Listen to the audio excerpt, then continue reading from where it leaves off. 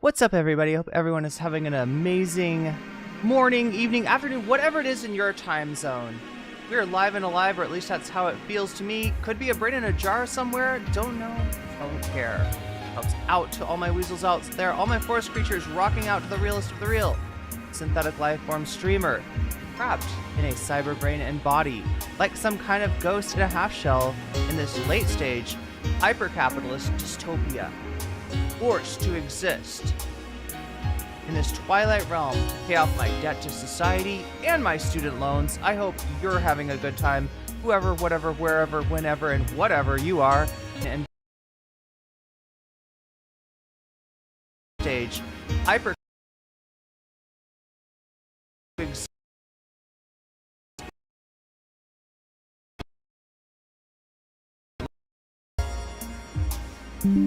and back. Fuck, yeah, Wi-Fi contest. Which hotel has the best Wi-Fi? How about that? I'll just move around from hotel to hotel until I find the one that's good. Are we back? Oh, yeah, let me type in reload. Reload. There you go. There's your reload. Alright. Are we back? I need the word. I need the word from the nerds that we are in fact back. I feel like the music's too loud. A smidge too loud? Yeah, there we go. But, like, seriously, I haven't heard from chat. I need to hear from chat. I need chat to say something. Say something, chat, to let me know that we are actually back. Okay, we're back on Twitch. Anybody? YouTube, come on. YouTube. Back? Wait. Oh, wow. Interesting. Okay, wait, yeah, we're good. Poggies? Got the Poggies in chat. So, chat, before I was rudely interrupted, I was trying to say that we should have a contest for the worst backlighting possible. No, I'll fix that in a second, chat. I'll fix that in a second. We should have a contest to determine, like, what is the hairstyle I should get, alright? I'm in a place where I can actually afford a haircut. Not that I have like more money than I used to. I definitely don't. But like, what should I do? What should I do with my hair? What do you think, chat? My idea was that, like, I keep it fairly long. I cut off all the split ends. All the damage gets cut off. What if nocommentchick got a low taper fade? That is the question on all of our minds, Sly. Imagine.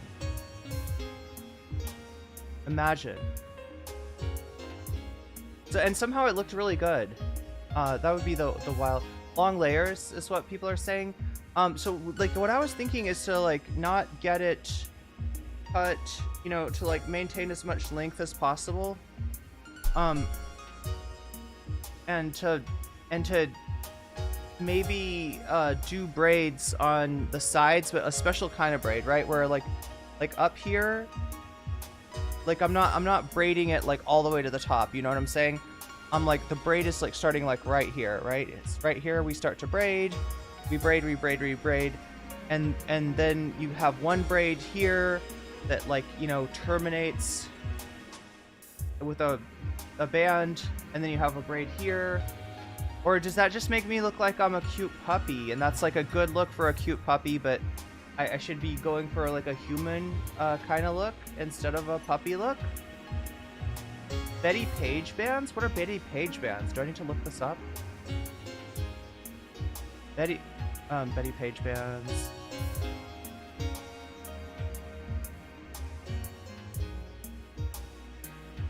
Oh, bangs?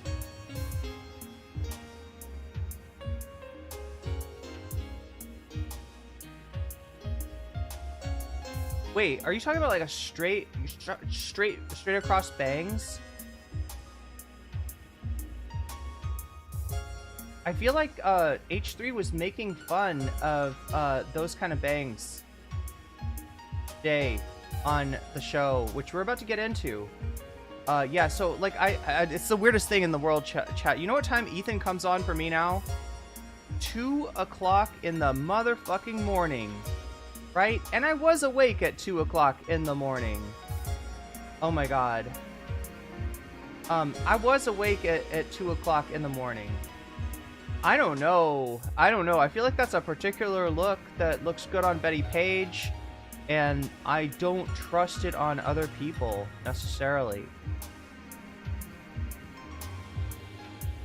Right? I feel like you've got to literally be Betty Page to rock this look. Am I wrong? Micro bangs might get difficult in the humidity. True. Yeah, Ethan at 2 a.m. sounds hairy. So here's what happens, chat.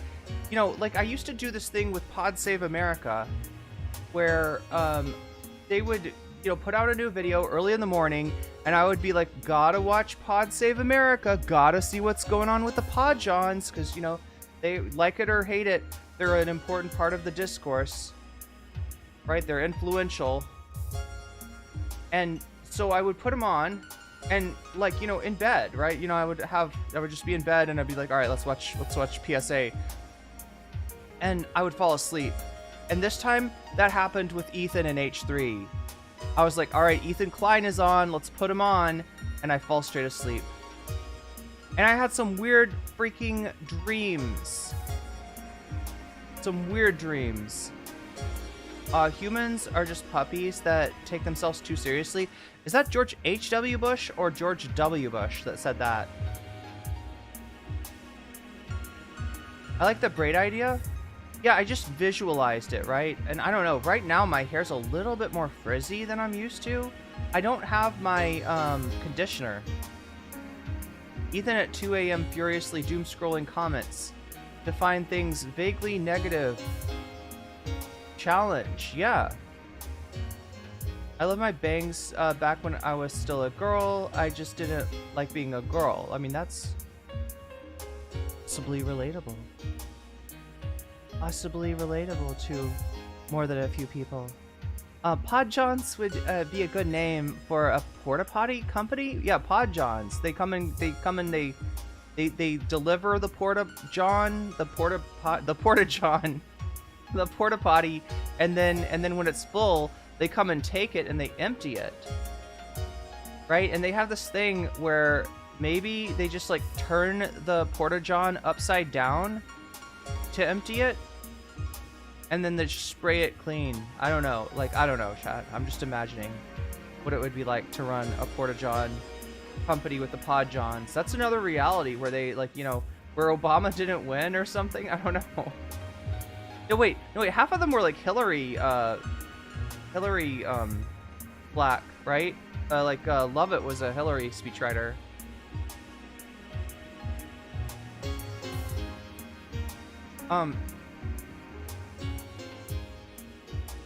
But yeah, oh my god, my hair is like all over the place right now. It's just, it's because I've been exercising a little bit more.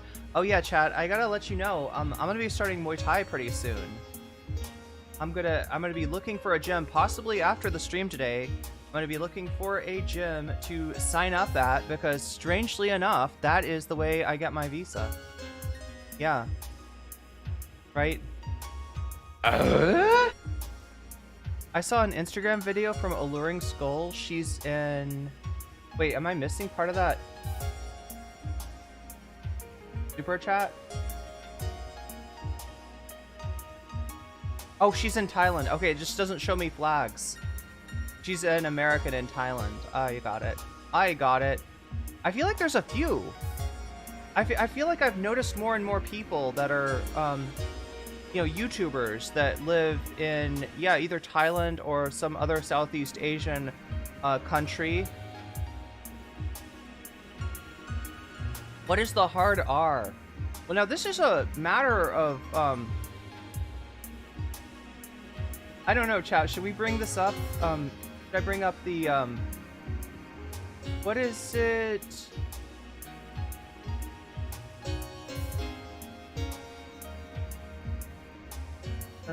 Are yeah, Linus Tech tips. All right, I mean, let's just go over like what the hard R is not before we go over what the hard R is. Before somebody's gonna spoil it for you in chat, right? I'm sure. But here, let me try to get to it before that can happen.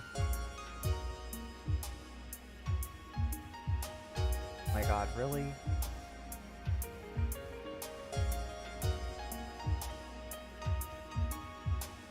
All right, here we go. Linus Tech tips here. About to drop the hard R.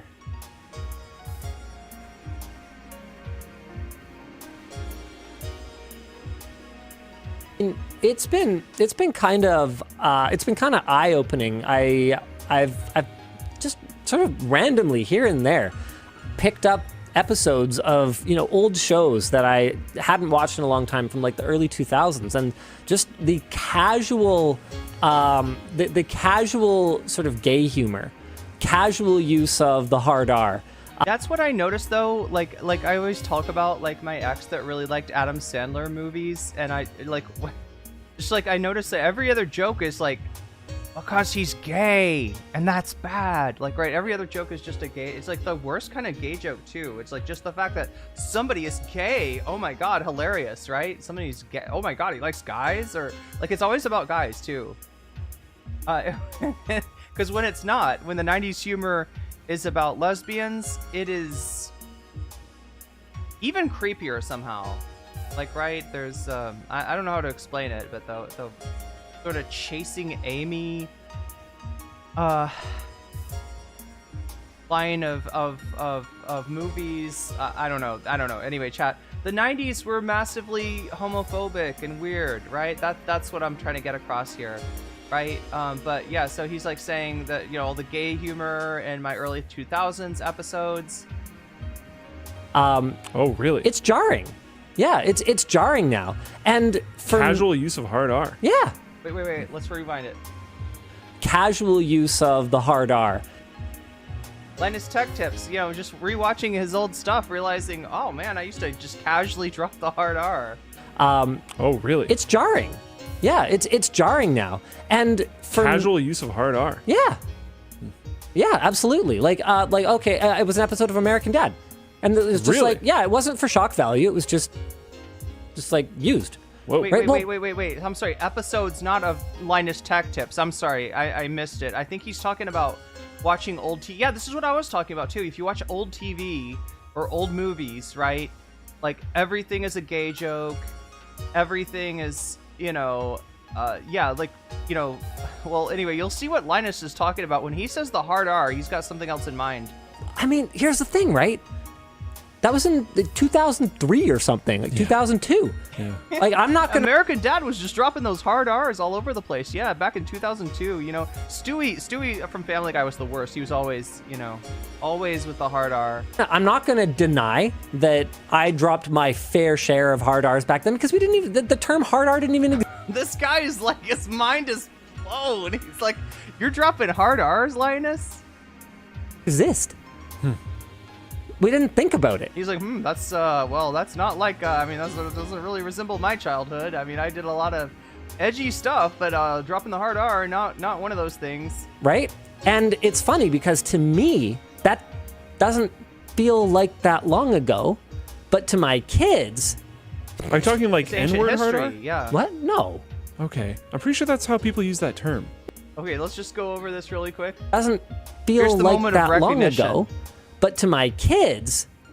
Are you talking like N-word hard R? What? No. Okay. I'm pretty sure that's how people use that term. That's how people use that term. That's what the hard R is.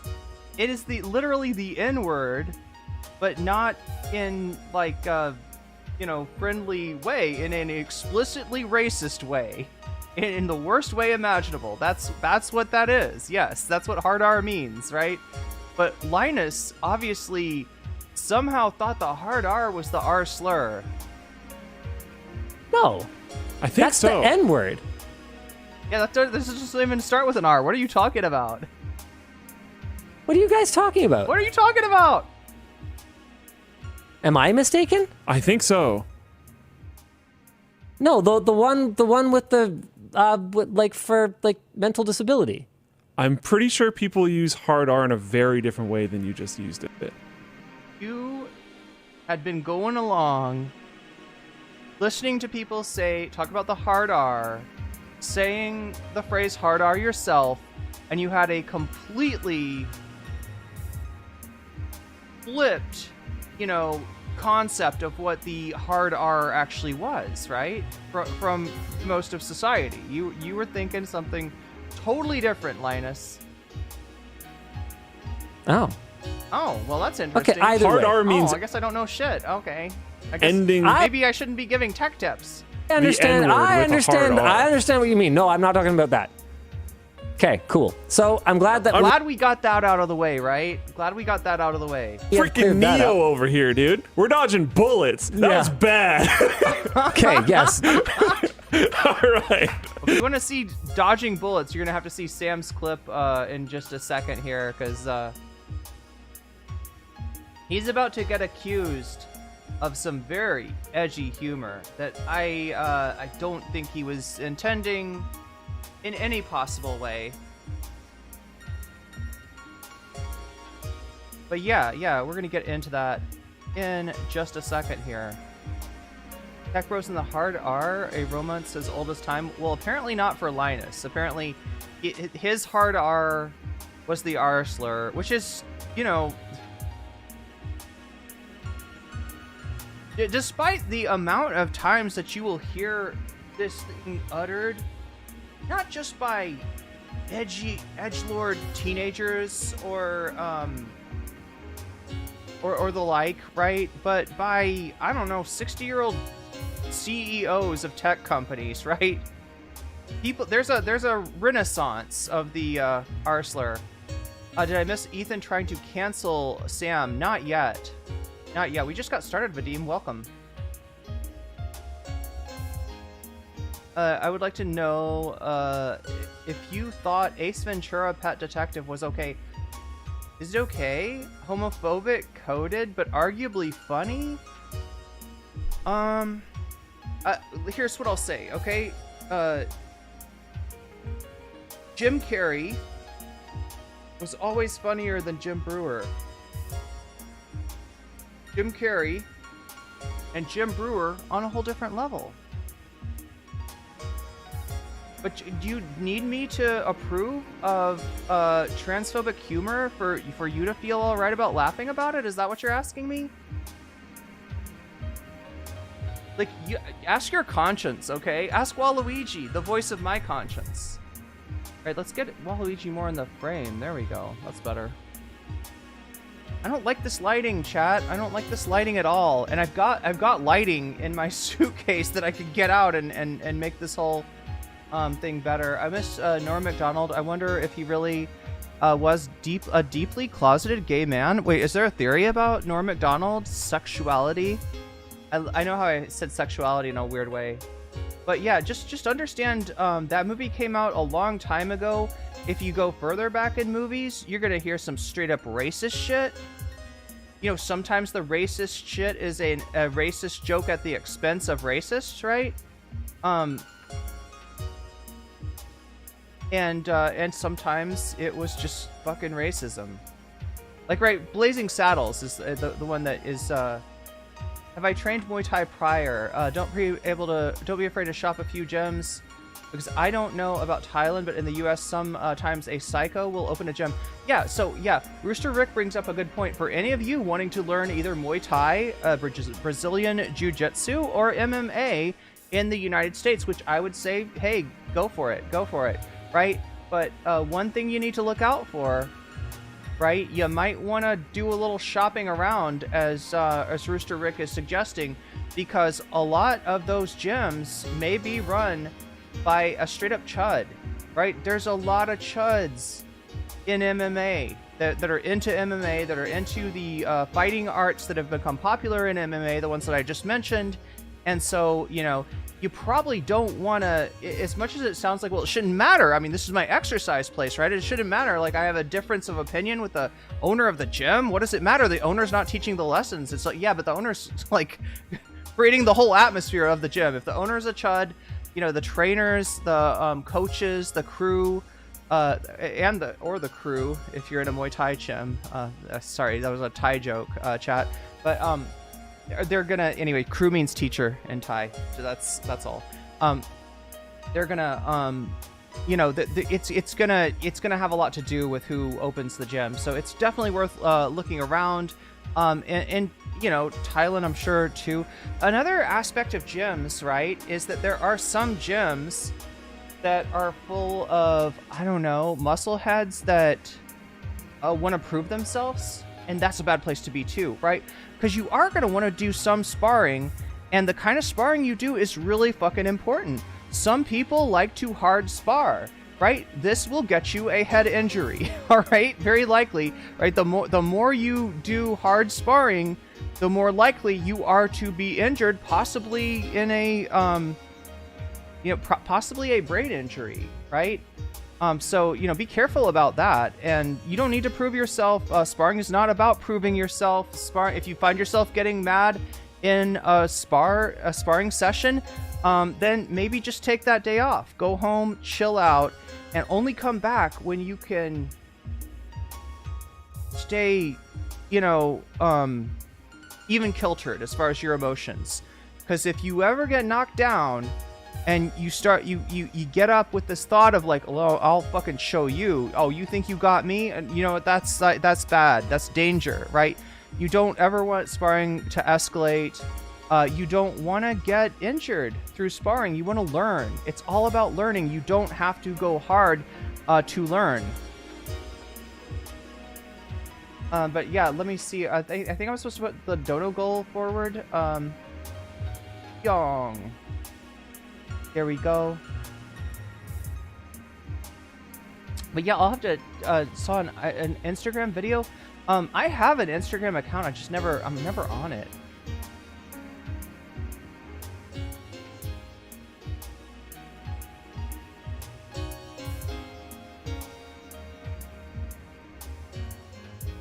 Get a silk pillowcase. Oh yeah, those are actually really good. Yeah, Rave is right about that.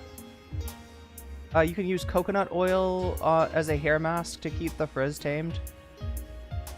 I mean, there's also a line that you walk between frizz and oiliness, but yeah, some coconut oil is amazing stuff, and I'm sure that it is cheap and plentiful here, as are most coconut products. I think you should do an Auburn Blake Lively. Okay. Because you share the same face shape. I do with Blake Lively. Wow. And hair length. Oh, the same face length. Wait. Hair color always adds shine and plumps up fine hair. I've noticed that. Yeah. I've noticed that. Although wait, is that true, Sarah? I want to ask you. Do you think that hair color in general plumps fine hair, or is there a difference between bleach and other colorings, right? Because I kind of like my hair lightened, but I wonder if bleach has the same plumpening effect. There's also, you can get a hair treatment, that'll kind of plump up fine hair as well. Like in Billy Madison with Wayne Knight's character. Is he the principal? Uncle's reaction to my cousin coming out was many a joke about lip reading. I miss Norm Macdonald. Oh yeah, or maybe yeah. I don't know about Norm Macdonald. The Bush presidencies were weird. He thought they meant R at the front. Yeah. He was thinking like, yeah, the word that started with R, not a word that ended with R, or a word that is vastly different in its meaning if it ends with an R. Like to know. Oh yeah, so Jim Carrey getting born into a robot rhino. Wait, born out of a robot rhino was kind of funny. Yeah, I mean, look, I don't have a problem with Jim Carrey. I have a problem with the zeitgeist in the fucking 90s. How about that?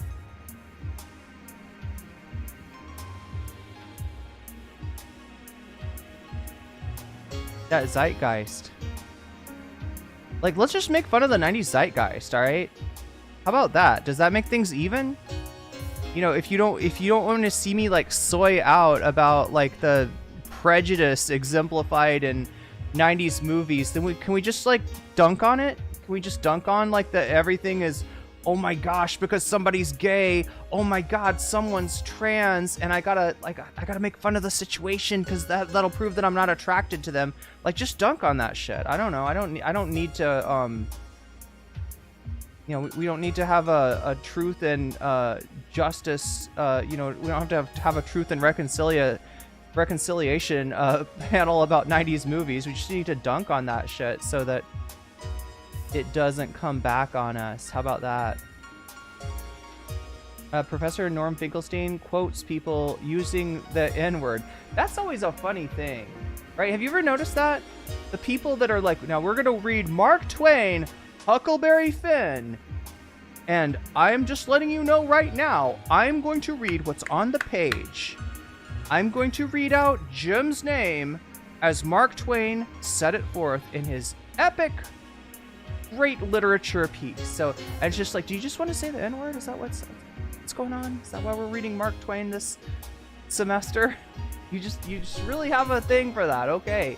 Do you remember that guy that was like a teacher and he was on the news because he got put on administrative leave for saying the N-word? It's a white teacher, right? In high school. And his excuse was that one of the kids that he taught, a black kid, would always, greet him with, what's up, my, right? He would use that as just a, colloquial way of referring to people, including the teacher, and that the teacher just said it back to him one day. Chat, do you hear the epic sounds? Are those picking up on the microphone? Doesn't look like it. Okay. It's just me hearing it. Do you know what I'm talking about, though? The Boondocks made fun of this news story, right?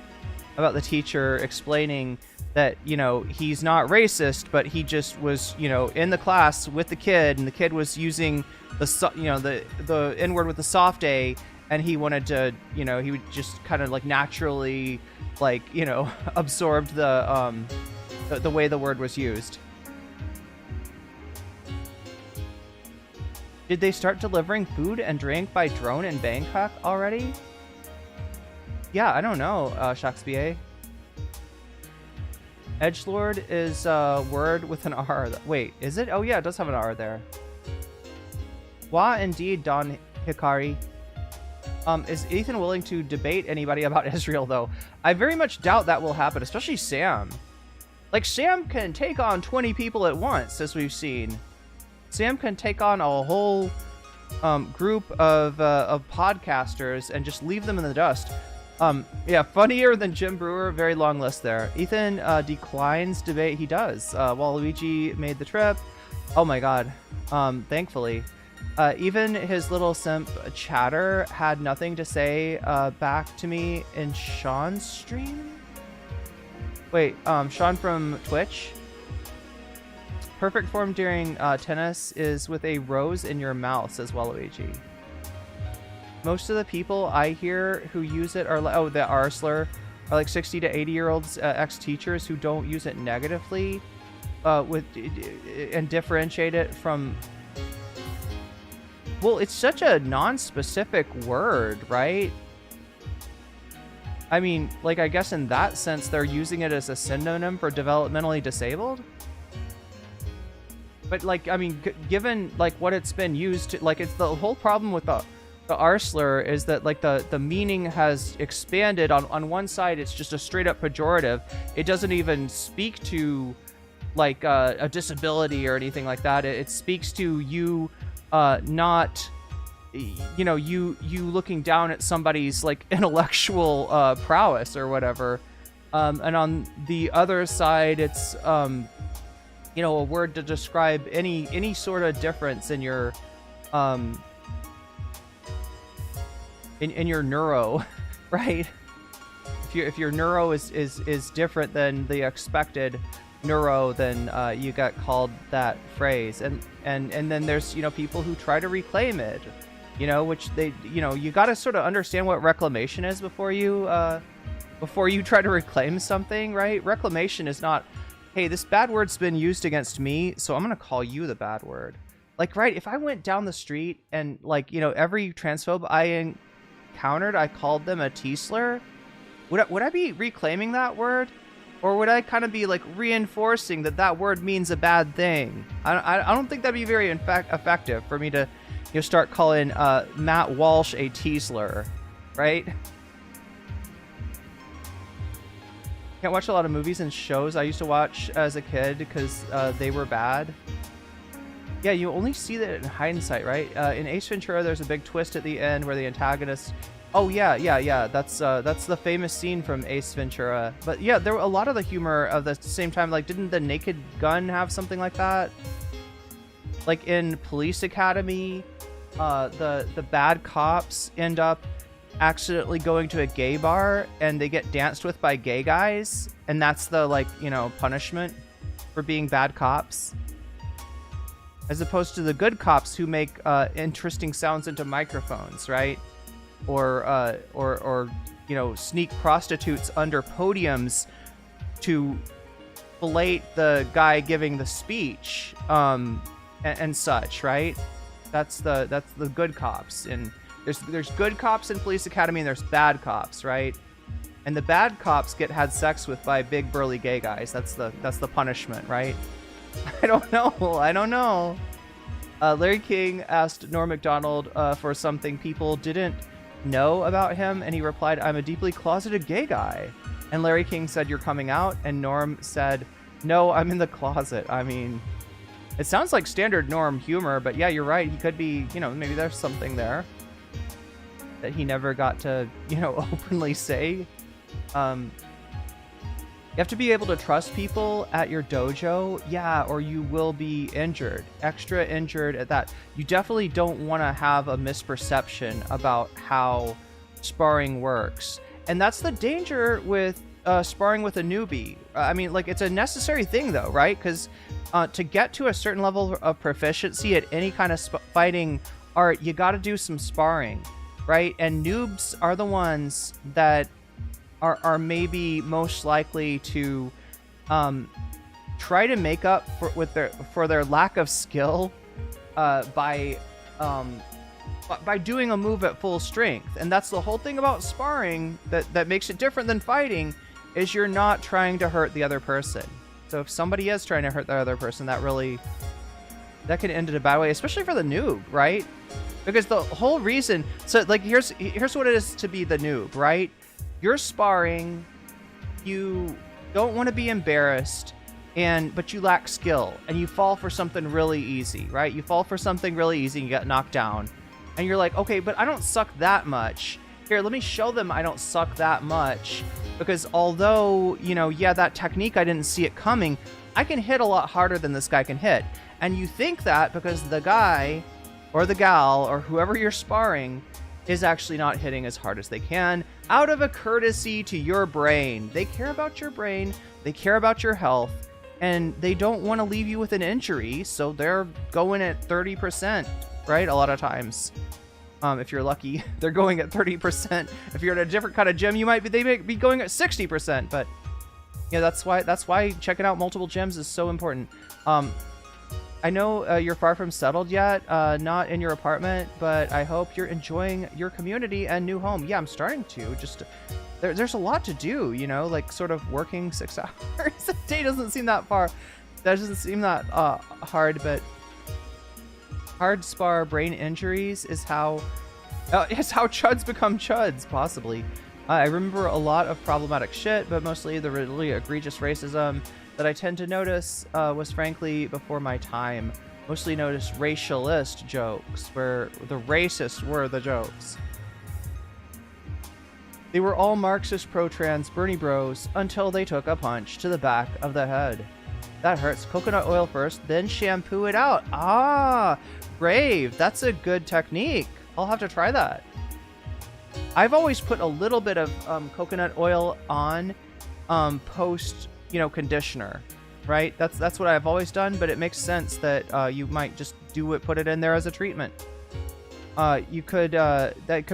Blazing Saddles is a great example of a film in which there is humor that is racist, but the butt of the joke are the racists rather than rather than the joke being a joke from a racist perspective. But it's still kind of, you gotta recognize that even that kind of shit, if you're the subject, you know what I mean? If it's about racism that you've experienced in your life, right?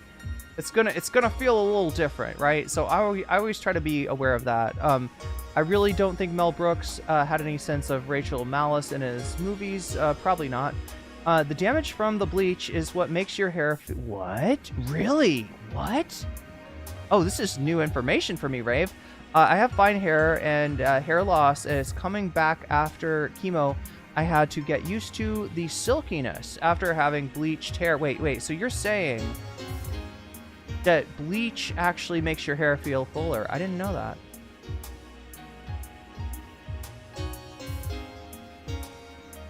Judy Alvarez's character's haircut from Cyberpunk, is Judy Alvarez on the box on the like art? Is Judy Alvarez the main character that you'll see? I haven't played Cyber. You know what? I think I have the game. I just haven't played it yet. I didn't get it when it came out because it was too expensive, and then somebody like gifted it to me on Steam, and I still haven't really played it. Most of what I noticed was misogyny and ableism. There was always some joke about people being mentally disabled, women existing solely as sex objects. The Farley brothers. Which movies were theirs? Was that Dumb and Dumber? Did they do that one? Were huge as a kid. Made fun of a Zionist today. She called me an anti-Semitic cunt. It was hilarious. She got red. She got very red. Argan oil. I've heard so. Yeah, I've heard argan oil is... Yeah, the Boondocks, like a lot of the jokes there's a lot of stuff from the Boondocks that is from real life. Like, do you remember the Booty Bandit guy? The guy that like is like man's butt, he's like, he wants the man's butt, right? And he's like in jail, and he's the embodiment of what the character Tom is like afraid of, right? It's his ultimate fear. Narwhal_by super chatted $5. Can't wait to watch the VOD later. Enjoy, everyone. Have a lovely, dono-filled stream. May, protect your Wi-Fi. Saluting face. Thank you, Narwhal. Wasn't that a plot line in the Boondocks? Well, see, like, yeah, here's the thing about the Boondocks. Some of the plot lines are cut from news stories, right? And the, booty, what do they call him? The Booty Bandit or the Booty something? The booty guy, I can't remember what he's called, right? But like, this is a guy that was interviewed in some MSNBC show about prison, and they just basically made him into a character on the Boondocks. And same thing with the teacher that says the N-word in response to a child that's saying the soft A to him. And he says that he didn't mean to say it. It just kind of, he just like listens to people and reacts. Anyway, that was from a real news story. And the teacher wasn't banned. He didn't lose his job. He took a leave of absence. I think a paid leave of absence.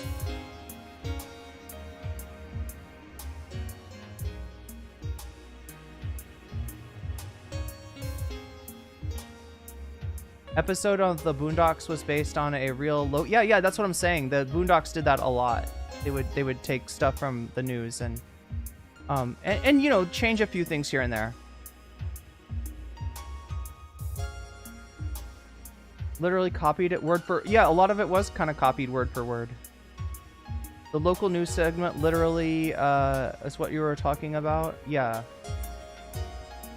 You can take 20 people. What, in a fight or in a debate?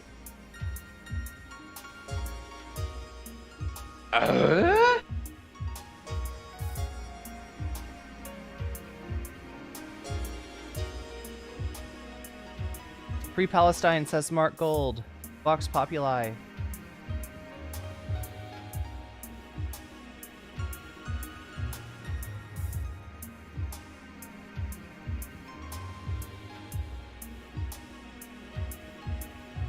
Okay, I need to add this up a little bit.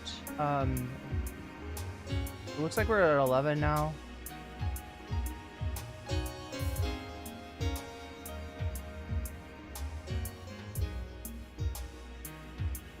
Why did Ethan have to be so ridiculous that it loops back to funny on the day that I'm actually tired? Aw, well, get some sleep, Narwhal. I mean, you're probably already asleep. Hey, you know. You'll see this on the VOD, though. That's okay. Ethan going after Sam is him really punching above his weight. Oh, yeah, God, if he ever got in a debate with Sam or any kind of serious conversation, right? I mean, this is about the best you can hope for is finding Sam, you know, with a foot in his mouth, which is, you know, spoiler. I have a very fine hair and bleaching it, you know, I'll ask you, chat, when we see what Sam actually says, I'm kind of wondering, is this relatable? Like, is the situation that Sam gets himself into something that, you know, is, I don't know. Does it remind you of any situation you've ever been in? Bleaching it gives it volume, but it's very expensive to... Oh, I see what you're saying. So Kate is talking about the expense of keeping it up with bleaching. So I think what Kate means is that once you bleach your hair, especially if you get all over, you know, if you get your full, you know, you're not just getting highlights or an ombre? I don't know how it's pronounced. I don't know how it's said. Or, oh my God, what's the other thing that you can get where it's just on the ends of your hair? You're getting your hair fully bleached, then you're gonna need to, in like what, 2 or 3 weeks, go back and get the roots bleached. Otherwise, it's gonna look a little different on your roots. I've heard trans people call themselves that ironically, sort of reclamation way, but not each other.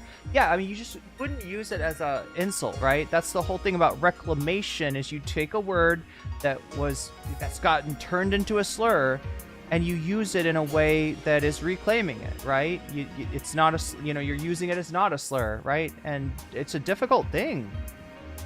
Like, there's, you know, you can find so many different examples of attempts to reclaim that did not succeed versus the reclamation that actually did succeed. Would not be hard to turn you into Auburn Blake Lively. Well, if I get turned into Blake Lively, won't I be like the subject of right-wing hate? Oh wait, I am already. I do think that you have the same face shape, but I also found Elizabeth Hurley has an excellent side swoop bang. I used to ask for. Nice. Definitely agree on the interpretation of reclaiming slurs. Matt Walsh is a chinless thumb. He got the snitch phrenology and hides it with a fake chia beard. Damn. Damn. I do call myself the T-slur, but only around friends that are comfortable with it.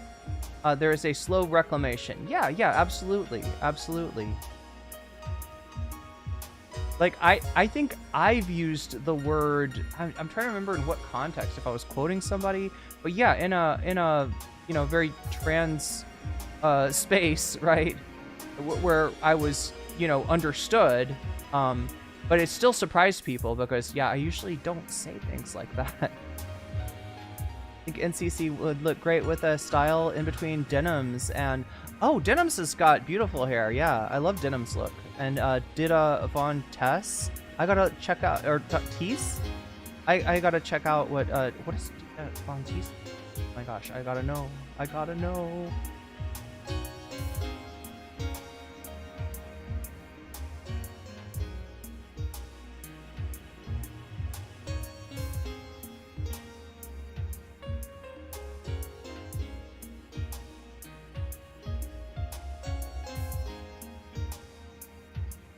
Oh shit, yeah. That's definitely some cool hair. I don't know how good I'd look with it, but it's interesting style.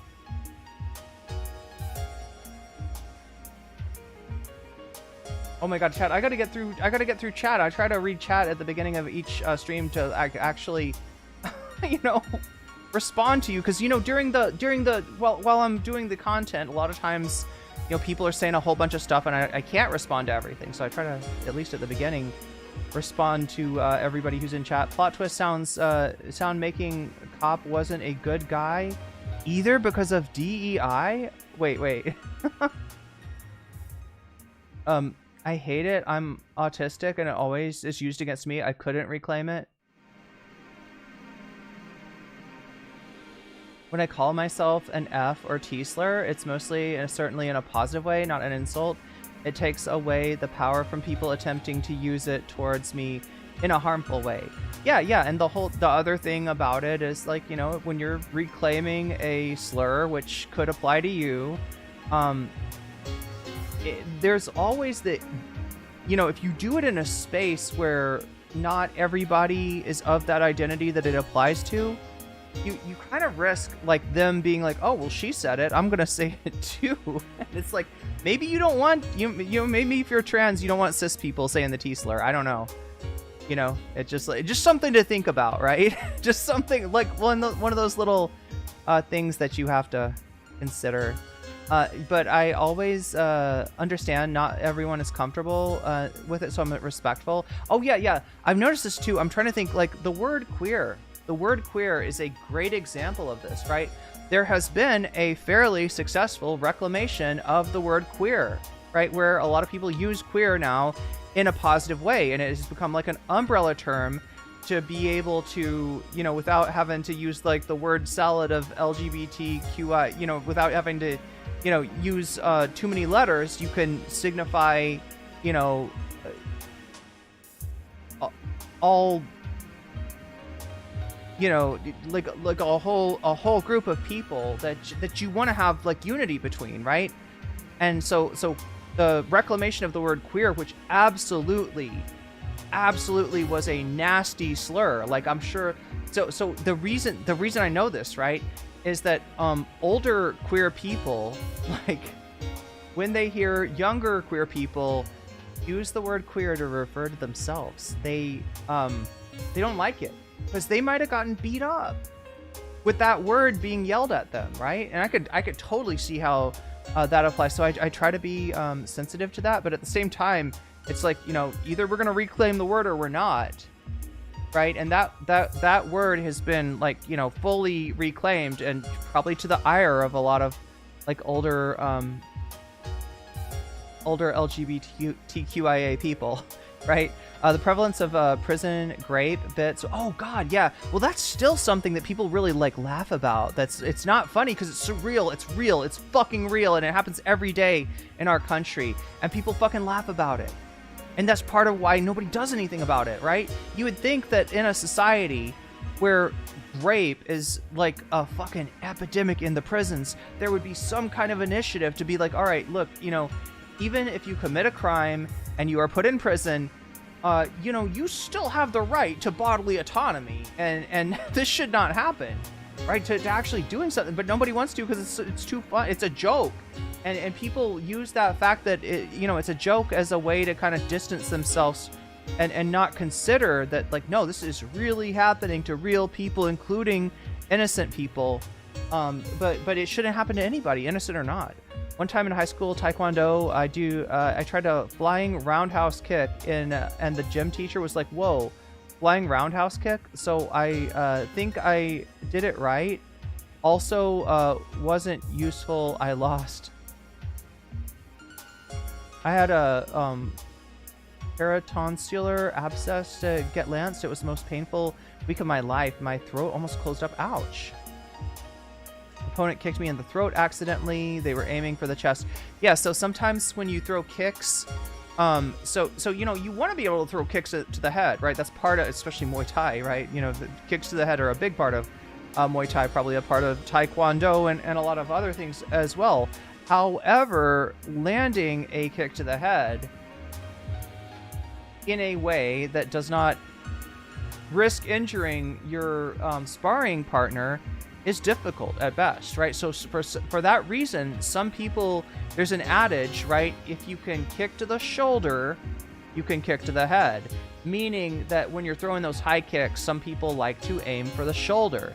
And the idea is, right, and this is important, that if you hit, you get a shoulder kick, you can't act like that didn't hurt me, that's fine, I'm fine, like I weathered that. You didn't weather that, right? You could have gotten kicked in the head. And if that had been a real fight, if that had been a competitive, you know, in the ring fight, you would have gotten hurt. So you got to realize from that your guard needs to be better. You really, really need to, at the very least, have a hand up, right? Where, that's not, ideally you got your full high guard, or even, like, so let's be honest, like, the real ideal when it comes to a head kick is to be underneath, like to not receive that kick, to have that kick go sailing over you, and then have the opponent's back, right? But yeah, that's the whole thing about sparring, is that you got to recognize that your opponent is going to do things that show that they could have hurt you, that don't hurt you, and you can't like react to, well, okay, that didn't hurt. You gotta kind of play along with it, right? Like, step back, take a moment, stutter or something like that, to just remind yourself that that's going to happen in a real fight. If you get kicked in the head, you're not going to be okay. You're not just gonna slough it off, right? That shit hurts.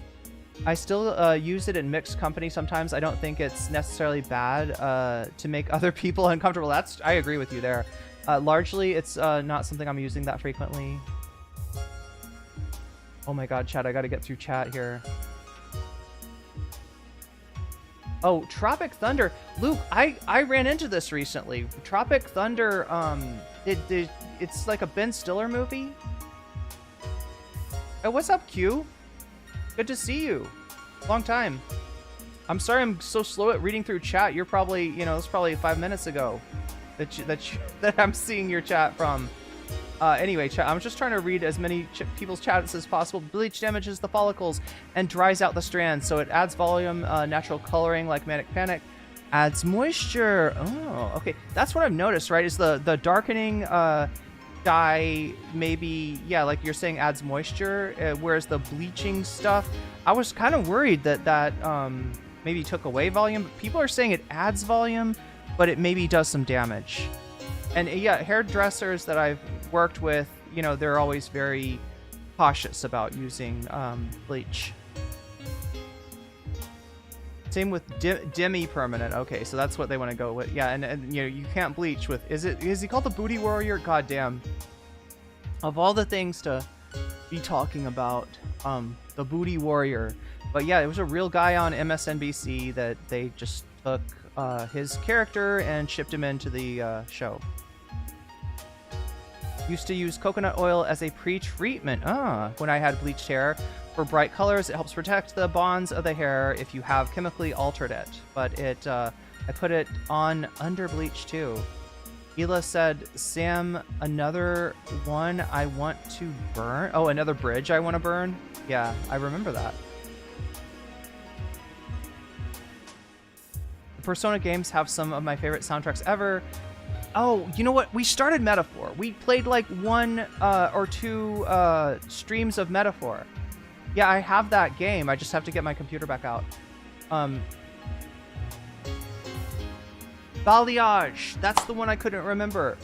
Balayage. That is exactly what I was trying to think of.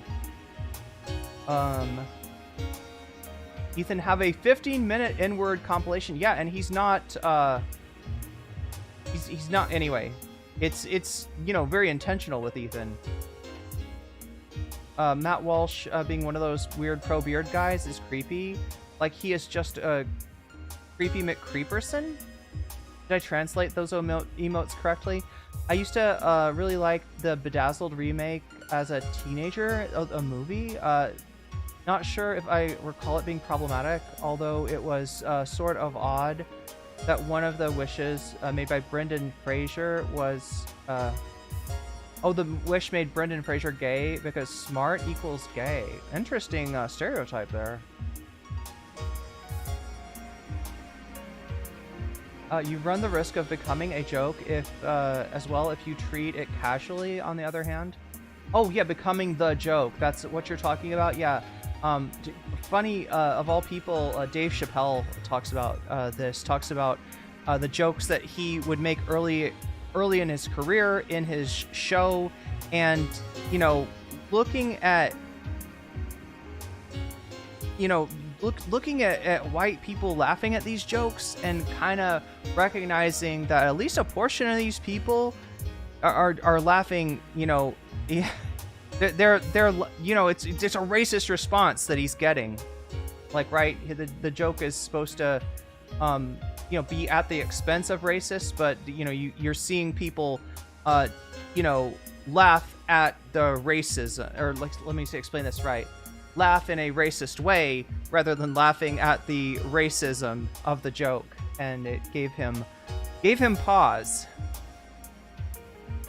The forced perspective of Waluigi makes me think that you had a huge Waluigi statue behind you for a second. Oh, I see. So if you imagine this behind you, I see. Forced perspective. Okay, I'll have to think about forced perspective. Anyway, chat, I'm so slow through chat. I'm so slow. I'm sorry. I'm gonna have to go. Just please check your Patreon messages. Oh, Sarah, here's a good thing. I'm glad you said that. I hope you're in chat right now. All right, and anybody that's trying to send me messages through Patreon, understand this. I cannot receive those until I get my computer, my desktop set up. All right, that's my problem. Some of my logins are on the desktop and nowhere else, right? That's the situation I'm in right now with Patreon. But I'm so glad you brought that up. If you are trying to get to me through Patreon, please get to me through Discord. I'll try to check. You know, I don't always check all my Discord messages for a lot of reasons, including the fact that a lot of the harassment that I've received has been on Discord. But I will try to check them for now, just in case there's anybody trying to get to me. If you're trying, okay, same thing for Blue Sky. Yeah, if you're trying to get to me on Blue Sky, same thing. I don't have that logon right now. But that's I'm so glad you brought that up. I'm so sorry that I took like probably 5 minutes getting to your chat there, because that's an important one. Sent you something that could be a pretty cool opportunity there. Oh, here's a great one. If you want to reach me, all right, now you can find that. If you forget this, that's fine. I'm going to tell you my email address. All right, this is not a secret. In fact, you can find this on my YouTube channel. If you go to my YouTube channel and you poke around, you do the about thing, right, you'll find that I've got an email address on there. Yeah. You might have to hit like you might have to do a CAPTCHA thing to prove that you're not a robot to get it, but it's there. You can get my email address. You can send me an email. Stuff like an opportunity, a pretty cool opportunity. It's the exact kind of thing that sending to my email. So yeah, get at me through Discord. If that doesn't work, nocommentchick@gmail.com. All right, I'll say it one more time. nocommentchick@gmail.com. If you forget it, that's fine. Just look it up on my YouTube profile. My 1-year-old's pediatrician used the R slur when talking about anti-vaxxers while breaking down my kid's immunization schedule to me. He's the sweetest guy. Yeah, well, see, yeah, this is the weird thing, is I don't necessarily like judge everybody who uses it as like, all right, you're fucking evil. Like, right? I'm not thinking like that. I know it's like kind of a zeitgeist type thing, and if the word is out there and you're hearing people say it, then you're gonna pick that up. However, as a society, I think it would be awesome if we could move forward from using the R slur as a pejorative. That would be so fucking sick. And also, it makes me cringe a little bit. I'll be honest, all right? Because to me, the guy that says the R slur is a bully in a playground, all right? It's a schoolyard taunt. And when I hear 60-year-old dudes calling people R slur, I'm just like, fuck is wrong with you? What the fuck is wrong with you? You're sick. You're a grown man, and that's the insult that you're gonna use? Really? But anyway, I like I said, I don't permanently judge people. May or may not have gotten the F slur tattooed on me in papyrus. Interesting. Further a struggle for reclamation. I mean, if it works. I had my own experience of me being a victim of discrimination and racism that helped me understand how it feels. People drop the R1 just often enough to surprise me Okay, Sarah, also really don't understand what happened with Trump and the stock market. We should cover that. We need to cover that. I need to get through chat so I can cover that. What is me reading through chat? Does this just feel like a long stun lock or something? It's me trying to make sure that I'm, paying attention to the chatters. I have been fed a video by the algorithm over about a woman divorcing a fighter for pushing the opponent and covering their face. Funny thing was that he won his fight and she lost hers. Wait. A woman divorcing a fighter for pushing an opponent and covering their face. Wait, and she lost hers? I'm not sure I understand Chapter Black. Whenever I meet new people and they drop the R slur, I have a friend right now. A friend, a very old friend of mine who I have found, look, we went to school in the Midwest, okay? We went to school in, God's country, frankly. We went to school in God's country, and I moved to the coast, and he stayed behind, and to him, I don't think he ever stopped using the R slur, right? I remember people in my class, that was a go-to insult, right? But yeah, I don't think that, where he was at, I don't think people ever stopped using that slur. Hasan did an excellent interview with a guy named Tank. Okay, Mark, what does that mean? A guy named Tank?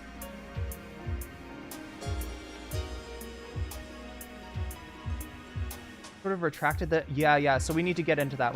That's the first thing we'll cover. Actually, Sam's got that story for us. We'll watch that. Then we'll go into Ethan Klein. He's gonna talk shit about Noah Samson a little bit, and then we'll see what he has to say about Sam Seder. So that's the plan for today. Don't think Ethan and Sam were even particularly close. I think they just the optics of not disrespecting a prominent fellow Jewish voice on the issue until recently. You are going to be stun locked forever if you keep responding to every comment in chat. Well, it's just in the beginning. And it's a little reward. Here's the other thing, chat. I like to reward the people who are here early, the people who want to hang out, because I want to create that kind of community for you, right? Where there's a little bit of time where we're just talking. Anyway, I have been edging you for long enough. Let us take a look at what's going on with the poll. It looks like the winner of the poll so far, 116 votes, 46% voting for Olimey, Francesca, and the Vanguard talking TYT. Yeah, that's right. It's an Olimey and Chill, which is Olimey's new channel, which I'm looking forward to possibly checking out if that wins. Second place, Hasan's DC speech. We will also look at the protests if we're not just going to watch, because the speech is short, some people have pointed out. So we're not just going to do that. Then we got Elon Musk cosplay in the Capitol in third place. That is Walter Matheson cosplaying Elon Musk in the Capitol, which is fucking hilarious. That sounds great. And we got Walter Matheson versus George Santos. So those are our options right now. Olimey, Francesca, Vanguard are winning.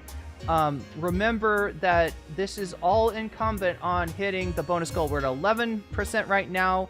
If we get to 100% by the end of the stream, I'll stick around and do one of those topics for you. And the other thing, so anyway, what is this thing, the bonus goal? How does that work? Anytime you do a super chat, a super sticker, if you gift memberships, which hasn't happened as much lately, I'm not sure why. Maybe because we've got the super chat goal that allows you to put a butterfly in my hair. Maybe that's it. I don't know.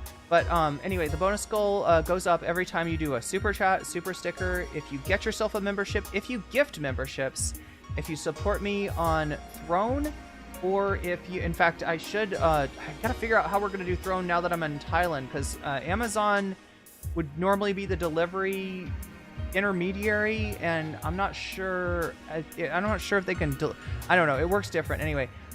Or if you sign up for my Patreon, or if you support me over on Twitch, which I appreciate greatly, because that's the only way I get paid at all.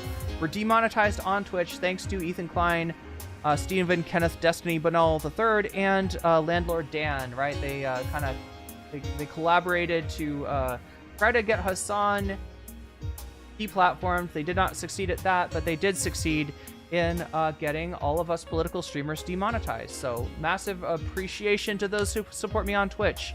Anyway, that's how that works. You can also let me know in the chat when you donate which of these topics you want to see, and I will add your donation as a percentage to the topic of your choice, right? You'll get to buff the overall score, right? So that's a way that you can participate in the poll as a donor. Put your thumb on the scale just a little bit. So that's what we're doing. That's where we're going. We got to get started here because I have edged you for far too long. No, I like to talk to chat.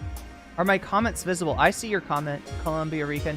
I skipped through a bunch of comments though. I will tell you, chat, to get through chat, like, right? Because people, yeah. Anyway, but I hope I made the important points and that we can now move on to the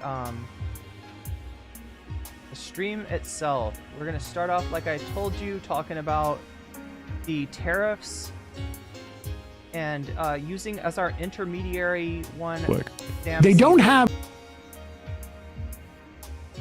for going into Ethan's latest attack on Noah Samson and then Ethan's attack on Sam Seder, which I'll ask you what you think about it, right? I can see how he's presenting it. He's trying to kind of like low-key do this, but like sort of present Sam in a bad way, but you know, without acting like he's trying to cancel him.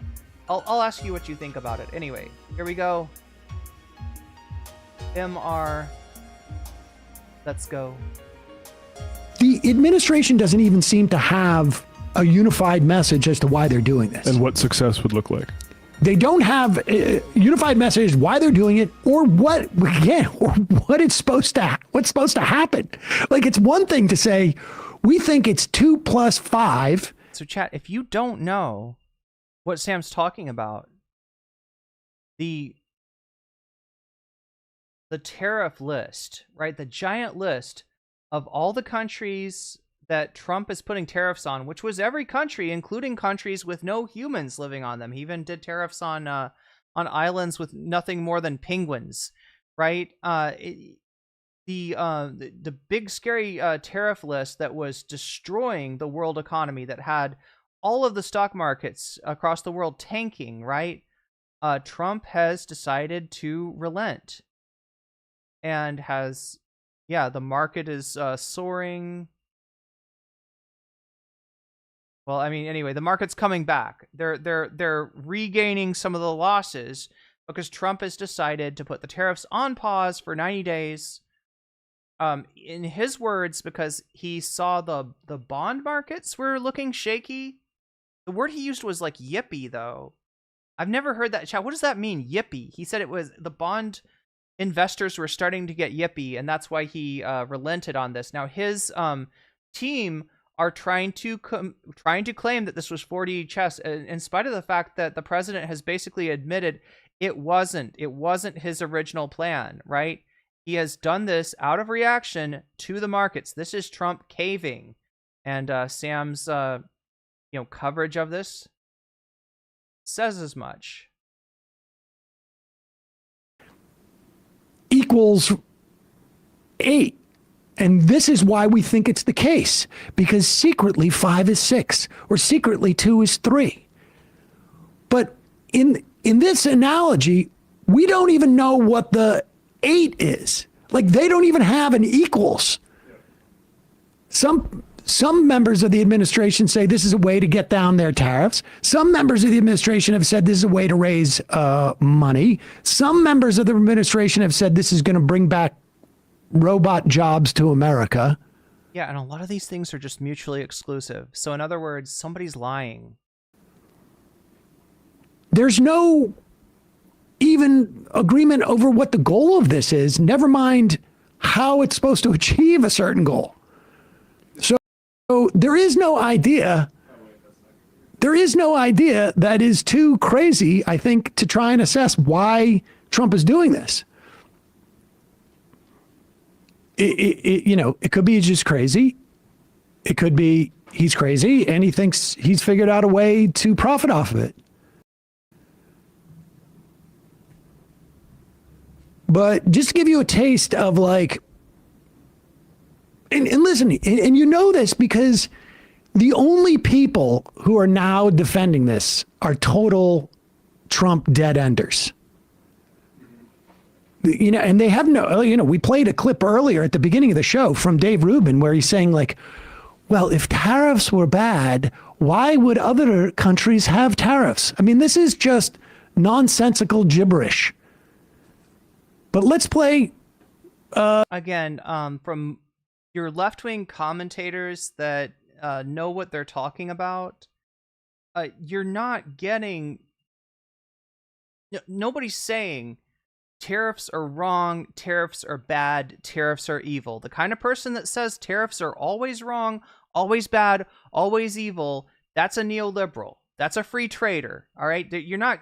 That's a Venn diagram where there's no overlap between actual leftists and, you know, like free trade neolibs. Right? That there's no overlap. Right? It's not. It's a different group of people. Right?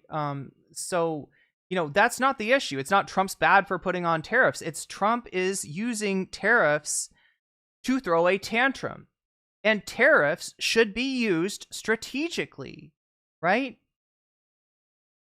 They are for a certain purpose, and they require certain things to be in place. In other words, you can't tariffing something that you can't make is ridiculous. All right, you're going to put a tariff on bananas. You're going to put a tariff on coffee. Bad idea, right? Tariffing something where you don't have a pre-existing industry is likewise ridiculous, right? You are cutting off your nose to spite your face, and you know, they're supposed to be used to be able to, you know, for instance, an industry that is small, maybe new, and that you would like to grow. One of the, like, just like chat, if you had a small new plant and you want to grow it, all right, you might need to cut some branches off of the trees that are above it, right? So that's the, you know, that's the foreign competition, right? Your burgeoning industry cannot handle competition from abroad, and so you kind of cut some of those branches, right? So tariffs are not a bad thing. It's all about how you use them, and Trump is using the tariffs to throw an unbelievably immature tantrum. I want to explain this to you for a full impact, all right? Because I haven't heard anybody really bring this out. In the 80s, if you looked at the newspaper, you would see coverage of the United States trade deficit with Japan. This was always presented as a bad thing. And, you know, Japan was essentially punished for its success on the global market. You know, hence the lost decades. But it's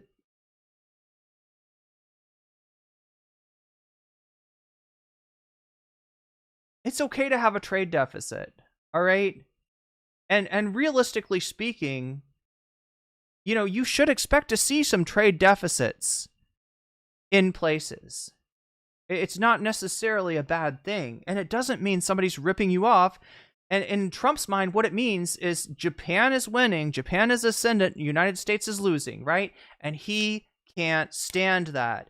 He reacts like a juvenile to this. And yeah, throws a tantrum.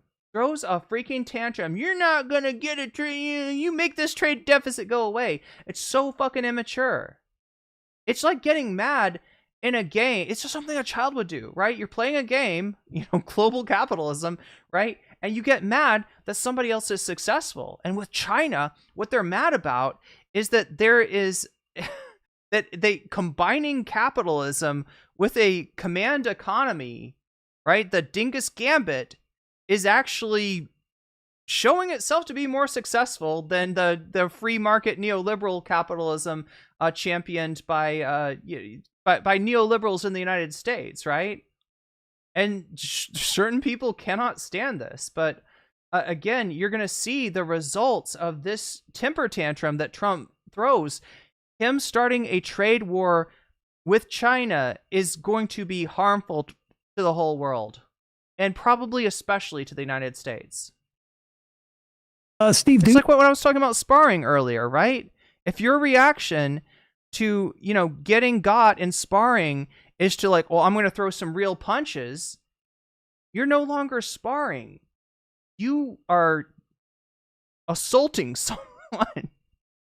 And you will get kicked out of that dojo. You will get kicked out of that gym and possibly, face legal consequences because what you've done is assault, right? Sparring is not like we're agreeing to assault each other. That's an actual fight in the ring. No, just kidding. Even that's got rules, right? Even that's got limits to it, right? You can't kick somebody in the groin in most martial arts. Anyway, let me just let Sam cook for a little while. On Fox and Friends, going over a story, and you'll just notice the rest of them are just sitting there like literally like their dog just died because they don't know what to say in light of what is so obviously what was going to happen here. Good.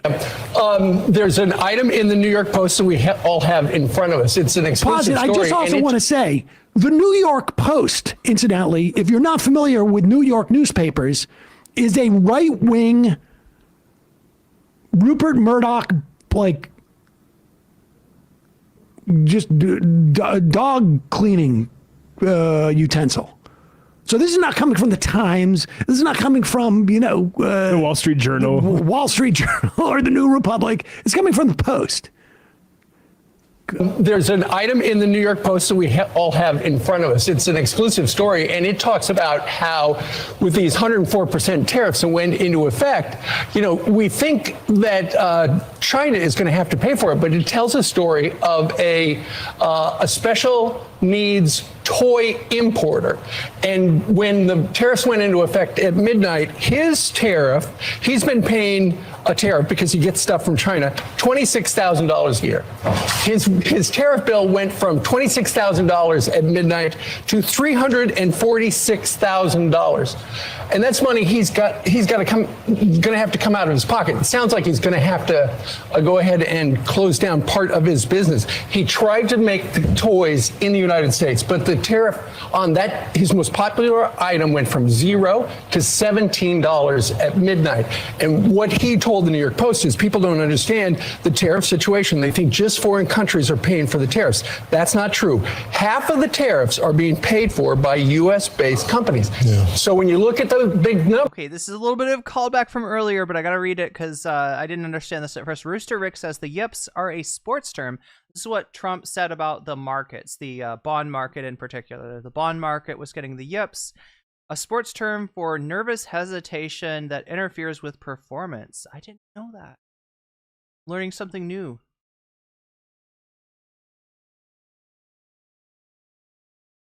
Numbers, and they look good. Just remember that according to this guy, half of the small businesses and half of the tariffs are being paid by Americans. Well, I'll say this. I'm still holding back judgment on this. I feel like we may be missing something here. Oh, yeah, we might. The way I look at it is I have two groups of friends. I have my more wealthy friends, the ones that are on Wall Street and all that. And then I have my friends that are in the farming community, middle class. They're cheering it on. Yeah. Meanwhile, my friends that are more rich and wealthy are ticked off. Huh. And so I watched the president. To Sam's point, Asmongold's recent takes have gotten even more unhinged. We haven't really covered this, but yeah, Asmongold, last I checked, was defending Trump, despite the fact that he's the kind of guy that there's a bunch of streamers, and like influencers, Dave Portnoy comes to mind, lost a lot of money in the recent market crash. Aiden Ross said that Trump was making him feel poor, quote unquote. So there's a lot of people like Asmongold that have actually lost money in the market. You also got the people like Benny Johnson who are saying what did he say? Something about like losing money doesn't cost you a thing, and it's a great life lesson. It's a character builder, like to lose money in the stock market, right? Losing money doesn't cost you anything. I mean, that's wild in and of itself. He just flips the Monopoly board. That's basically what it's like, Depth 2000XX. That's basically the reaction he's having. And it's an immature reaction. I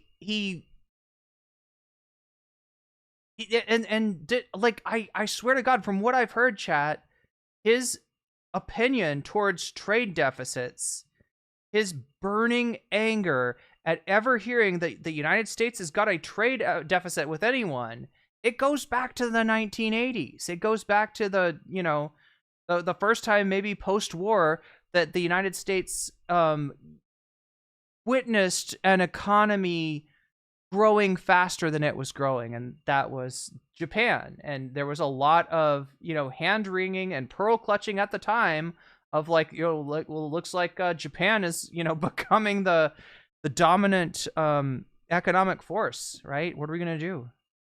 And yesterday, even let me just tell you about his friends in the farms. If his buddies in the farms have anything to do with soybeans, they're a little bit upset today because their product just got hit with an 84% tariff in China. Or if they're working in McGoggle says, what do you mean the local gym isn't Kumite? aircrafts or engines or integrated circuits or pharmaceuticals or petroleum or any products that's exporting? Now, that's today. But tomorrow, when whatever they got to buy starts to shoot up, it's going to be a different story. This is not just Wall Street they're complaining because there's people on Wall Street who are like over leveraged, and they're worried. This guy is a Idaho-based toy maker. I may sound calm on the phone, but I'm really not, Ames told the Post. I'm afraid my employees won't make it through real jobs on the line and at risk. We have tried domestic production.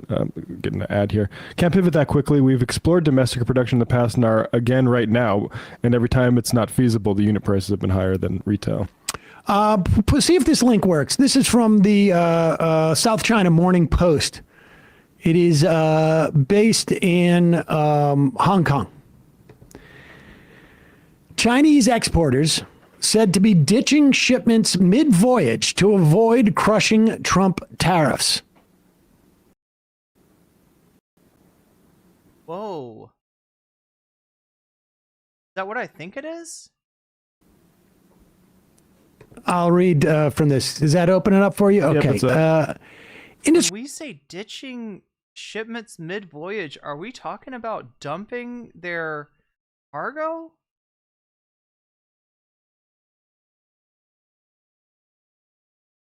Or does that mean turning the ship around?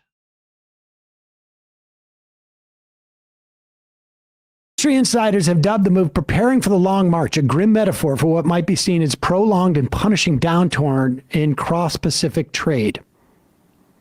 It's a staff member at a China-listed export company who requested anonymity said its U.S.-bound container volume had plummeted from 40 to 50 containers a day to just 3 to 6 as a result of the new tariffs on Chinese imports.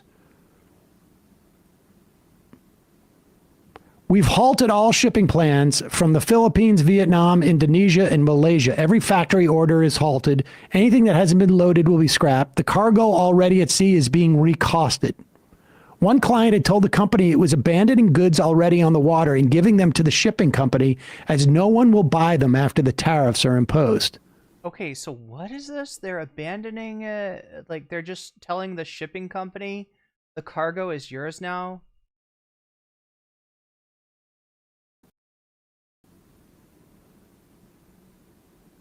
Now, presumably, these products were actually being used in the United States, and they're not going to be available.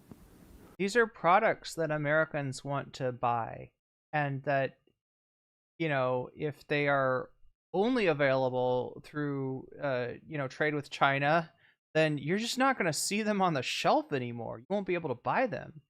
If they're available, from elsewhere, you will still see them on the shelf at a much higher rate, even if they're not from China. This is going to, and also, let me just point out, there's a multiplier effect in cost, right? This was Trump's major promise that Biden took a nap instead of getting the prices down, and that Trump's not going to do that. He's gonna lock in on what you need, which is lower prices, right? Trump's your guy. He's going to do that for you, right?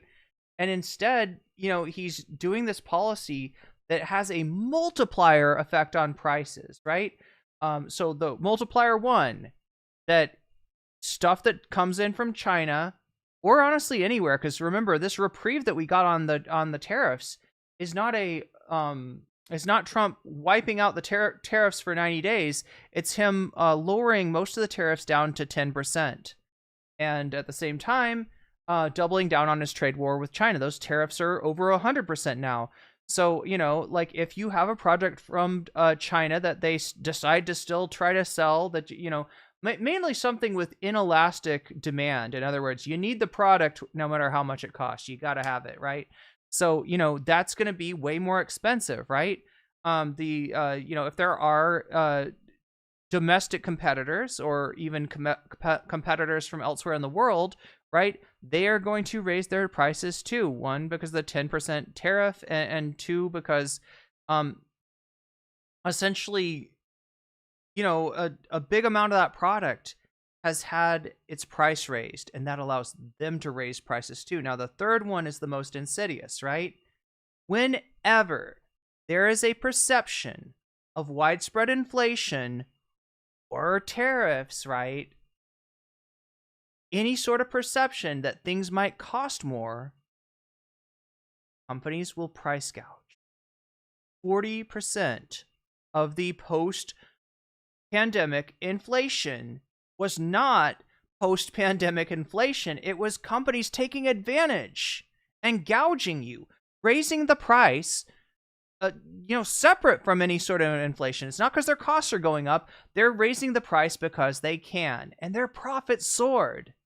And this is going to happen again under this Trump policy, right? And even with the, Trump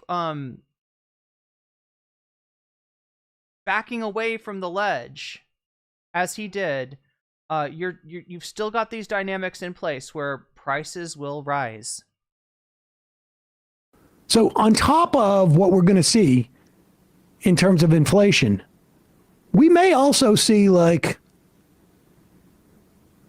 a period of time where there's no products to fill certain niches.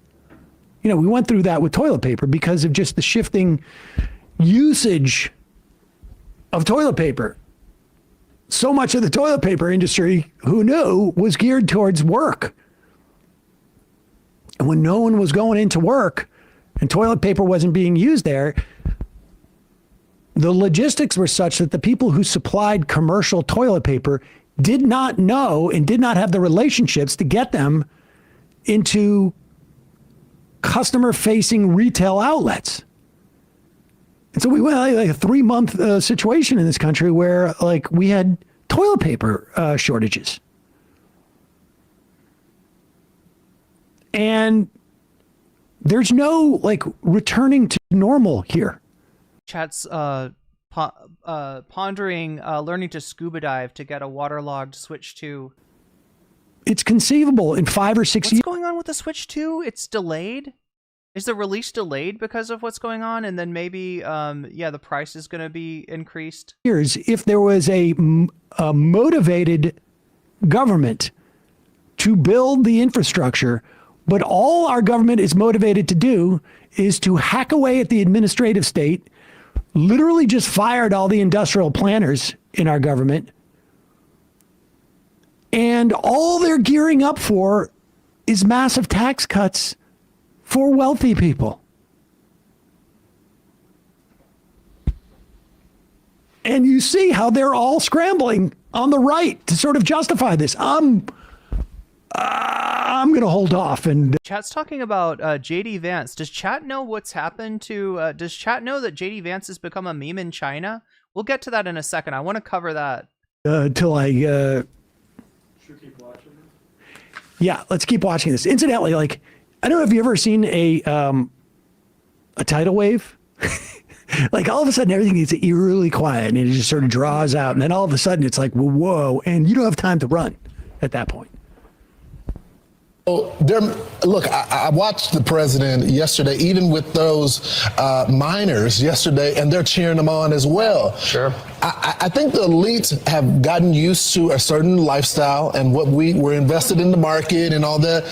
But he's fighting for the little guy right now. So Oh my God. Oh my God. If you believe this, I've got swampland to sell you in Florida. I've got a bridge to sell you in Alaska. It doesn't go anywhere, but it's a bridge and you can buy it.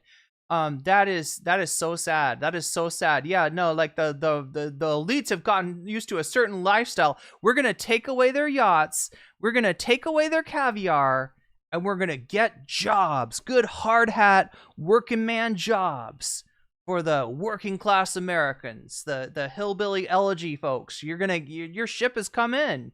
Right, you're all gonna work in clean coal. We're gonna get you the hard hat so you can go, we're gonna give you your diamond pickaxe. You can go nuts on that mountaintop, right, and remove some coal from it. Holy shit, this is such utter bullshit. This is bizarro world. This is the opposite of the truth. The rich, I hate to spoil anybody's, glee. The rich are gonna be just fine. The rich are buying the dip. Trump told them to buy the dip, right? What did Trump say 3 hours on Truth Social before relenting on the tariffs? He said it's a good time to buy stock. I think Hasan called this outsider trading, right? Insider trading is when you know that the stock is going to go back up and you buy it before that happens. Outsider trading is when Trump says buy stock right now on Truth Social and then does something to actually influence the stock market. I think we may just want to hold on and see what happens. If they start to turn... No, fuck this guy. Fuck all these assholes that are trying to claim this as Trump fighting for the working man. That is such a load of shit. And you should know that. All Donald Trump has ever done to working people is con them. Liberation Day, yes, he will liberate you from your money. That's what he's always done, whether it's Trump Steaks or Trump University or whatever, it is, he's left other people holding the bag time after time. This guy doesn't pay.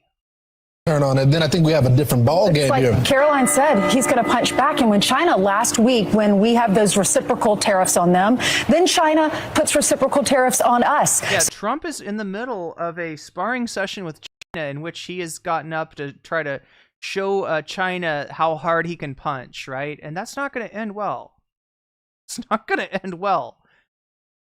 Then on Monday, President said, okay, 50% more for you, China. We're not playing this game. And they asked, what about China? He said, they're proud people. So they want to negotiate. Why is Trump trying to smolder in that photo? I don't know. Is this the it's not the mugshot, is it? It's similar to the look that he gave in the mug. Maybe he just liked the mugshot look, and he's trying to because I don't think that's I don't think that's actually the mugshot, but it's similar to the look that he gave in the mugshot. They're just not. We're working on that now. But and Jamison Greer yesterday, when he testified to the senators, he said, to your point, Steve, to your toy maker, it may be challenging at times, and in a moment of drastic overdue change. Well, the problem is, like that guy in Idaho, he might have to go out of business. Well, and so that's why it's so important that you reconfigure all the trade. Give an example. What about the shrimping company? Shrimp has gone out of business. You can go back. Well, people go out of business every day. So is it his original Twitter PFP? I don't know. I don't remember Trump being on Twitter. That's so long ago. This guy's selling. I mean, he's back on Twitter, right? But his original before the original ban. Special needs toys. He's gonna suck it up. This whole thing where there's step 1, Trump tanks the economy. Step 2, question mark. Step 3, the working class is saved. No, what if he just tanks the economy and actually things don't get better for working people? Can we maybe skip? What if the only people to make money out of this whole thing are in fact the wealthy, right? To that eventuality, because I think that's... Because remember, chat, the stock market's coming back. The wealthy are not losing their ass, right? And a lot of them bought the dip, right? Because, like, I don't know.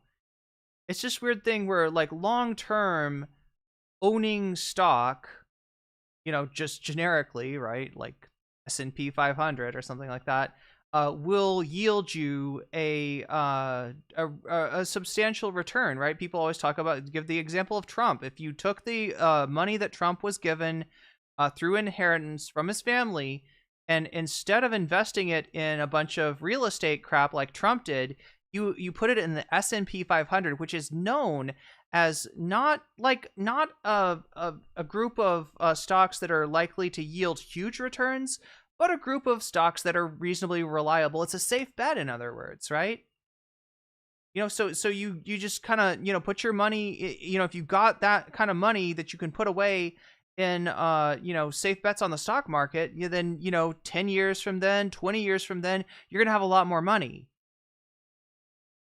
So, they're able to do this. Now, I guess this is usually good advice for wealthy people. If you need your money now, right? If that was not money that you can afford to not see for 10 years, 20 years or whatever, then you're not able to buy the dip in the same way, right? This is, and I'm not even sure if that's good advice for rich people, because if Trump does something permanently to the global economy, to the US economy, if Trump loses a trade war, then buying U.S. stocks might actually not be a good idea. But again, the only people that are going to come out on top of this are people with money to burn. Probably what it's looking like.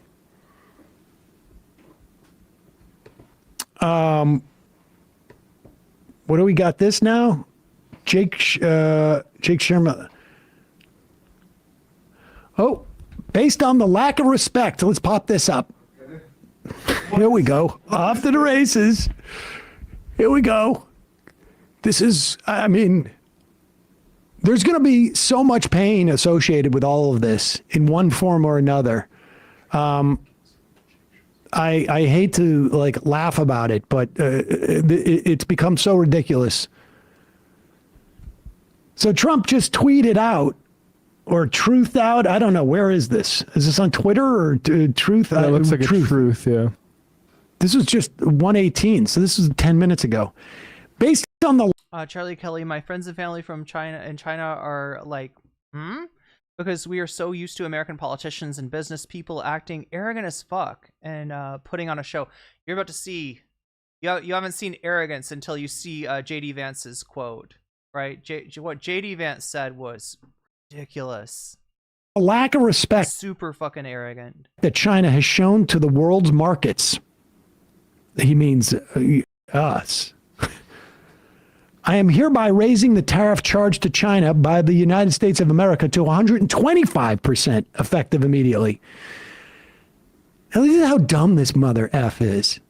At 104%, everybody, we're just reading stories about people abandoning their stuff on the ocean, giving it to the shipping container. This is that extra, you're going from 104% to you're raising it another 19%? Dude, at one point, it doesn't matter.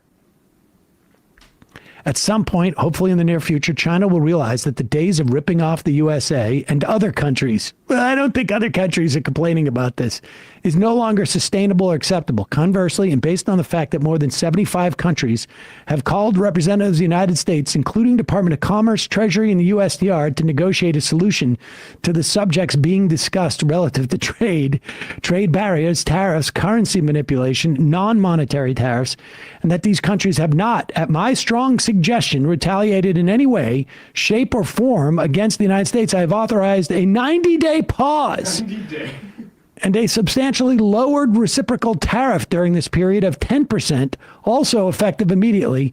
Thank you for your attention to this matter.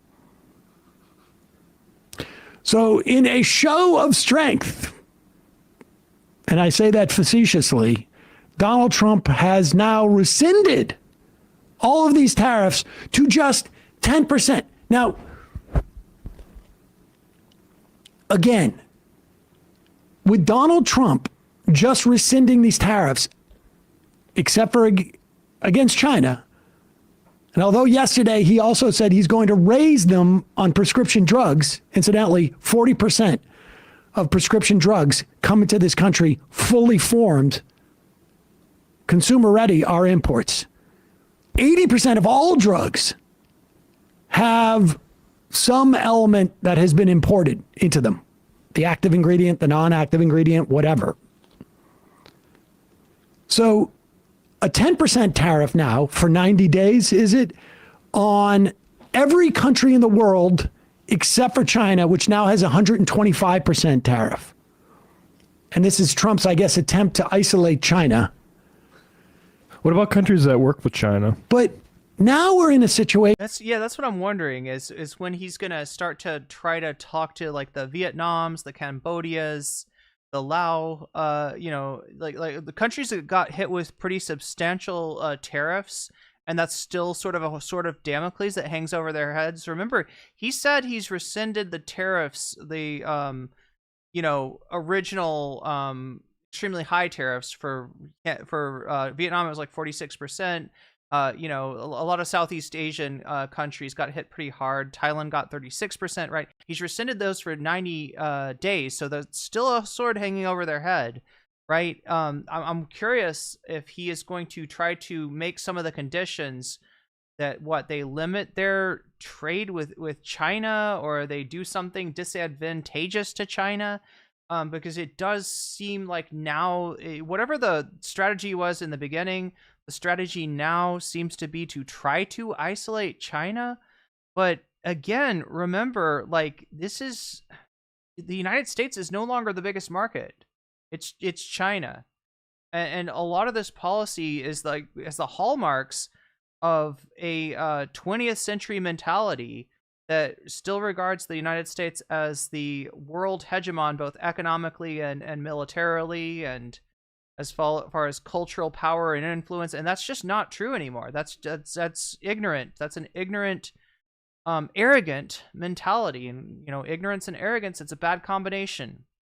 We will see later on with Ethan Klein, where a 10%. So again, if you're just joining us, we are catching up with Sam Seder on the Trump. Trump has blinked. Trump has caved.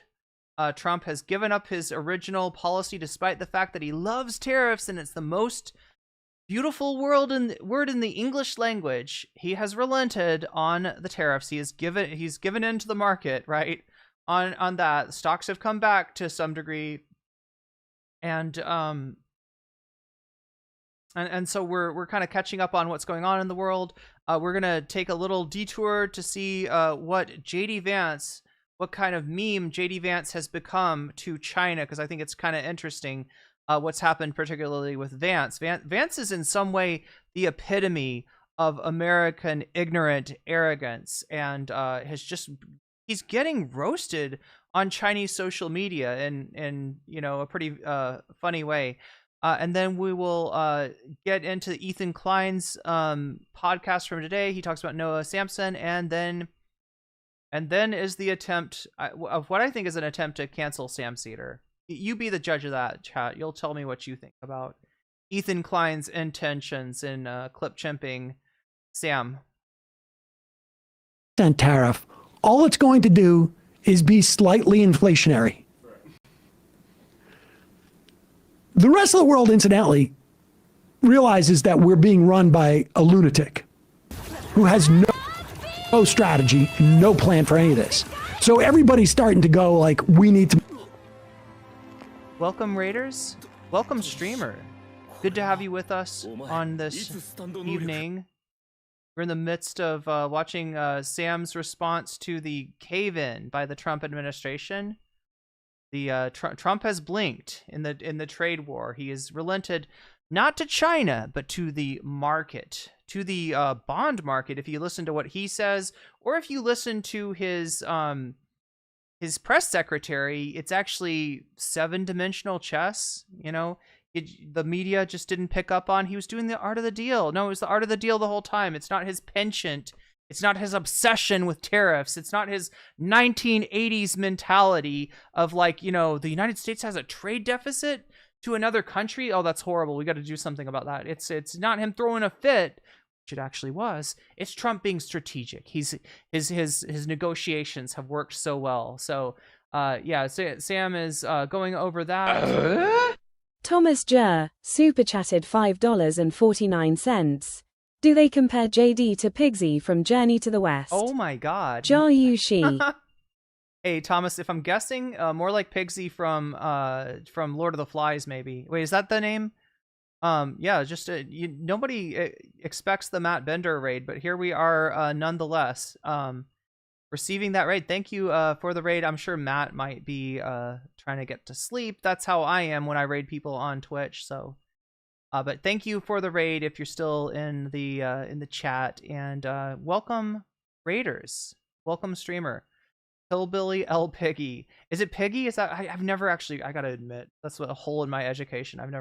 I have read Journey to the West. I have not read Lord of the Flies, so that's my frame of reference, I guess. But Pixie is cool. Pixie's one of my favorite characters from that. They're all cool.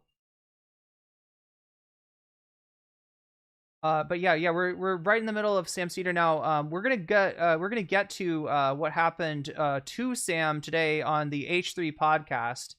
I have the feeling, I have the suspicion that Ethan Klein has been watching Sam like a hawk ever since Hasan introduced Sam as, you know, hey, if you don't want to talk to me, talk to Sam, right? You know, Hasan's like last ditch attempt to get to get somebody to maybe fill in the gaps of knowledge that Ethan has, because in addition to being, you know, arrogant, Ethan is also profoundly ignorant, and that ignorance informs a lot of his opinions when it comes to Israel, Palestine, and in Hasan's mind may have caused him to signal to his audience, God, I'm sorry about the, wow. Are we dropping frames? No, that's my, I'm on a laptop, chat. I'm on a laptop in my hotel here. I've moved out of the United States for my own safety. So that's why any movement that I do ends up getting frozen. I thought Lord of the Flies was kind of mid. Yeah, maybe so. I'll have to read it sometime. But anyway, what am I saying? Yeah, Ethan Klein going after Sam. Finding Sam in a moment where he makes a joke that does not land, and you know, kind of leaving up to the audience the intentionality of that joke. Was Sam being an edgelord in that case?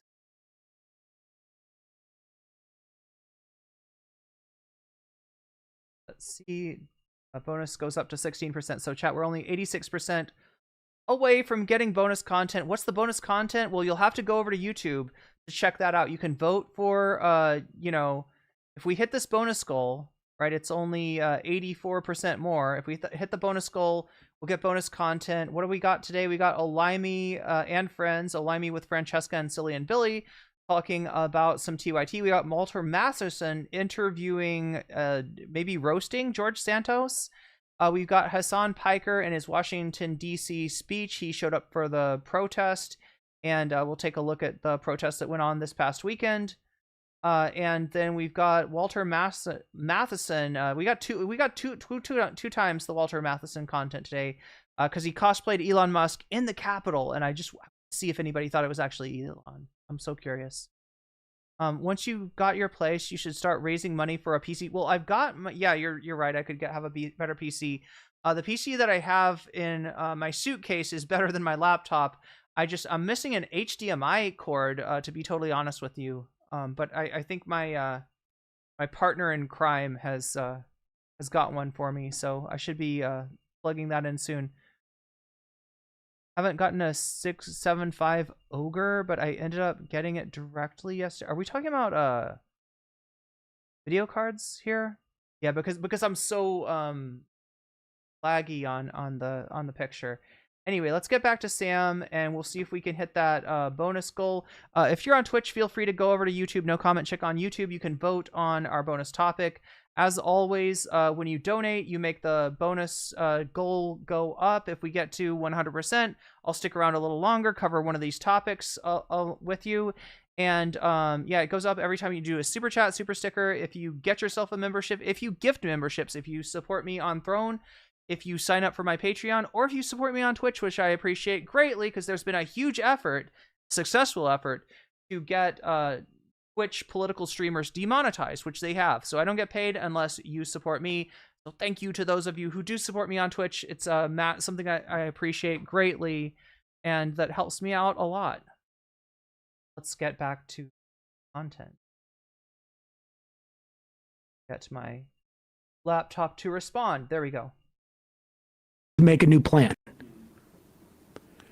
So we're no longer going to have industry that is built upon where we're getting all these other tariffs, because a 10% differential is not enough to drive an industry, particularly when you're not providing any subsidies. So all it is going to be inflationary. And again, 10% tariffs is going to be inflationary.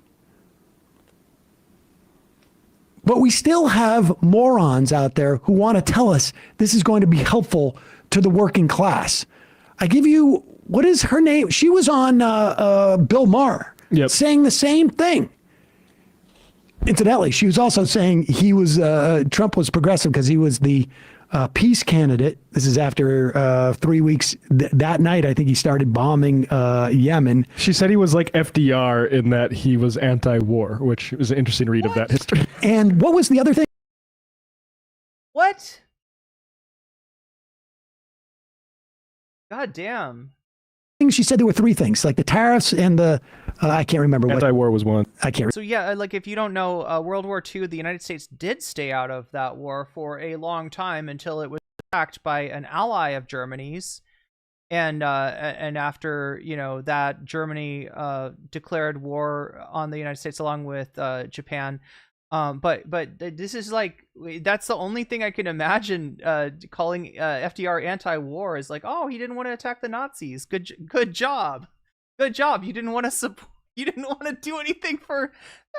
You didn't want to do anything for our allies in the UK and France about the war that Hitler was waging against them. You were like, nope, that's not our business. We're staying out of this. This is not our thing. This is not our time. Oops, Japan bombed us in Pearl Harbor. Well, I guess we will. I get, you know, right. That's not like, there's a lot of things that you could laud and that people do laud FDR for. Usually him staying out of World War II for as long as he did is not one of those things. But wow, like conservatives, they have like a special kind of brain, like, right?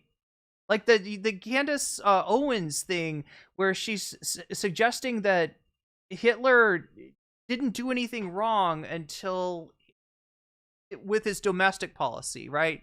It was only his foreign policy when he started being expansionist and attacking other countries.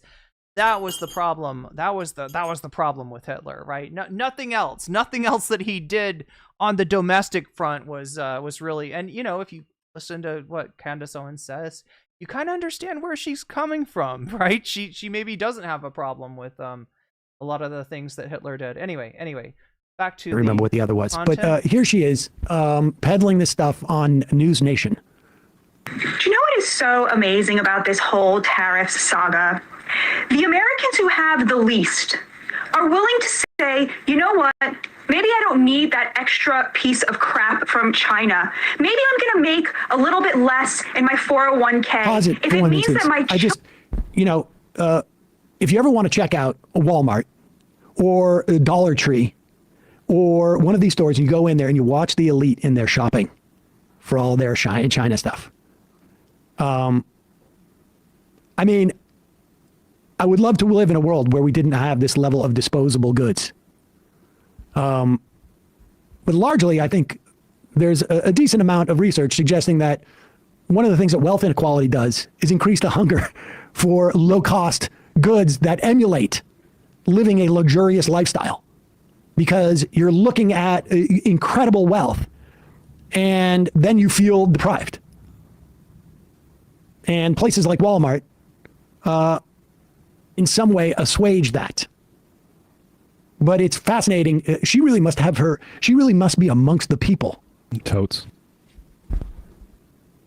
Maybe I'm going to make a little bit less in my 401k if it means that my children have a future. And meanwhile, you look at Wall Street, where people who are losing, yes, a lot of money, but who will, let's be honest, never be poor. In fact, they will never not be rich, no matter how this ends. And they are unwilling to donate a single penny to the future of this nation. It's so utterly backwards. It used to be that the rich had a sense of noblesse oblige. You know what? Maybe we should build a hospital. The only time you're going to get that kind of that noblesse oblige, that means like noble obligation, right? That's the idea that the king, even though everything in the kingdom is for the king, cares about the people. The nobles are obliged to take care of the people, right? I don't know. This, it's very questionable idea to begin with, but applying this to the rich in the United States of America. Look, the only time the rich gave a fuck about the poor is when leftists had some success in electoral politics, in which the idea of a revolution of a revolution of the working class was like a real concern of theirs. That's the only time that you ever get that, and then it's just Keynesian economics, where they're like, we can still make money with a type of economic policy that puts money into the hands of the working class so they can buy the products, so they can power the economy, and we're going to pay a little bit more at those top marginal rates, but it's going to be okay because we are not going to have a revolutionary labor movement. Shit's scary. That shit's really scary. That's the closest thing to what she said that has ever. I just want to hear this again. Where people who are losing, yes, a lot of money, but who will, let's be honest, never be poor. In fact, they will never not be rich, no matter how this ends. And they are unwilling to donate a single penny to the future of this nation. It's so utterly backwards. It used to be that the rich had a sense of noblesse oblige. You know what? Maybe we should build a hospital, if only so the peasants. Is that even how that's pronounced? Noblesse oblige, I thought was the. Anyway, yeah, she doesn't understand how French works. That's okay. That's okay. I'll like. Anyway. Wow. Look, chat. This is absurd, and this is an absurdity that we are seeing by virtue of the drift of the Democratic Party from a party that at least pretended to care about the working class, right? To a party that cares more about courting the same donors that the Republicans are getting. Right? This is something. This is a phenomenon that has occurred since the 1980s. You can look it up. It's the third way Democrats, the Democratic Leadership Council. It's essentially Democrats adopting the neoliberal religion and making fun of and marginalizing anyone amongst their ranks that actually cares about the working class, right? Calling them Eleanors, making fun of the Roosevelt New Deal faction of the Democrat Party, which used to be something that both parties kind of, I talk about the liberalism, right? After World War II, there was a religion of Keynesianism that was adopted both by the Democrats and the Republicans. Even under Eisenhower, a Republican president, you had, I believe that's where you had the 90% tax rate at the top marginal rates. That means, as Sam has tried to explain to PBD and tried to explain on a variety of platforms, this is not a 90% tax at anybody who earns over a certain amount. It's a 90% past a certain amount. That's what the marginal tax rate is about. But this absurdity is coming to us by virtue of the drift of the Democratic Party. The fact that Republicans can do this shit, that they can pretend that they're the ones that care about the working class. They don't give a fuck about the working class. We are we are dispensable. We are expendable. That's the word I'm trying to look for today. To them, that this is wild. This is wild, and this should never happen. There should never be an opportunity for Republicans to play this game. But as much as I want to blame the Republicans for this absurdity, it is in fact the fault of the modern Democratic Party that they are even able to do this. This should not be a possibility. This should be recognized as absurd. This should be laughed at, but it's not. It's not, because you've got a vacuum for a party that it is operating, out of the interest of the working class.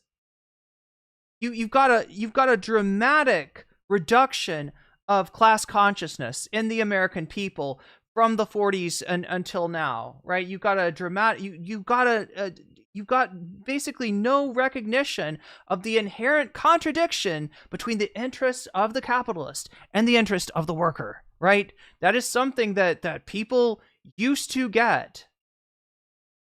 That is the product of labor militancy, that workers are imbued with that understanding.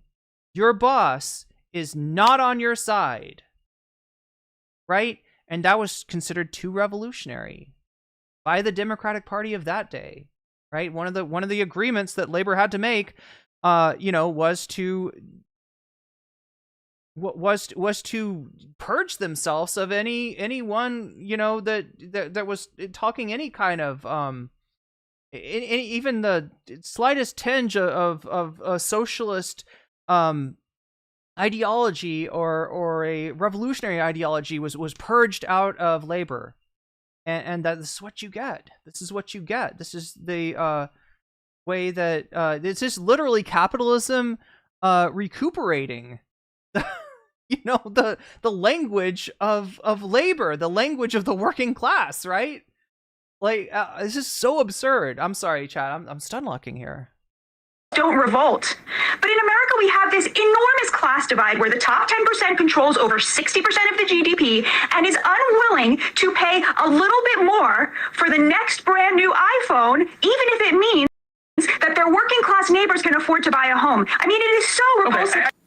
Yeah, what's so weird about this and so classic is that, like, yes, I agree, we have a problem with wealth disparity here, without a doubt. Does she live in a world where the poor get flip phones? Does she live in a world where a smartphone is not a necessity? Like, there's this idea that only the wealthy are buying, an iPhone? But this is not addressing that. It is unclear to me. Is this the kind of mentality where if you have a refrigerator, if you have a television at your home, that you are not poor? I mean, I guess if we devalue, part of the problem is we're devaluing the dollar. We are perhaps juicing inflation. And it's unclear to me how this is going to get the Fed to lower interest rates to allow for housing to be less expensive, or how rents are going to go down when all the inputs have gone up. It's unclear to me, where she gets from A to B on any of this stuff. What is this another one where she was doing? This is another one, yeah. This is with that guy Schellenberger, who is also a complete lunatic. Lunatic, yeah.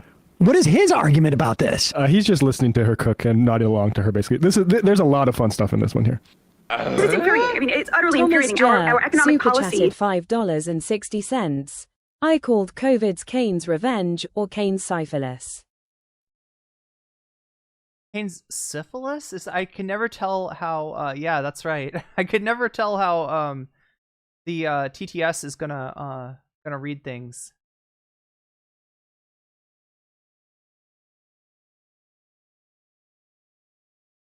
Oh, I see why you're saying that the syphilis thing. If you don't know, chat, syphilis has like a recurrent nature that you'll. What is it like? There's primary, secondary, tertiary, and quaternary syphilis, where the symptoms will kind of it's one of these I think virus that lives in your nervous system. right? And it sort of like, will hibernate between the explosion of symptoms. Come back, Jamie Peck, right? Well, Jamie Peck is still around. Check Jamie Peck out on Party Girls. That's Jamie Peck's newest platform. For the last 60 years was put in place by people who are too lazy to get out from behind their laptops. And so they imagine that nobody would want to work in a factory because they would rather die. Pause it for 1 second. Incidentally, both these people in front of their laptops as they say this. And I will, again, reiterate that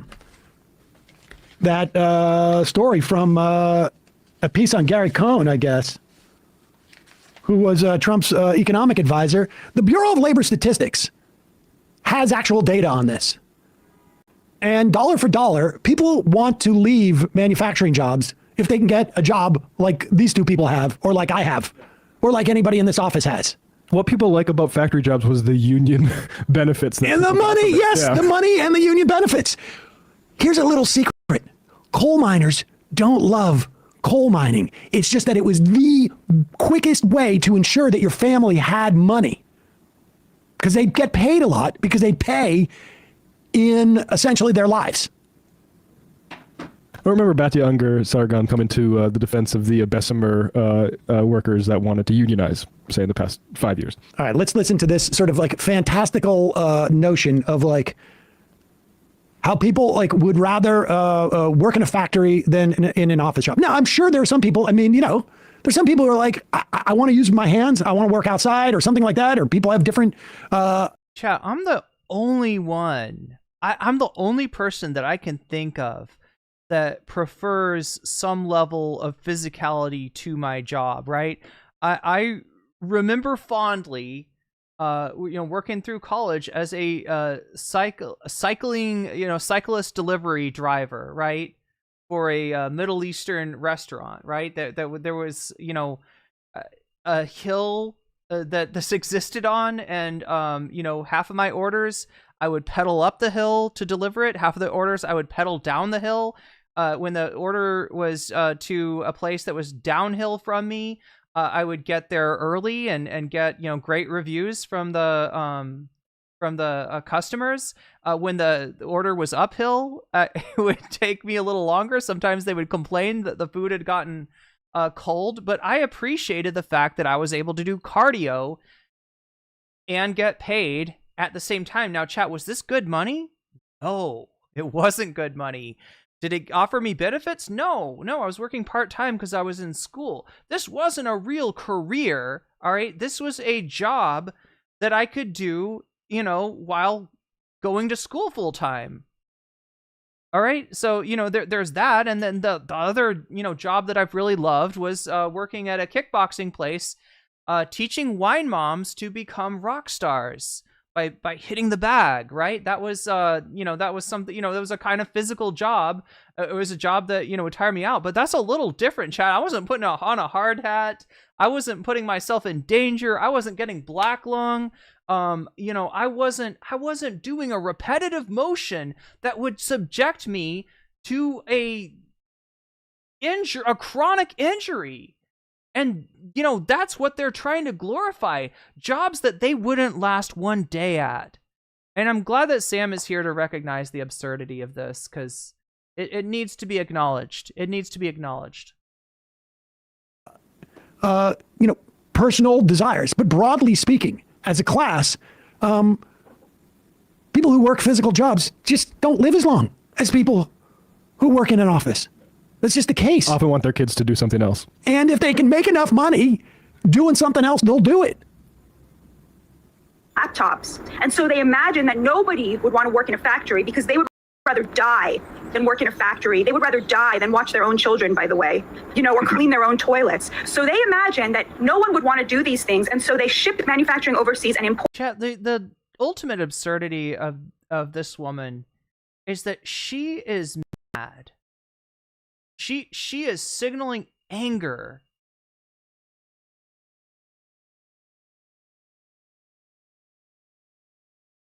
On our behalf, right? Like, oh, you rich people, you're mad because your stocks went down. Oh, you're mad because you're not going to buy an iPhone. You're going to have to get the refurbished ones. Guess what? The rich people aren't getting the refurbished iPhone. All right? They are going to be okay. They're going to buy the best iPhone that there fucking is. All right? Regardless. It's the rest of us that are going to have to work, going to have to deal with a substandard phone. And just like this shit where she's getting mad about, like I said, a job that she wouldn't last 24 hours on. Like on the behalf of people that she doesn't fucking know. Wow. Imported a slave caste to do all the service industry jobs. And then they just go out there and insult the millions of Americans who are employed in these actual industries. The millions of Americans who remember their grandparents having a decent living wage and the American dream while working at a meatpacking plant, because that was the job to have back in the day. So it's so disgusting. And then they sit there on Twitter Pause it for a second. Of all the industries that she could have mentioned, right? She has found one of the industries that American citizens have by and large refused to even consider working at. That is one of the hardest, most physically punishing, most dangerous jobs that you can possibly have. And for that reason, that is a job held mostly by undocumented people. Like that is one of the, industries that they exploit the undocumented at, right? Because you can't get American citizens to work that job. A lot of agricultural jobs are the same way. All the jobs you could pick, meatpacking plants, have been one of the most sort of like. Read The Jungle. Read The Jungle if you think that meatpacking was a good job. Thomas Jer, super chatted $5.60. You know what's made in China? Work tools. Ooh, yeah, there we go. Yeah, there's so many. Look, like if you remember old school South Park, right? There was the underwear gnomes episode where the gnomes, they want to steal the underwear and they want to profit. So they got steps, they got a plan, right? Step 1, steal the underwear. Step 2, question mark, right? That's never elucidated what step 2 is, but step 3 is profit. So they're going to steal the underwear, they're going to do something, then they're going to profit, right? This is like the underwear gnomes with extra steps, right? There's extra question marks of how this even like works, how this even makes sense, right? How Trump's temper tantrum of a trade policy is going to potentially benefit the working class, right? If it was to do that, and I've said this before, tariffs are not a bad thing. I am not anti-tariff. And Sam is not anti-tariff, and a lot of leftist content creators have spoken to how tariffs can be beneficial, how they can be used strategically to benefit industries that are new in your country, that are small in your country, and that you'd like to see grow, right? That can happen, but there's stuff that has to be in place for that to happen. You have to have an industry, you have to have the parts, you have to have access to the tools. If what you're doing is putting up tariffs against the tools that you would need to have that industry in your country, you are cutting off your nose to spite your face, and that's how we get Voldemort. That's how we get Voldemort, chat. That's how Voldemort arises. Anyway, like I said, we're gonna watch this. I'm going to take you on a little detour with JD Vance and show you what a meme JD Vance has become in China, because one of the silly things that he said. And then we're going to get to Ethan Klein. He's going after, Noah Samson again, and he's also going after Sam. I don't know if Ethan Klein actually wants this smoke, but we're going to see. We're going to see what he's trying to do to cancel Sam Seder. In just a little bit. We just got to get through this latest breaking news, and the latest breaking news, if you haven't seen yet, Trump's trade policy, he blinked, he caved, he gave into the market, right?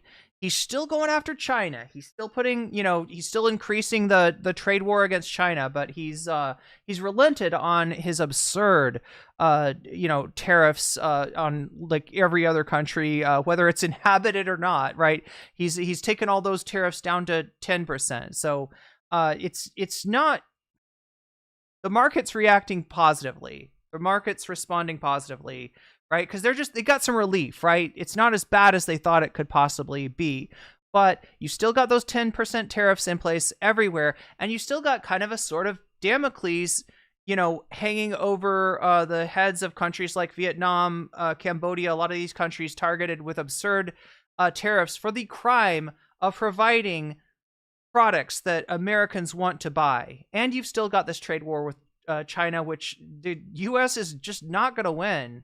But yeah, we're gonna get through this, and then we're gonna get to the Ethan Klein part. Horrific work environments that you can work in. The reason why you see child labor laws relaxed is because, oh my god, I just realized something happened on Twitch, and it's not gonna show me. It's not gonna show me. Somebody subbed, and if that was you, let me know, because I don't have any way of thanking you otherwise, because my I'm on a laptop right now, chat. I'm in a hotel in Thailand. I have gotten the fuck out of the United States. I got the fear, and I had to get out, and I'm not coming back. I'm not coming back if I can help it. So let's see if I could see the jellyfish come up. Maybe it'll tell me who to thank, but otherwise you'll have to tell me in chat.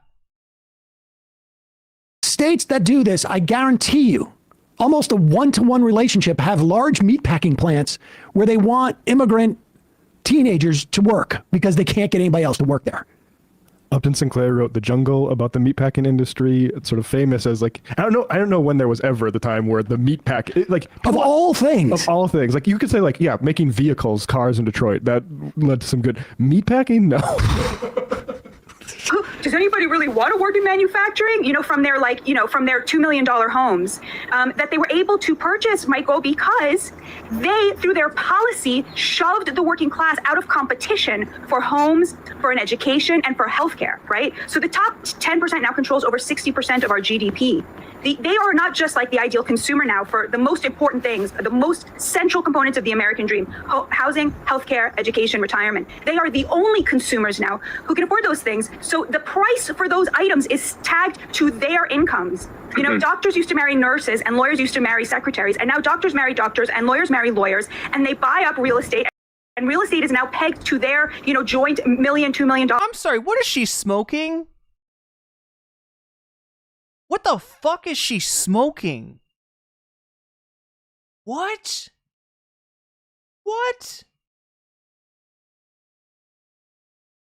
Did she just binge Mad Men? What is she smoking? Income, which means that their cleaning lady has to commute 2 hours to All right, pause it. What do tariffs have to do with this? What do tariffs have to do with this? If you want to deal with wealth inequality, which she's discussing, tax the money away instead of doing a regressive tax on the working class. Her analysis is there to avoid blaming capitalists. It's all like latte liberals who look down at workers or something like that. It's not professionals marrying other professionals. That is why inequality is so bad. It's because of the structure of our economy. And we need to tax those people. Exactly. And we need to be able to make medical school or law school available to a wider class of people by having free options. This is the most roundabout argument I've ever heard. The room is I find this color that we've painted this room completely offensive. So what we should do is unscrew all the light bulbs.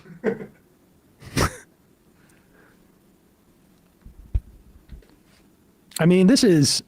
She has kind of a Stephen Miller-like stridency to her. There is a very... it is the stridency of someone realizing my whole story is falling apart. Donald Trump as the next FDR is falling apart. Let's do number 2. This is Donald Trump. He is at the National Republican Congressional Committee. Apparently he was there to give like a 10-minute speech, and he went on for like an hour and a half. He has backtracked. Understand, Trump is in a panic now. The panicans, or whatever he called them, panicabans. What did he call them? Panicans. Panicans that he was complaining Panican Skywalker. about 24 hours ago. People didn't have the stomach for these tariffs. He has now become one because China basically said, Chat, it's supposed to be like a combination of the word panic and Republican. So you take panic and pan and you combine them into one word, which to me sounds like a Star Wars reference, but I think that they're just trying to signal Republicans who panic. You're a Repanican. I don't know, Chad. It's bad. hey, it's bad word thing. I got news for you. We don't need you like you think we do. Kind of been preparing for this, actually. And so now he has caved on all the other tariffs, except for at 10% for 90 days. He is running around now as panicked as everybody around him. Because he's starting to realize that nothing, like, what did he think was going to happen? And here he is yesterday, and who knows if this is still operative. A certain percentage of our pharmaceuticals come from China. A significant one, but I don't think it's huge. The biggest probably portion that we import is probably from India. I know that we send FDA people over to Really? into China to establish the factories in which these drugs are made are up to U.S. FDA standards. 40% of drugs coming in to this country are wholly imported. 80% of our drugs contain some element that is imported. Here's Trump yesterday. Who knows if this is operative anymore, because half an hour ago, he basically said, I'm just raising stuff on China because people have been really respectful to me, except for China. And the drug companies listen to him. But we're going to do something that we have to do. We're going to tariff our pharmaceuticals, and once we do that, they're going to come rushing back into our country because we're the big market. The advantage we have over everybody is that we're the big market. So we're going to be announcing very shortly. We're not the big market anymore. I hate to break it to him, but China is the largest market, and there are other markets as well. America is not. It's not the unipolar world that it was in the 20th century. I swear to God, it's these 20th century brainworms people, so many people of his generation have. Right? Like I said, his ire at the trade deficit comes from 1980s politics, 1980s pearl clutching about Japan's economic success, right? And it's just a fucking temper tantrum. Right? Is globalization, globalism good? No, it's part of neoliberalism. Neoliberalism is bad. And its aversion to tariffs in all cases is wrong. There are appropriate places where tariffs can be used. Free trade is not a good in and of itself.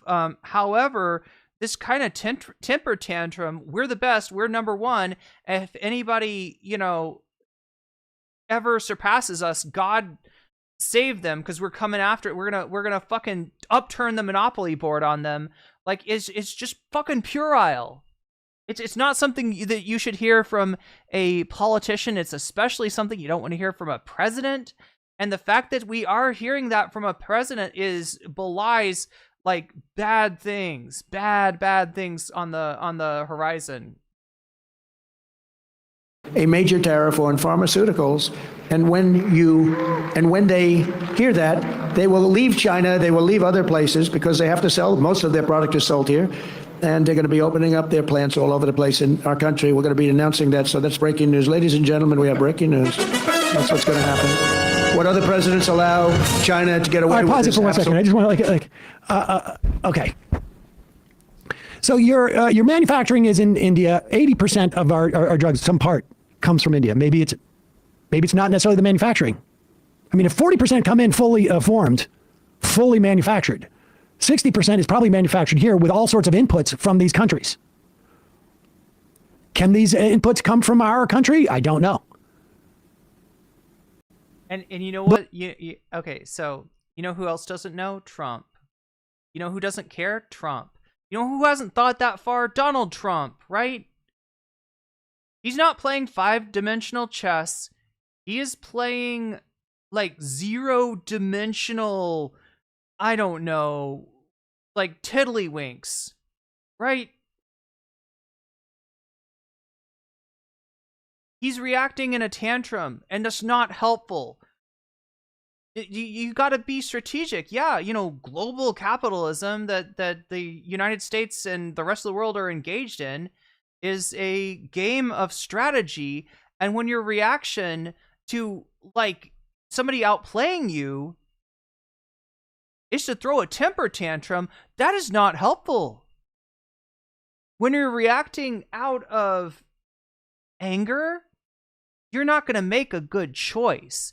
And when you're saying something like, I'm going to put tariffs on pharmaceuticals without considering, do you even have what you would need to bring, you know, this industry into the United States? In other words, do you have the inputs, or have you closed those off via your tariffs that you did in anger without any consideration to the strategic implications of those actions?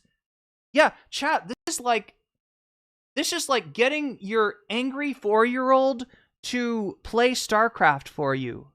All right? Oh my god, they blew up my buildings with banelings.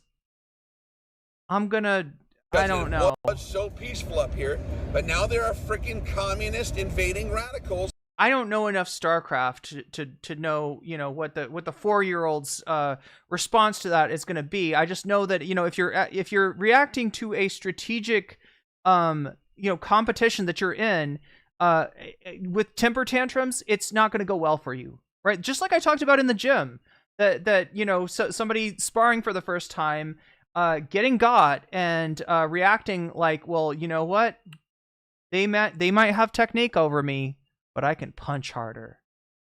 Like, right? No, that's called assault. That's not called a good strategy in sparring, right? That is like literally assault, right? That's not how sparring's supposed to go. It's you don't put somebody in their place by punching them as hard as you can. You get kicked out of the gym for life. They'll put a picture of your face, you know, saying don't ever let this person in again, and you're gonna catch charges for that shit. But again, not strategic. The idea that you can just start up new factories in this country. Wait, I should read this. This is a good chat. Jessica Bell says, the Rapanicans are peaceful people. They stayed neutral during the Clone Wars. They have strong relations with Mustafar. One time, General Grievous threatened to invade them, but didn't because they gave him a lightsaber. Yeah, that's all. He just wanted another lightsaber for his collection. That's, you know, that's how you deal with General Grievous. If you're smart. Tomorrow to produce these drugs is absurd. All that's going to happen is maybe these plants will move from China to India, where there's some type of like long-term security where they know that they can have these factories. And all that's going to happen is the drugs are going to cost 10% more. That's it. And all the patriots will love to pay that every time they need their life-saving drugs. Just 10% more for America. But at least things will be even. You'll pay more, but I'll feel like we're even. Even Steven. Hold on. Keep going. I got breaking news. Here's breaking news. breaking news. Something I got a hypothetical. Breaking news. How many of you people who've lined up behind me? Just take a look at like Wait, Bad Empanada's got a meme with Trump as a Russian sleeper agent. Yeah, people in chat are commenting that you know, he is behaving strategically. If the side that he's on is China or Russia, I honestly think he's benefiting China more than anyone else. Like it's like the moves that he's making are moves that are going to redound to the favor of China. And again, you know, China is an example of somebody playing the game of global capitalism with an innovation, the innovation being a command economy. In China, the government doesn't work on the behest of the corporations. The corporations work on the behest of the government. Now, there's a lot about I'm not trying to glaze up Xi or anything like that, but I gotta give some respect to the Dingus Gambit in that it does turn out to be kind of OP, and that's what Trump's tantrum against China is about, right? They're playing the game of global capitalism better than the capitalists, right? That's the issue. Obviously, they don't have a lot of they're not big on freedom of speech, right? Like I'm going to acknowledge that in saying this, I am not envying China's government at all, but in terms of its ability to contend on the world stage of capitalism, yeah, it's kind of OP. There are definitely some of these miners who are laughing, but like, unless these miners were told, like, listen, hey guys, very important that you look very somber throughout this entire speech. My suspicion is that these guys are thinking, actually, if I could get paid what I get paid getting a black lung, I probably would want to do something different. Here is Donald Trump explaining to a bunch of miners, you guys don't know how good you have it. You don't know how good. I know how much you love what you're doing. We're going to force states to not be, what is it now? You cannot discriminate against coal. The DOJ is going to investigate states that are prejudiced against coal. 2D, 1D is a singularity. I thought that was 0D. Coal is not an acronym. It's not a euphemism. He means coal. States that are prejudiced against it, who have this belief. Wait, 2D is a plane, right? 1D is a line, and 0D is the singularity. That the point. In a universe that is itself just a point. Dirty and sooty and bad for people's lungs. And bad for people's lungs. That's prejudice. That's, you say you're tolerant, but that sounds intolerant to me, of coal. Here he is in front of a bunch of, is he in West Virginia? Energy. That's why other countries, leading countries, are using it, some exclusively. For 4 long years, Joe Biden and congressional Democrats tried to abolish the American coal industry. They did everything in their power while he was awake, which wasn't much, shutting down dozens of coal plants, banning coal leases on federal lands, and putting thousands and thousands of coal miners out of work, destroying their lives, actually, destroying their lives. I'll never forget when I went to pause it for 1 second. This is in the White House. They imported all these coal miners. He couldn't even be bothered to go down there. Make sure you wear your big uniforms, guys. Which I won by 48 points, I think, right? Big Jim, I won by 48 points. But in the first campaign where Hillary Clinton was about 4 states too early, and she was talking about how bad coal was and how they were going to teach coal miners how to make widgets and gadgets and technology, which they didn't want to do. They want to mine. One thing I learned about the coal miners, that's what they want to do. You could give them a penthouse on Fifth Avenue and a different kind of a job, and they'd be unhappy. They want to mine coal. That's what they love to do. And she was... The coal miners yearn for the mines. That's right. They want a pickaxe and a mountaintop to remove. That's what the coal miners want. They want the black lung. They want to yeah, that's what they want. They want to have short lives, right? They want to have, job related chronic injuries. Just going to put them in a high-tech industry where you make look at the guys behind him. Yeah, you wouldn't want that, would you? You wouldn't want anything like working in an air-conditioned environment? No. They're all going, wait, do we have an option of getting a penthouse on Fifth Avenue and working a different job? Yeah. They all seem pretty amused by that joke. Cell phones and things. I don't know. Do you think you'd be good at that? I don't know. I would be. You don't want to be. And this is the sad absurdity. Sam's noticing some of the looks that you're seeing from these coal miners as Trump's like, you wouldn't want a job. You wouldn't want a different job, would you? But at the same time, look, what choice do they have? And both what choice do they have in terms of, of their work, which is generally why people end up going into an industry that uses you up, right? Upton Sinclair wrote about this too. Was it in the jungle? I feel it was in something else that I read of his where he talks about the young men come in strong as fuck, and the bosses say go do this job, and they go to the job. They work as hard as they can because they're new. They don't know any better, right? They you know, and then the boss is really impressed, and maybe gives them a little extra or something like that, and they're like, yeah, I'm cool. And over time, they get used up, and they turn into old men that are now having their pay docked by the boss because they can't do what they used to do. And it's a fucking sad life. It's a fucking sad life. And if they could have talked to somebody in the factory and said, hey, don't go too fast, don't push yourself, like, right, then I don't know. This is unfortunately, this is knowledge that has passed from the cultural understanding, right? This is old shit that I'm talking about. Upton Sinclair here. But yeah, you're getting weird looks from these guys when Trump is like, they wouldn't want any other job, even if they could have it, right? They're at this job because there's not a lot of other options, right?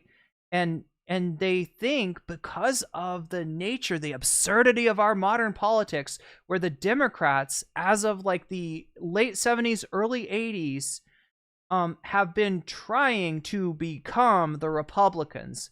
They've learned that the new meta is you don't pursue the voter, you pursue the donor. And in their effort to pursue the donors that are financing Republican campaigns, they have tried to become the Republicans, and that has left the working class with no one to stand for them.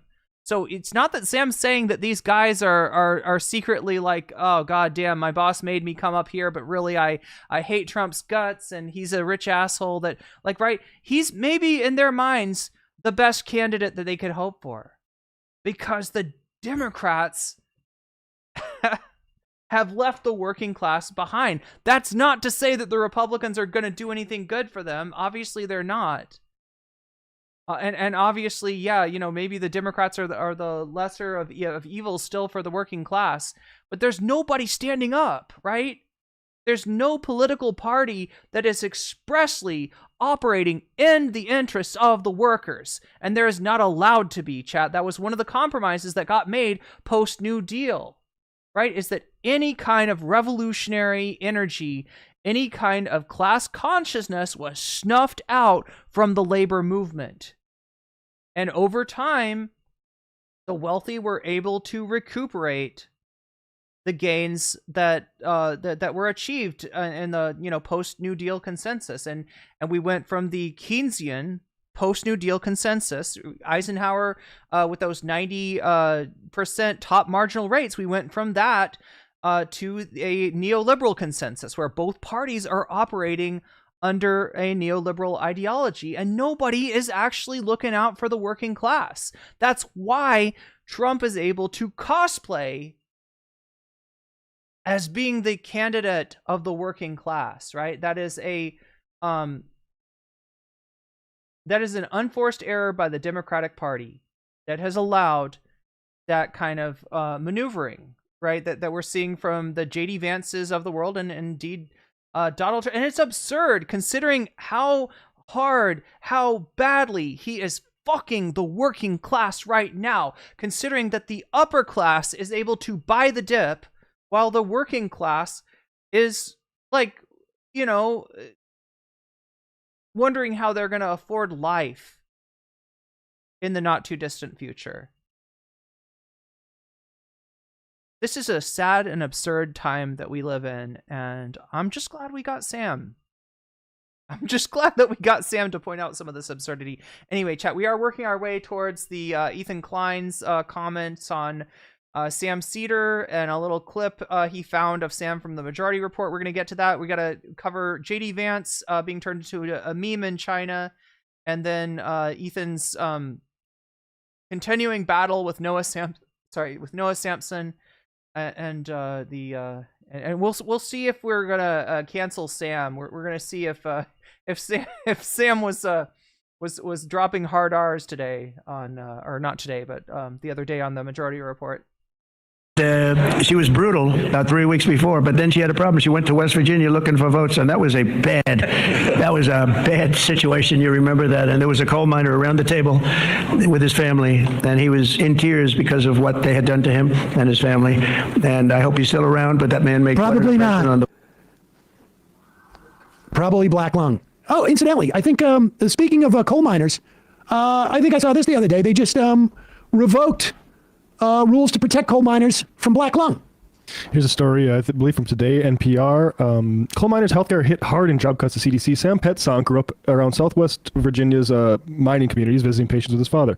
His whole law practice in Oak Hill, West Virginia, exclusively represents coal miners. He often takes cases of people sickened on the job and relies on records gathered by the Respiratory Health Unit of the National Institute for Occupational Safety and Health, the division of CDC, that runs the Coal Workers Health Surveillance Program. Skipping a little bit forward, the 25 people working in that unit were put on immediate administrative leave on April 1st. They are out of jobs, along with 10,000 other federal health workers. Matt, you don't get it. A coal miner would rather have black lung than pink lung. Then have to deal with the pencil-necked geeks at CDC. What, you want pink lungs? Isn't this for girls? These coal miners are real men. They want to be gasping for air. They want asthma. They named their children mesothelioma. They love it. That's why we cut all support for them. Unbelievable. I think a Green New Deal would have been better than to work in with solar panels, Matt. Yeah. Some industry that's not doomed, but what do I know? If you're just joining us and you're asking about have we gotten to the Ethan Klein's attempt to cancel Sam Seder, not yet, but that's coming up. We're working on it. We're almost through with this segment. We'll take a quick look at what JD Vance has done to make himself a meme in China, and then we'll be on to Ethan Klein after that. So if you've just joined us, you joined at the right time. You didn't miss anything. Other than the absurdity of our modern political system, of our two-party system, right? Other than that. It's just amazing what they're attempting to do here. Here is CNN's Manu Raju. Now, I again, it's going to be interesting to see what these people all say now after they've gone out and said these tariffs are great. These tariffs are important, and now Trump has backed off all of them except for the Chinese one, and done a 10% and a 90-day. Who knows? I'm sure that. But now all of their opinions about how this was great for the working class, they have to revise. But this is from yesterday, so I imagine if he went back. Don't worry, Sam. They're used to it. This is part of being a Republican. In this Republican Party, is just being ready to revise your rhetoric from the day before to be the exact opposite of what it was. Up is down now, good is bad, right is wrong, and right is left. Every diagonal direction is inverted as, I don't know, chat. You know what I'm saying? Back to him, which is like, oh, this is a good idea. Actually, this is a good idea. 10% is actually the number we want. Go ahead. These other countries may have to suffer through tariffs. We'll see if they lead to higher prices or not. I mean, President Trump imposed a bunch of tariffs in his first term, and they don't think they're going to raise prices back here at home. I think it depends on how competitive it is. I mean, maybe American companies will get the lower. Again, from my understanding, from my remembrance, Donald Trump also lost a trade war with China in his first term. Prices. So your question is: are people at home? Are they? Pause it for a second. The president? Matt, can you explain to me the math on how, if tariffs don't cause foreign products to raise their prices, how does that let American companies or incentivize American companies to lower theirs? Because American companies were waiting for this to release these superhuman robots that do all the work for very cheaply. Okay, I get it. I mean, Josh Hawley's considered serious on these things, right? I mean, give me a break. Yeah. companies will get the lower prices. Your question is, are people at home, are they willing to ride with the president on this? I think they are. What about higher prices? Are you considering to stomach that? Well, I think anytime you're going to have a change in the status quo, there's going to be some disruption by definition. And but I think how this story ends is the most important thing, and hopefully it ends quickly. So you think your voters will be okay with paying more? Well, again, if it's short term and it results in a better position in the U.S., I think they're willing to do it. But long term has an effect. So I'm hoping it's short term, and I'm hoping they're effective. So that's the big question here, Richard. What does short term mean? And will the voters actually do what these members are saying, that they'll be okay with paying more at the grocery store? But they keep saying short term effective, but nobody has said what effective at what effect do we want to have, like, right? And how do we get there, more importantly? Because so far Trump's rhetoric about restoring the industrial base to bring in those good jobs, those good hard hat jobs from our past, right? So far it's like an underwear gnome story with more steps missing, right? You remember, if you know the underwear gnome thing from South Park, there were some underwear gnomes. They stole underwear. Their eventual goal was to profit, right? Step 1 was steal the underwear. Step 2 is question mark. Step 3 is profit, right? So you've got Trump's idea of put up tariffs, and then you've got several steps. You got step 2, step 3, step 4, step 5, step 6, step 7, step 8. You got a lot of steps missing, in other words. A lot of steps that are question marks. A lot of steps that he's not even thinking of. Sam mentioned pharmaceuticals before. Okay, you want to have a pharmaceutical industry in the United States? Great. Where are your inputs coming from? And have you cut off those imports through tariffs? Because if you did, that's a really stupid thing to do. And you're not going to get to step 9 or 10 where you actually build a pharmaceutical industry, because you have cut off your nose to spite your face. And as I said before, chat, that's how we get Voldemort. That's how we get Voldemort. What? Yeah, what happens? Like, what is the goal of this? 3 weeks ago, Howard Lutnick was on television saying we're going to raise $600 billion a year with these tariffs. Which, so, that's a goal that assumes that the demand is inelastic. In other words, the numbers of products purchased is going to remain the same. If what you want from tariffs is to bring in money to the federal government, then it has to be the case that we've put tariff on things that are going to be bought regardless. Now, if that demand is really inelastic, especially if it's being bought by non-wealthy people, then you are talking about something that is a need. That's how inelastic demand means that you raise the price, the demand stays the same. You lower the price, the demand stays the same. These are things that are needed. These are items that are needed. You can't get around, having this item, right? And so if the demand is inelastic, then you're going to make money from it. But also, ostensibly, you're going to put the pain on the American consumer and necessarily the American worker that way. So, that's one theory. Okay, you want to bring in money. Now, if what you want to do is to promote American industry, then you're hoping that the demand is inelastic. You're hoping that the raising of tariffs will cause those foreign products not to be bought, and you're going to cause industry to take root in the United States. And there's more that you need. First of all, you need to have an industry there in order to grow that industry, in order for that to be what you're doing, right? All of these proposed strategies for Trump's tariffs, right, which you've heard different things from different Trump supporting interlocutors, whether we're going to, rake in dough for the federal government, or whether we're going to build industry in America. These are mutually exclusive. You're not going to be able to do both. Either you're going to do one or the other. Either the market is going to respond to tariffs by buying less of the foreign products, or the market is going to, continue to buy them, right? You're not going to get both. And Trump is kind of promising both. In other words, it's going to surprise everyone in chat.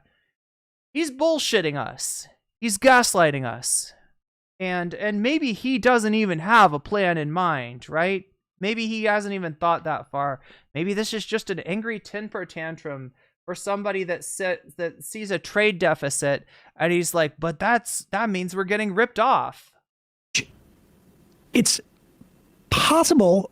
Like, I mean, it's like physically possible if everybody decides that they want to pay higher prices for this stuff. And they pay this tax essentially. But now then none of them seems to be talking about the money it's supposed to raise. They're all talking about it being just effective at what? This is there's no there. It's two-faced and both faces are lies. That's impressive. Two-faced and both faces are butts. Like, I think what they mean by effective is this just all goes away. Things will go back to normal. It's hard for me to catch the majority report because it comes on so late where I am. But yeah, this is the part that I caught. You know. Now, imagine being in any type of business right now and you've got a 90-day reprieve and it's down to a 10% tariff. Guess what you're doing?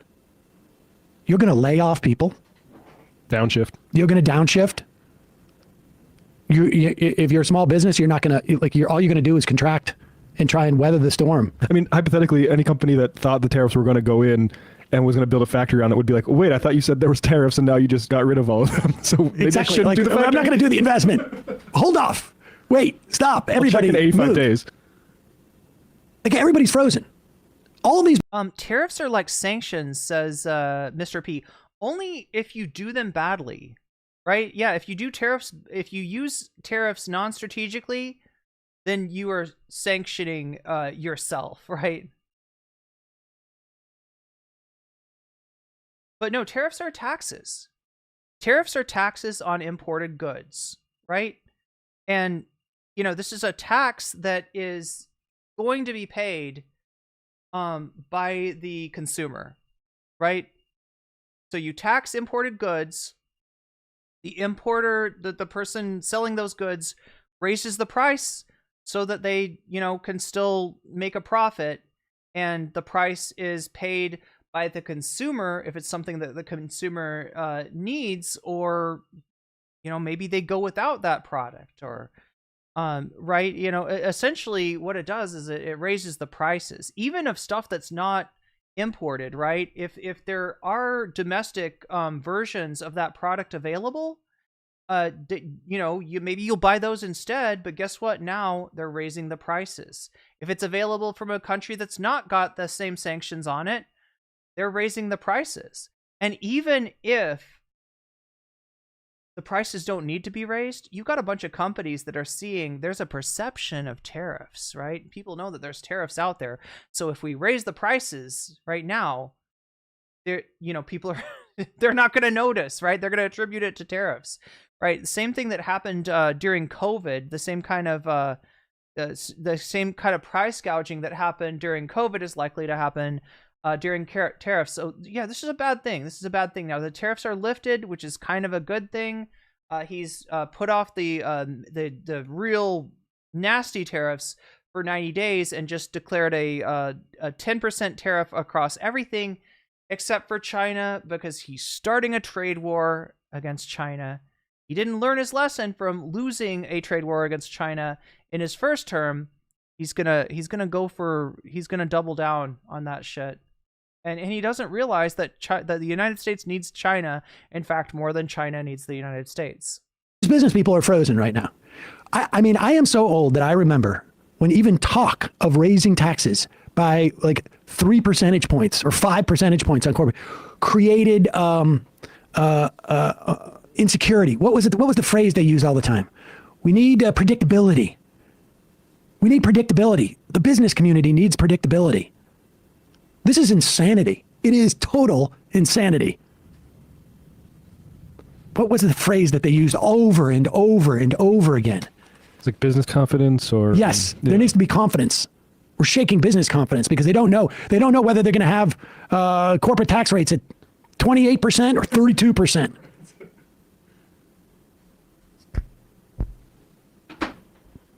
Jules, my great-grandfather died of black lung when my grandfather was 14. My great-grandmother had to raise 7 kids on the salary of a seamstress in the charity of the Catholic Church. Interesting how none of those kids wanted to be coal miners, and all those kids went to college and got jobs in offices. And well, they got woke. Yes, uncertainty.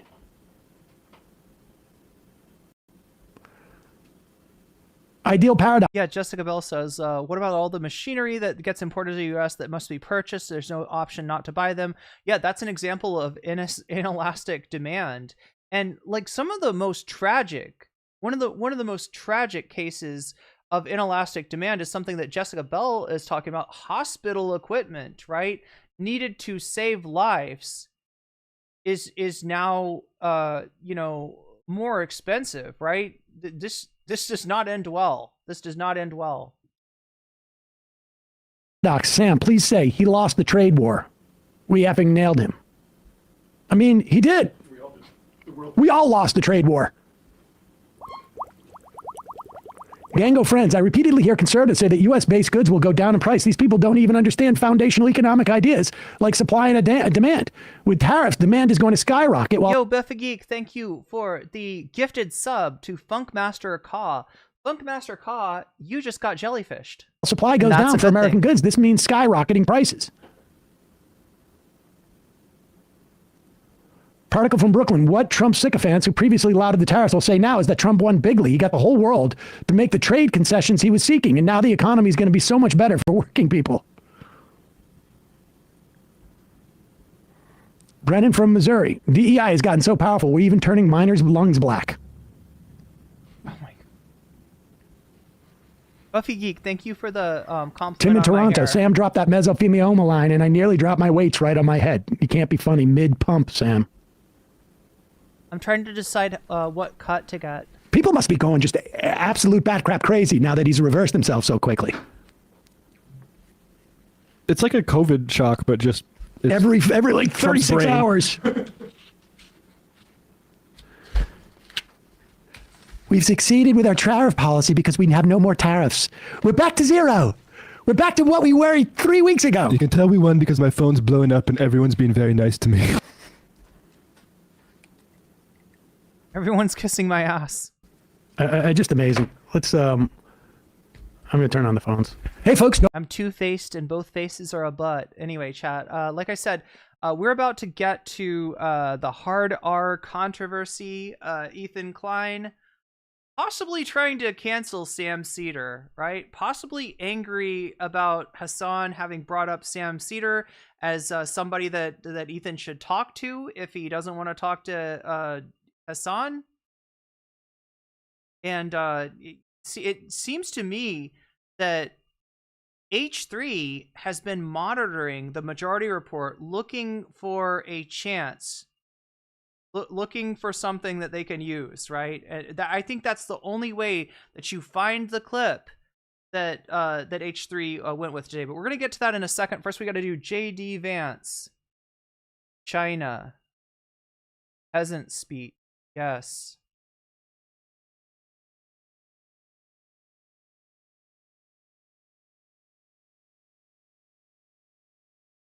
Our war of words is spewing over US Vice President J.D. Vance's recent comments about, quote, Chinese peasants. On Tuesday, Beijing slammed Vance for his comments that have drawn widespread ire and ridicule on China's internet in comparisons with Vance's own self-proclaimed hillbilly background. Our Will Ripley has the story.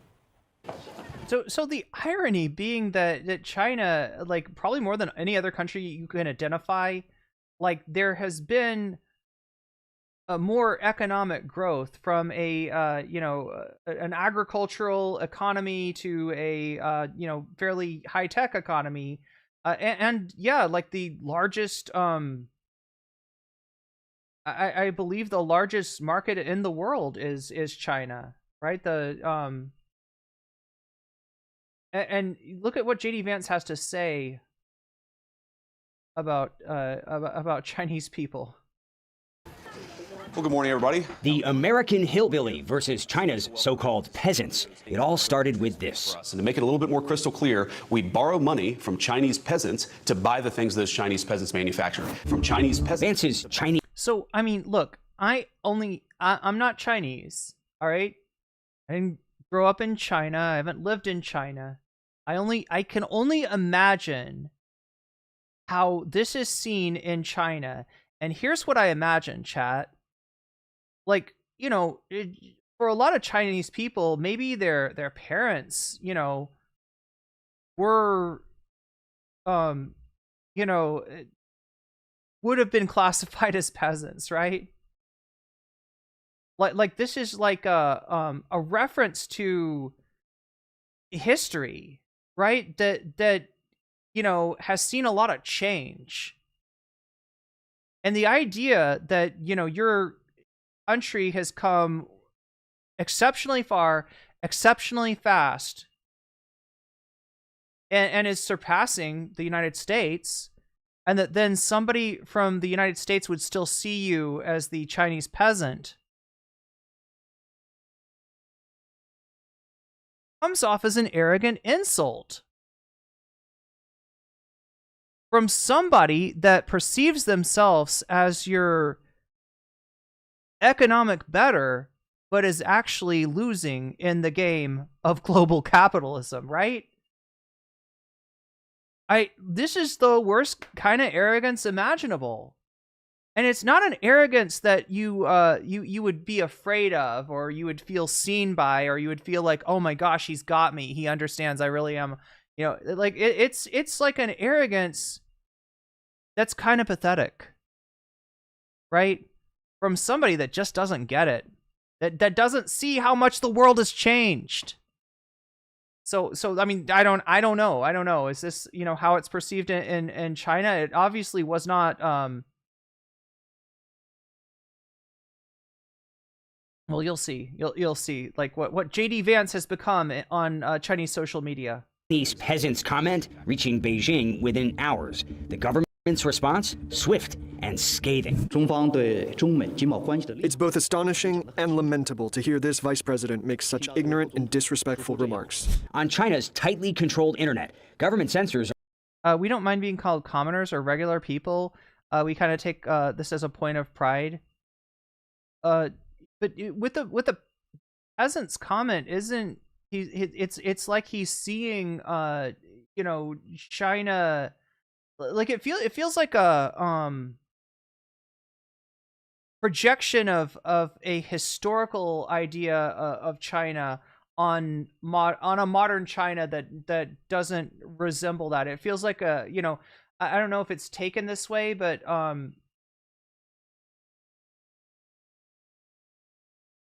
it's like a reference to like a largely agricultural economy that China, you know, may have resembled at one time, but no longer, you know, like it's a lack of acknowledgement of change. I don't know if that's how it's seen, or if it's just, yeah, like you said, a word that translates into or that has the connotation of commoner, or like regular person, or middle class, or like average worker or whatever.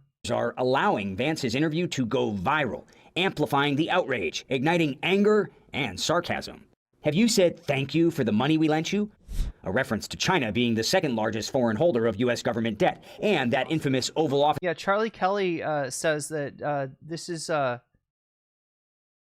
it's taken as being called Hicks. It's taken as actually very similar. So JD Vance wrote a book that became a movie called Hillbilly Elegy. I went over this in a video called Stolen Holler, right? The Stolen Holler being a reference to the fact that JD Vance, while he had some family that lived in Appalachia, he is not the, you know, he is not, you know, he is not that, you know, underprivileged Appalachian person that he kind of cosplays as in that book. The prior comment, let's see what that was.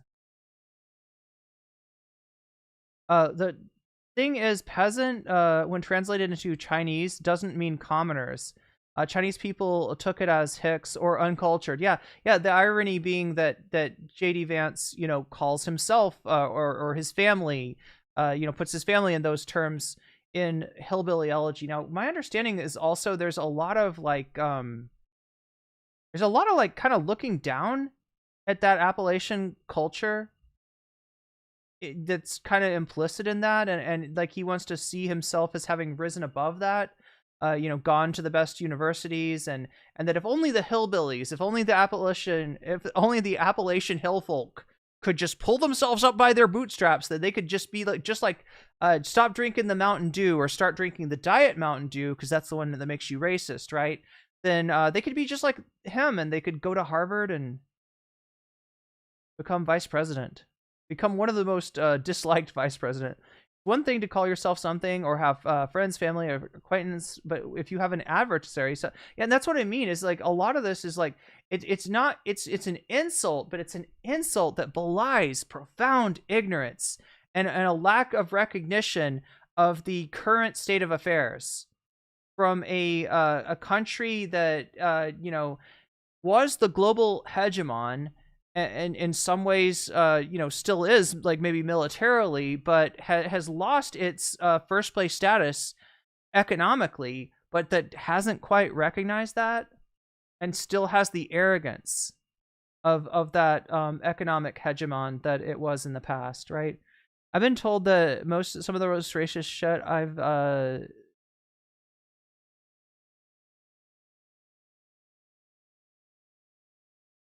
told some of the most racist shit since I've been in Shanghai since 2016.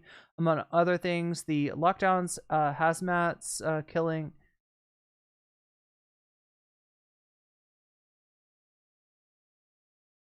Both countries can be horrendous. JD Vance had the same kind of critiques of poor Americans as Vivek Ramaswamy. Oh, yeah. Who said poor Americans are lazy and dumb, and they don't. They need to idealize. What is it? Urkel instead of the Stefan is the rizzed up version of Urkel. Stefan. Office exchange with Ukraine's president. You should be thanking the president. One hashtag about the Chinese peasants remark shot to the top of China's Twitter-like platform Weibo, with millions of views and counting. Many comments boasting of China's modern achievements. Look, this is their true face, arrogant and rude as always. We may be peasants, but we have the world's best high-speed rail, the most powerful logistics, and leading AI and drone technologies. Aren't such peasants quite impressive? Former Global Times editor See what I mean is it's like, it's an insult, but it's an insult that's really easy to clap back at with just the facts of the matter. Just the truth of the matter, the current state of affairs in the global economy, right? It is not one that that reinforces like JD Vance's arrogance, in other words. Xi Jin posted on Weibo, this true peasant who came out of rural America seems to lack perspective. Many people are urging him to visit China and see reality with his own eyes. Many in China are interpreting Vance's comments as describing all Chinese people. Some even referencing Vance's memoir and movie. How many times have you seen this? As one social media post put it, the author of Hillbilly Elegy is calling Chinese peasants? Really?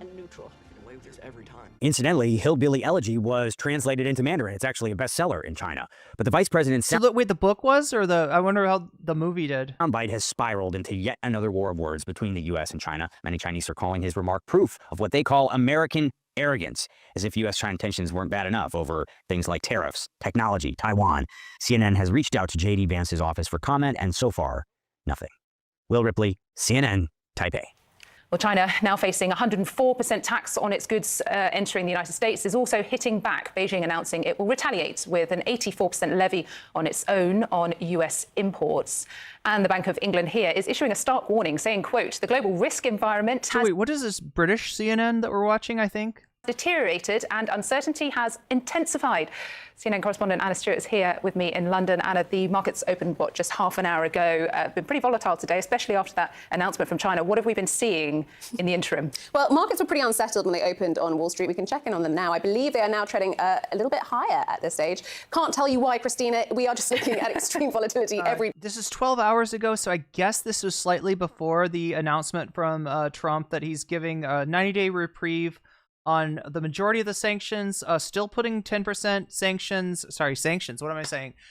Tariffs across the board, 10% across the board, and doubling down on his trade war against China in an effort to isolate China with a strategy that might be more likely to isolate the United States. Again, you might have countries that have no other recourse, Vietnam, being an example.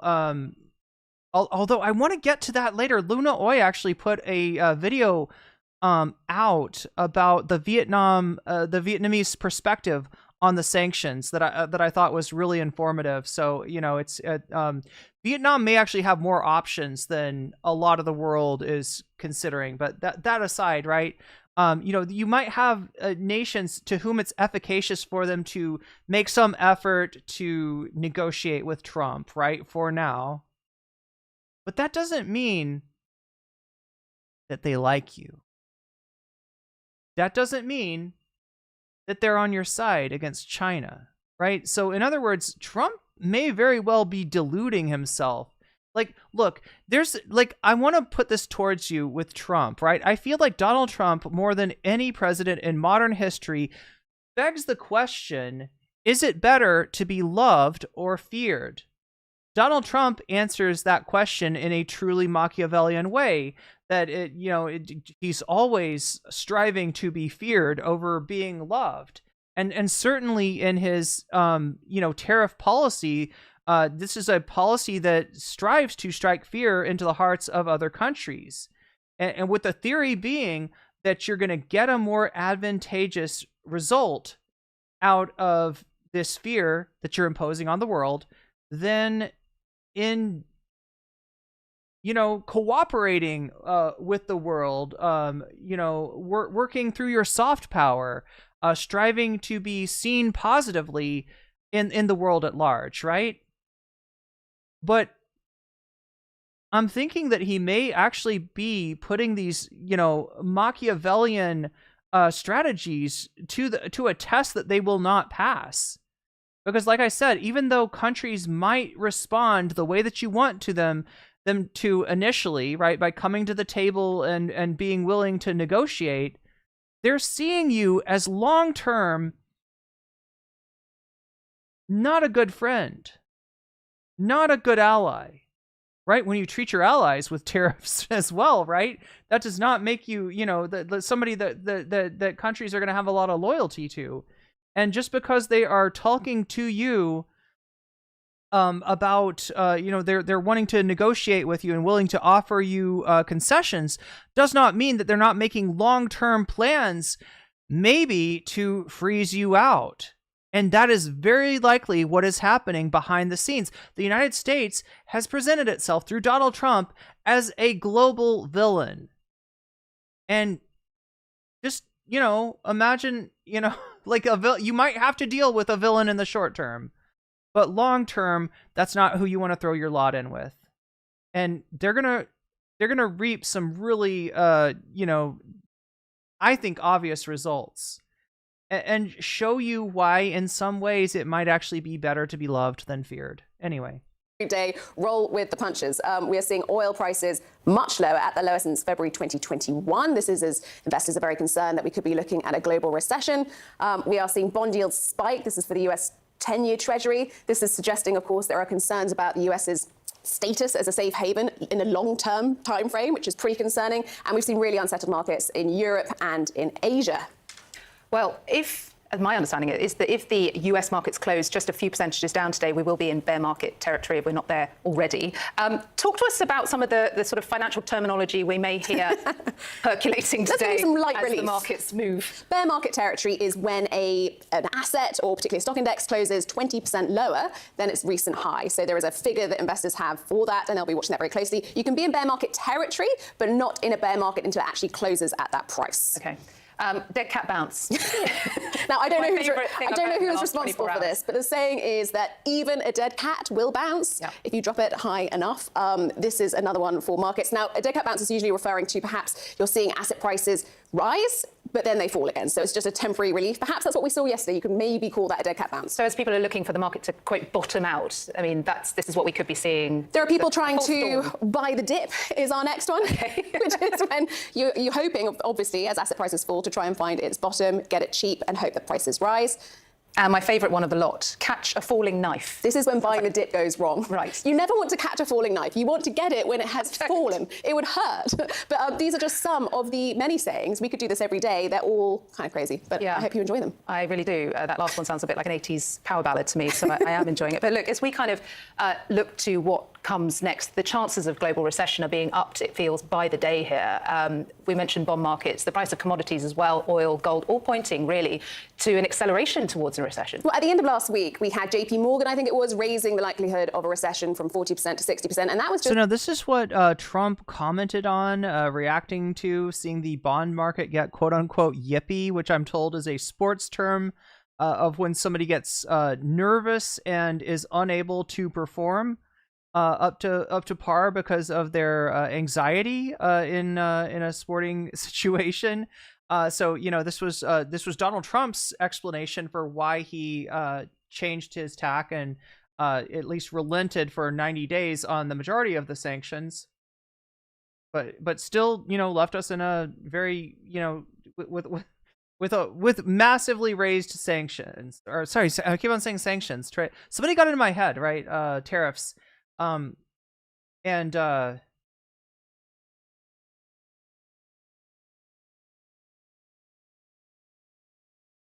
yeah, I mean, this is Donald Trump flinching because of the market, flinching because of stock prices, because of the reaction of the business interests that financed his campaign. And just at the end of the day, he could not take the heat, but he's still doubling down on his puerile trade war with China. Was based on so-called Liberation Day and China retaliating. But now we have the US retaliating against China, retaliating again. We have the EU, which has just announced it will also be implementing tariffs against the US next week. We'll get a full list and a full amount of how much that will be. Yeah. But you can expect that recession risks will only grow as more of the global trade is dragged into this war. And what we're seeing between China and the US, we're talking about the two biggest economies in the world here. We're seeing a game of chicken play out. It's absolutely extraordinary, and it will have very real ramifications for consumers in both countries, but for all of us all around the world as inflation. And so Trump's endgame with China, given some of the things he said, is to have China flinch, right? A win condition for Trump is China approaching the U.S. for negotiations, right? That he can see as a dominant of the as a acknowledgement of the United States' dominance, right? That's what he wants to see. Now, at the same time, the political climate in China is such that it's just not a good thing for Xi to do. To be seen as, so if you want to end this confrontation, if you want to end this game of chicken in a way that is not perilous, right, you would be offering Xi a face-saving path, right? Something that he can do to step off the escalation cycle and to not lose face, with his country. As it is, there's actually not a lot of incentive for China to do that. All the incentive is for, a continued a worsening trade war. So yeah, he's not operating in a strategic way. He's operating in an immature way, where he wants a country that really doesn't need him as much as he needs them, right? In Trump's own words, like, you don't hold the cards here. You don't hold the cards, right? As he told Zelensky, right? You're not the one holding the cards here. So, drop the tough guy act. Spikes. And no real end game in sight yet. Currently, no end game in sight. Yes, Anna, thank you. Phil, just in terms of what Republicans are saying, I understand that some Republicans remember, this is the party that is traditionally supportive of free trade, some Republicans are actually voicing their concerns to the president about the economic implications of these tariffs.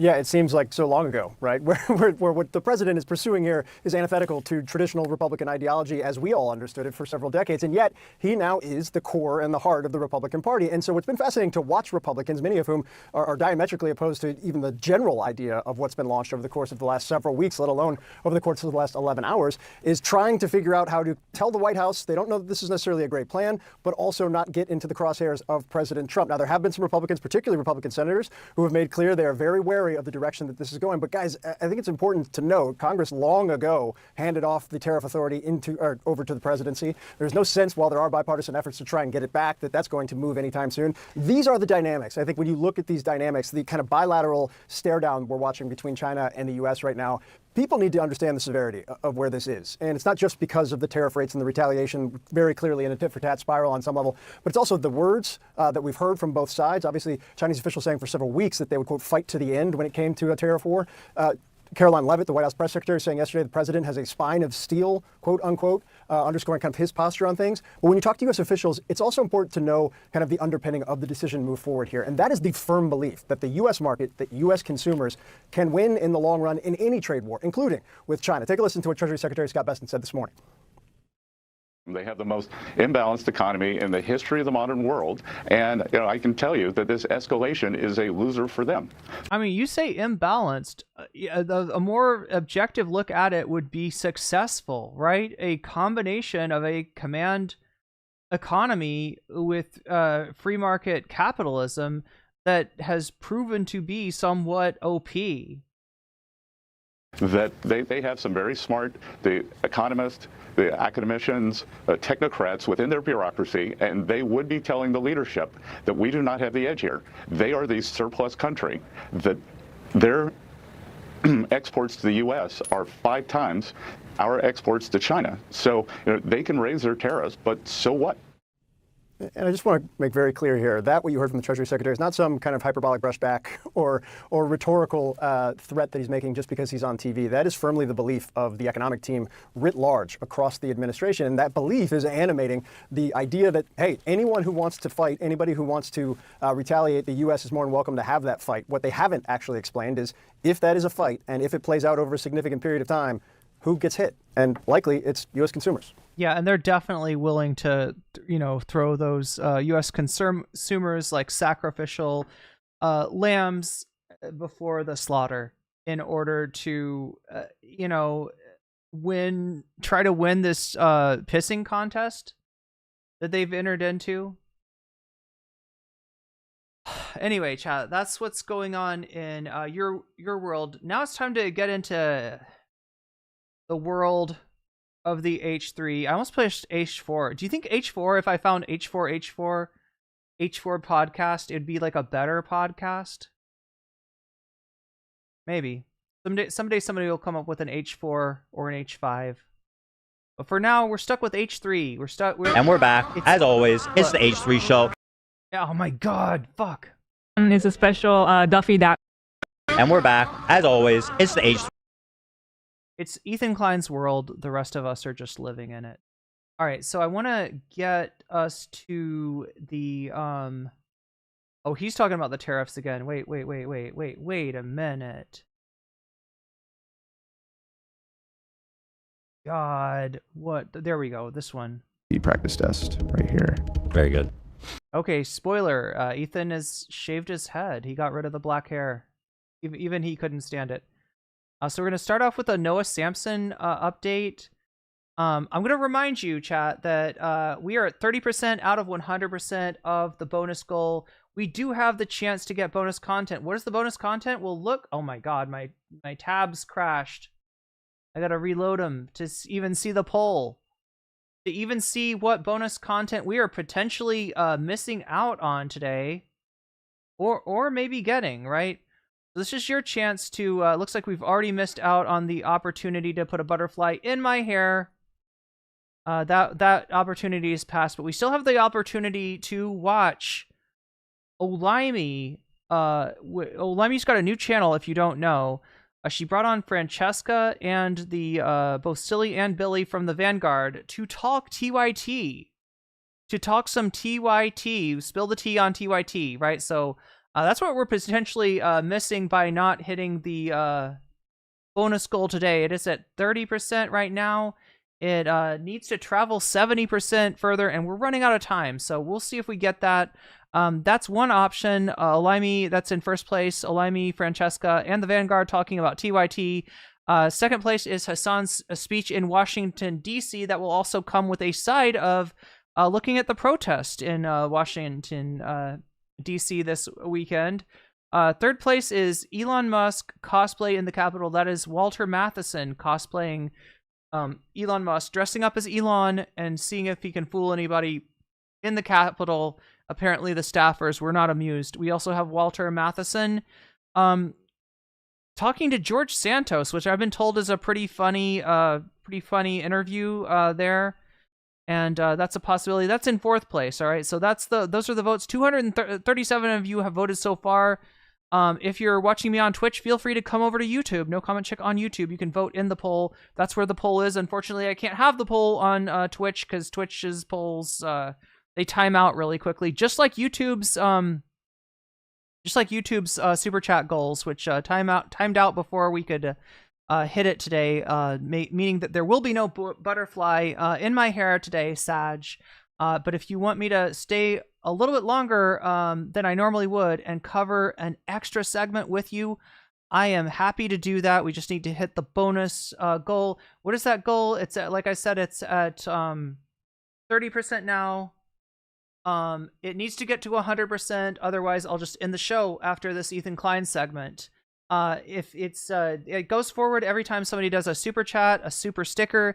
If you get yourself a membership, if you gift memberships, and we haven't had weasels in a while. I don't know what's going on. I don't know if that's a side effect of me doing the super chat goal that everybody wants to make it their things in the form of a super chat. But regardless, there's some people. Yeah, we're just gonna have less emotes in YouTube chat, I guess. So. But yeah, if you gift the gift of weasels, if you gift memberships, then more people can post those emojis and stuff like that. And I'll have to say, you just got weaseled, and that's a good thing. I haven't had to say that in a while. So anyway, that's where we're at there. That's what makes it go forward. The other things that make it go forward is when you support me on Throne. There should be a message in chat that you can click on for that. If you sign up for my Patreon, again, there's a message for chat to give you the link for that. Or if you support me on Twitch, which I appreciate greatly because it's the only way I get paid for being on Twitch at all, is through the support of viewers like you. And this is, because of the effects of Ethan, Destiny, and Dan Saltman's campaign to try to deplatform Hasan. They couldn't deplatform Hasan, but they did succeed in demonetizing every political streamer. Oh my god, chat. Oh my god. I complain a little bit and somebody responds. Sasha G, thank you for the 5 gifted memberships. Let's do that thing. I if I can remember, how am I supposed to do this? Oh yeah.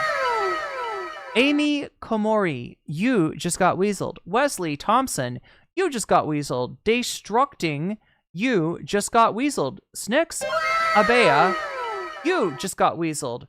Raging Butterfly, you just got weaseled, and that's a good thing.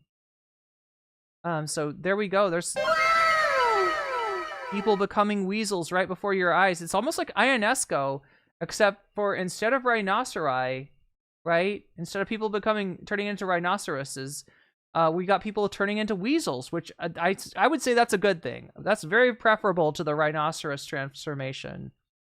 Love Limeys and Fran's talk. Well, we'll have to see if we can get to it. Again, we're only now 55% away from that. So we'll see if we hit that goal before the end of today's stream. Let's see what Ethan has got to say about Noah Samson. And I am going to take a quick bathroom break as he starts. As what? What does that mean? He's here. Let me send you. He's making what looks like YouTube community posts. I'll show you. Here is our boy Noah Samson. I want to talk to Samson. Who's being a baby? TikTok Samson. How long has it been since we sent that letter? much time does he have? You tell me. Like a week or something? It was last week, right? TikTok, Sammy boy. Oh, here it is. His community posts. Uh-oh, you guys. He's promoting Ethan hate videos. No. Hello, team. Found another banger that I think many of you would enjoy. Great historical. I noticed a trend with you, Noah. When it comes to knowing anything at all about this conflict, you tend to pass the buck off to other people. I believe, it seems at least, that you don't know a single fucking thing about this conflict. Otherwise, you wouldn't be forced to be like, go check this guy out for all the answers, all the history answers. It's like, bro, you literally don't know shit. Great historical context, a lot of pro-Israel talking points we've been seeing on this platform. Also goes more into depth about points I've raised. Okay, well, TikTok, buddy. And then another one from yesterday. Due to certain events outside my control, which I publicly can't comment on at the moment, scared. I haven't been able to make regular videos for the past 2 weeks. Why, loser? Just make it about something else. Don't blame it on me because you're lazy. Well, he might be stressed out about. Well, then don't blame it on me if you're being a baby, or you're either lazy or you're being a baby. You can make a video about anything you want. I mean, hell, you could make a video about me if you want to stand on your business, but you're a coward and a loser, which I'll prove in court. I don't know if I can prove you're a coward or a loser. I think you are. In the meantime, I want to recommend an excellent video that popped up on my feed. Just popped up on my feed, guys. Whose coverage is relevant and it's inspiring for those who care about Palestine. So, good luck out there, Noah. I gotta point something out, all right? So Ethan is implying that Noah Samson does not know anything about the conflict. And he's speaking, again, from a place of arrogant ignorance, right? You know who doesn't know shit about the conflict, and you know who's proven it by saying some of the most ridiculous shit in the world, by nodding his head along when his wife says that Yoav Gallant's a good guy? You know who doesn't know shit about this conflict and is talking about it anyway? That would be you, sir. That would be Ethan freaking Klein. Right? So whereas Noah Samson might be deferring to sources that are a little bit more well-versed in the, historical context of this conflict, Ethan Klein just feels free to spout anything that occurs to him. And never mind the truth. It's an echo chamber of H3. The Fupa Troopas don't know the difference. They don't know shit. You don't know shit. They don't care that you don't know shit. All they've got is Hasan bad, Ethan good. How dare you insult my parasocial daddy, right? Because he's talking bullshit, right? This is Ethan's whole problem, right? Look, his initial pissing off of half of his audience, which he's now lost, came from his own ignorance, right? And Hasan tried to run cover for him, say, Ethan just doesn't know. Have a conversation with Ethan. Oh, great, he won't listen, right? You can tell him shit, you can tell him he's wrong about things, you can tell him the facts of the matter, and he just won't. No, I prefer my facts. I prefer the shit that I heard. I read this somewhere, so it must be right. And my ignorance is just as good as your knowledge, Hasan. Okay, so you won't listen to Hasan. Maybe you'll listen to Sam Seder. Oh my gosh, that's insulting. How dare you tell me to talk to Sam Seder? Do you think I'll only talk to a Jew? Do you think right?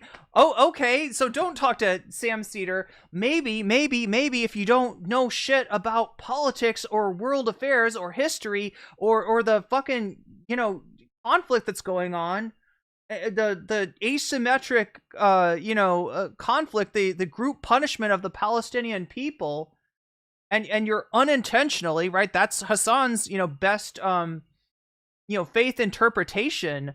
That's Hasan being extremely good faith and steel manning, saying, Ethan's just got the wrong facts. He's not a bad guy. Please don't attack Ethan. And then Ethan decides to pull the ripcord, the fuck Hasan ripcord, and he's expecting, oh my God, it's going to be so great. All these Destiny people, all these commentary people, all these people that hate Hasan's guts, they're all going to come in and they're all going to become Fupa Troopas. And the fucking half of my audience I left, I can replace with Hasan haters. I will sacrifice the dude that refused to criticize me for over a fucking year. I will burn him in order to replace my lost viewers. Did you replace your lost viewers? Nope. Did you get a few hate watchers? When you're talking about Warzone kind of stuff? Yep. You got some hate viewers. And both hate viewers in terms of people who hate Hasan's guts. They're willing to tune in for that. And you know, probably Hasan fans that are like now watching, you know, your stream for the, you know, to dunk on you, right? To go post you up on Twitter or Reddit or wherever, right? But again, that's not real shit. Those are viewers that are only there because you can see, like, when he covers actual H3 material, the goofs and gaffs that the audience used to be there for, that's your entire audience of almost... Chat, can I remind you? Ethan Klein was very close to a 50,000 concurrent viewer stream. H3 podcast, doing goofs and gaffs, doing his silly stuff, got like 50,000 people. He is at half of that now, and he thought he could buff his numbers, you know, just by pulling that fuck Hasan ripcord, and it just blew up in his face. It blew up in his face, and it started from him just coming from a place of ignorance, stating things as if they're true because he heard them, and not realizing that what you're doing is you're just repeating Hasbara. You're repeating propaganda that is designed to enable and to excuse and to justify a human rights nightmare of our time being used to justify literal genocide. And when you say that shit, people that know a little bit more than you do identify you, as Noah Samson has, identify you as backing a genocide. All right? And what's your answer to that? I'm going to sue Noah Samson for saying that. There we go, because you can't fucking defend yourself because you don't know shit. And you're acting like Noah's the one who doesn't know shit because he's got a little humility. He's got a little recognition that there are people that understand history at a level that's deeper than his own understanding of it. But no, this is Noah Samson being a dumbass, I guess. I don't know, chat. I don't know. You're gonna need it. What's the Keemstar drop?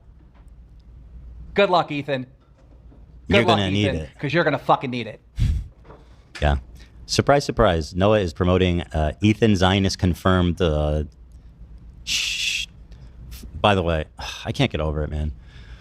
It's just so easy to get views on YouTube right now by using my name. I'm pretty sure this channel, oh my God, it popped up on the sub. Please, a little bit of reflection, Ethan. I've talked about this in my videos. Why is that? Why do videos about you do better than videos by you? Why do you think that is, Ethan? Why do you think there's an audience out there that wants to hear negative shit about you?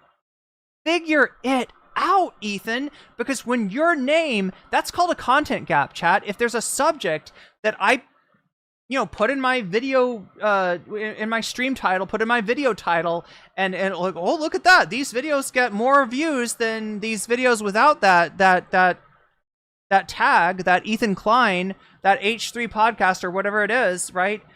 Then that's how I know that this is a content gap. In other words, there is a demand for videos criticizing this content creator that is not being filled by the videos that are out there criticizing the content creator. Therefore, algorithm go boom.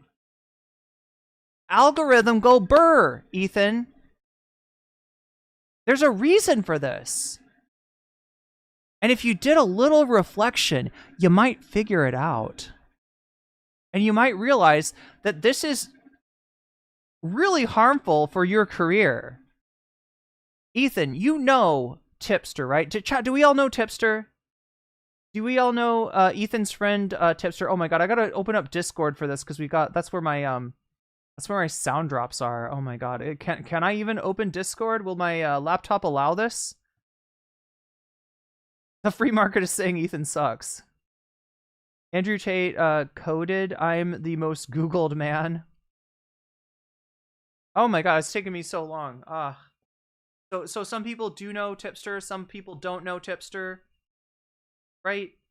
So now Tipster famously got himself in a situation, for a number of reasons, where if you Googled his name, if you searched his name up on YouTube, right? Now he's a content creator, he's a YouTuber.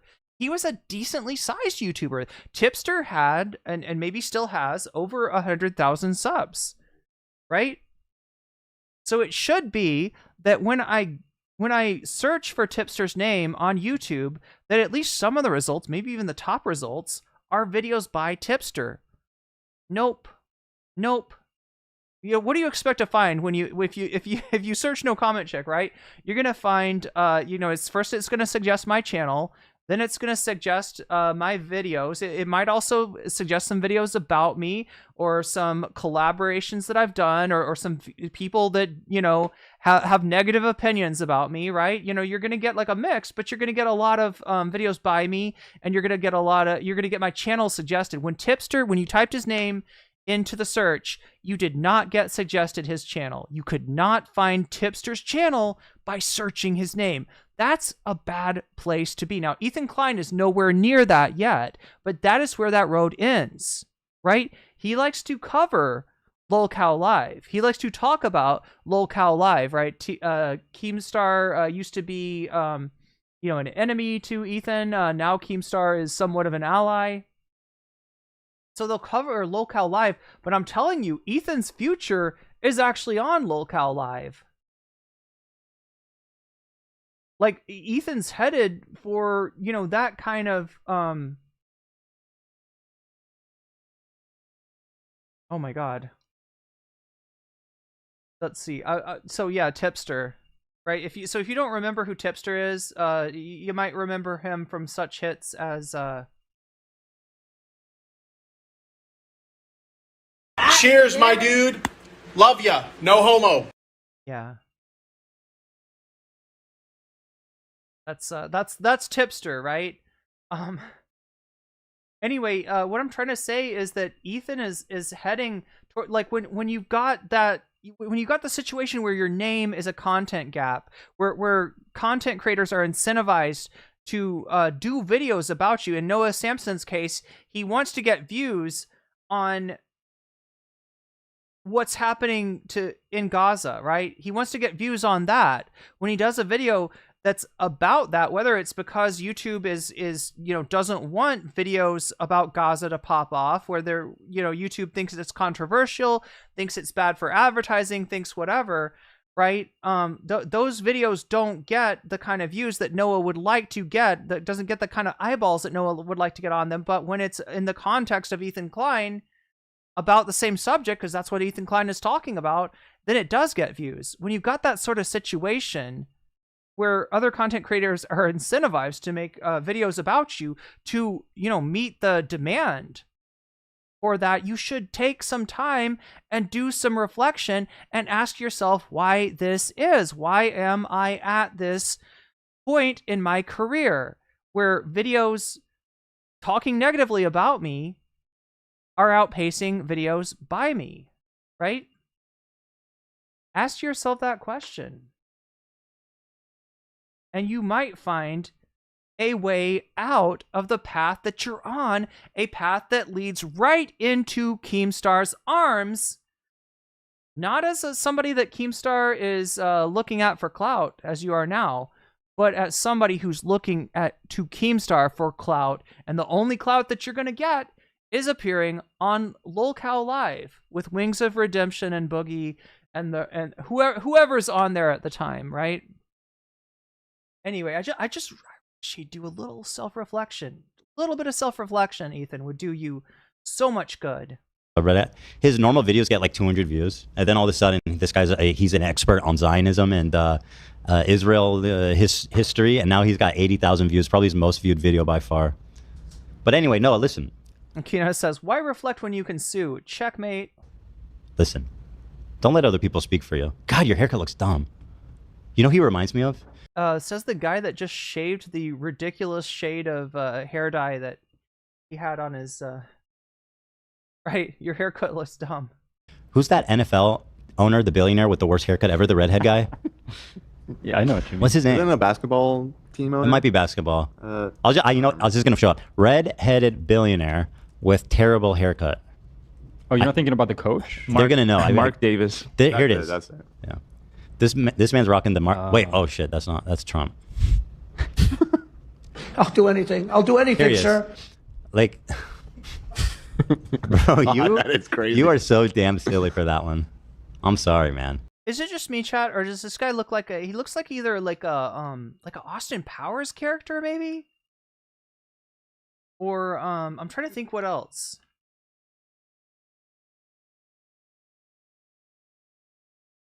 Like, I feel like there's some franchise in which this guy belongs.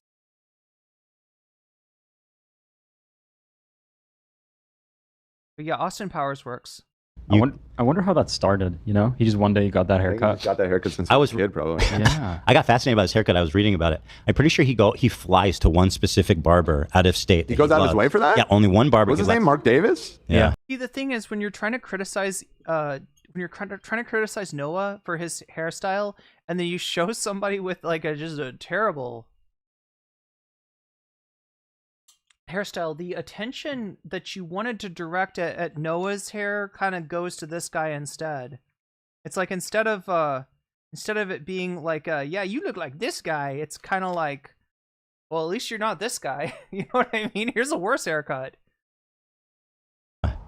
American. You know who he looks like? He looks like Humpty Dump, or no, he looks like Tweedledee and Tweedledum. I think they have the same haircut. Yeah. It's the Tweedledee cut for sure. It's hard to tell if he would look normal with a normal haircut. You know what I mean? He would look a lot better. Or is he just? In fact, let's get a Photoshop going. He would look a lot better. Yeah, I'll try. Yeah, I have one of a Photoshop of him bald. Yeah. Oh no, wait, never mind. He's not bald. The hair's just so light it looks bald. Speaking of going bald, what do you think? And Photoshop, actually. What do you think of this? My hairline was never that low. Let's be real. No, you don't think so? I don't recall it being slightly above my eyebrows. You know. Okay, maybe not. Maybe it's not realistic. You don't need to make. I guess it's not realistic. Listen, you don't need to make memes. Just go back and look. I've been on video my whole life practically at this point. Oh my god! Right. Wait! This is so weird. This is so weird. A guy like Ethan with a hairline that's fine, that's always been fine, right? You know, getting defensive from a fucking absurd meme, right? That's so wild. That you go to defend yourself? Oh no, I've been making videos my whole life. You can look at any of them. I don't look bad. My hairline doesn't. Yeah, no. Jesus Christ, dude, you can't take a joke. Yeah, but anyway, Noah Samson out here looking like Tweedledee, and I think he knows as much about the conflict as Tweedledee as well. Tweedledee's like, go talk to the Mad Hatter. Check this out. You like that? Well, it's okay. Interesting. Is the Mad Hatter bad empanada? That looks normal. Yeah, he looks kind of good with completely it. normal. Kind of with slaying with it. That I didn't change the face whatsoever. Just the hair. He's kind of killing it. Yeah. That could be you, bro. But you choose to look all goofy. My bro is my brother. My brother. Bro. You don't have to walk around like this, man. What's going on with that hair? That's so funny. My brother, please talk to your barber.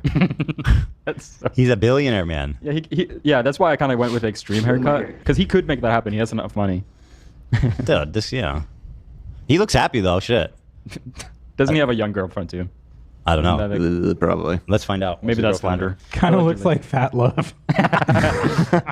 He looks happy as hell. I mean, he's beaming in this photo. So he's rich. He doesn't got to worry about his hair. Let's see. He's the controlling owner of the Las Vegas Raiders. Oh yeah. Yes, right. Oh, so is he a villain? I think people were very upset that the Raiders moved to Las Vegas. At least people from Oakland were upset about that. So this guy might be a villain. I mean, he's an NFL owner. Of course, he's a villain. By the way, looking at Notice channel just to show something, his video in between the two about me, manufacturing. Does he look kind of like the guy from Step Brothers? God, it's been a wait. Well, I'm trying to remember. Consent for genocide has less views. Wasn't that like Will Ferrell it was and so peaceful up here, but now there are freaking communists invading radicals. Than any of his videos in the past like 5 months or about 4 months. Nobody cares, bro. When he puts Ethan in the Has any of the crew left? Olivia's still there. Wait, who's the last crew member to leave? I'm trying to remember. I can't even remember their name. Right? Obviously Sam left, Cam left. Who's the last guy that left? Before shaving his head, Ethan had a haircut. Oh, from a Dragon Ball Z's minor character, like a Vegeta? Looks like an evil chocolate factory owner. Wait, from the Willy Wonka musical? I didn't realize local life was a thing until earlier today when someone posted a Repsion comment making a joke about DV on Reddit. Like a villain character. Dumb and Dumber? Yeah, kind of. Chris Farley as Rudy Giuliani's son on SNL. Okay, I haven't seen that one. Hey, what's up, Ethan's Basement? Thank you for the kind compliment about the thumbnail. Maybe Dumb and Dumber. Yeah, I guess. Yeah, Lloyd Christmas, right? That's the guy from Dumb and Dumber. Kind of love that look, unironically. Noah's hair is good. Mark Davis's, not so much. Very easy to adjudicate. Yeah, and it totally changes the subject, right? You know, you're trying to dunk on Noah, and then you show a haircut that's objectively worse than his. It kind of takes the attention that you're trying to throw his way away. Entire crew is trash. AB sent the Noah stuff to Ethan today. Oh, this stuff? Not gonna lie. Well, yeah, and who dug up the Sam Seder? It's like, here's my theory, Chad. I mean, you're about to see it. You're about to see what they've got on Sam Seder and Majority Report. But I feel like they wouldn't have come up with this had they not been watching Majority Report like a hawk, right? Like either Ethan or the crew, somebody involved with H3 has been just waiting to pounce, watching every single bit of MR content that they could find in hopes of finding a clip to be like, oh, look at this, look at what Majority Report said, oh, look at this. Is Sam using the hard R? We'll find out. That Ela tattoo peeking, oh god, his tattoo of Ela. Oh crap, chat, I didn't realize. Let's move this. Look, I'm gonna move the this is the sub goal. I haven't had anybody tell me. Wait, somebody put money on Vox Populi, didn't they? There's like I think there's 10% on Vox Populi. So it's not like nobody, but just know that like there's a bonus goal. You can keep me here longer. I'm about to clock out after I'm done with this Ethan content. If you want to keep me on to talk about Olimey's new show. Olimey's got a podcast. You know this? Olimey's got a podcast.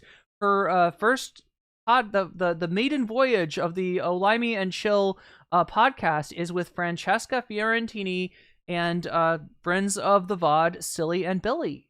And they're going to be talking about TYT, and it sounds like fire content. At least that's what the voters say. We've got 253 people who have voted so far. Olimey, Francesca, Vanguard Talk, TYT is winning.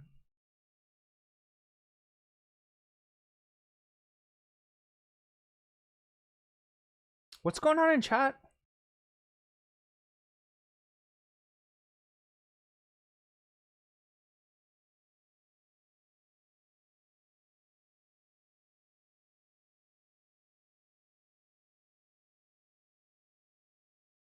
Ethan looked like a bootleg version of Yajirobe. Oh, when you said Yajirobe, Columbia Rican, because I've been watching the new Baki series on Netflix. I was thinking you were talking about Baki's dad, but that's wait, that's something. His name is something else.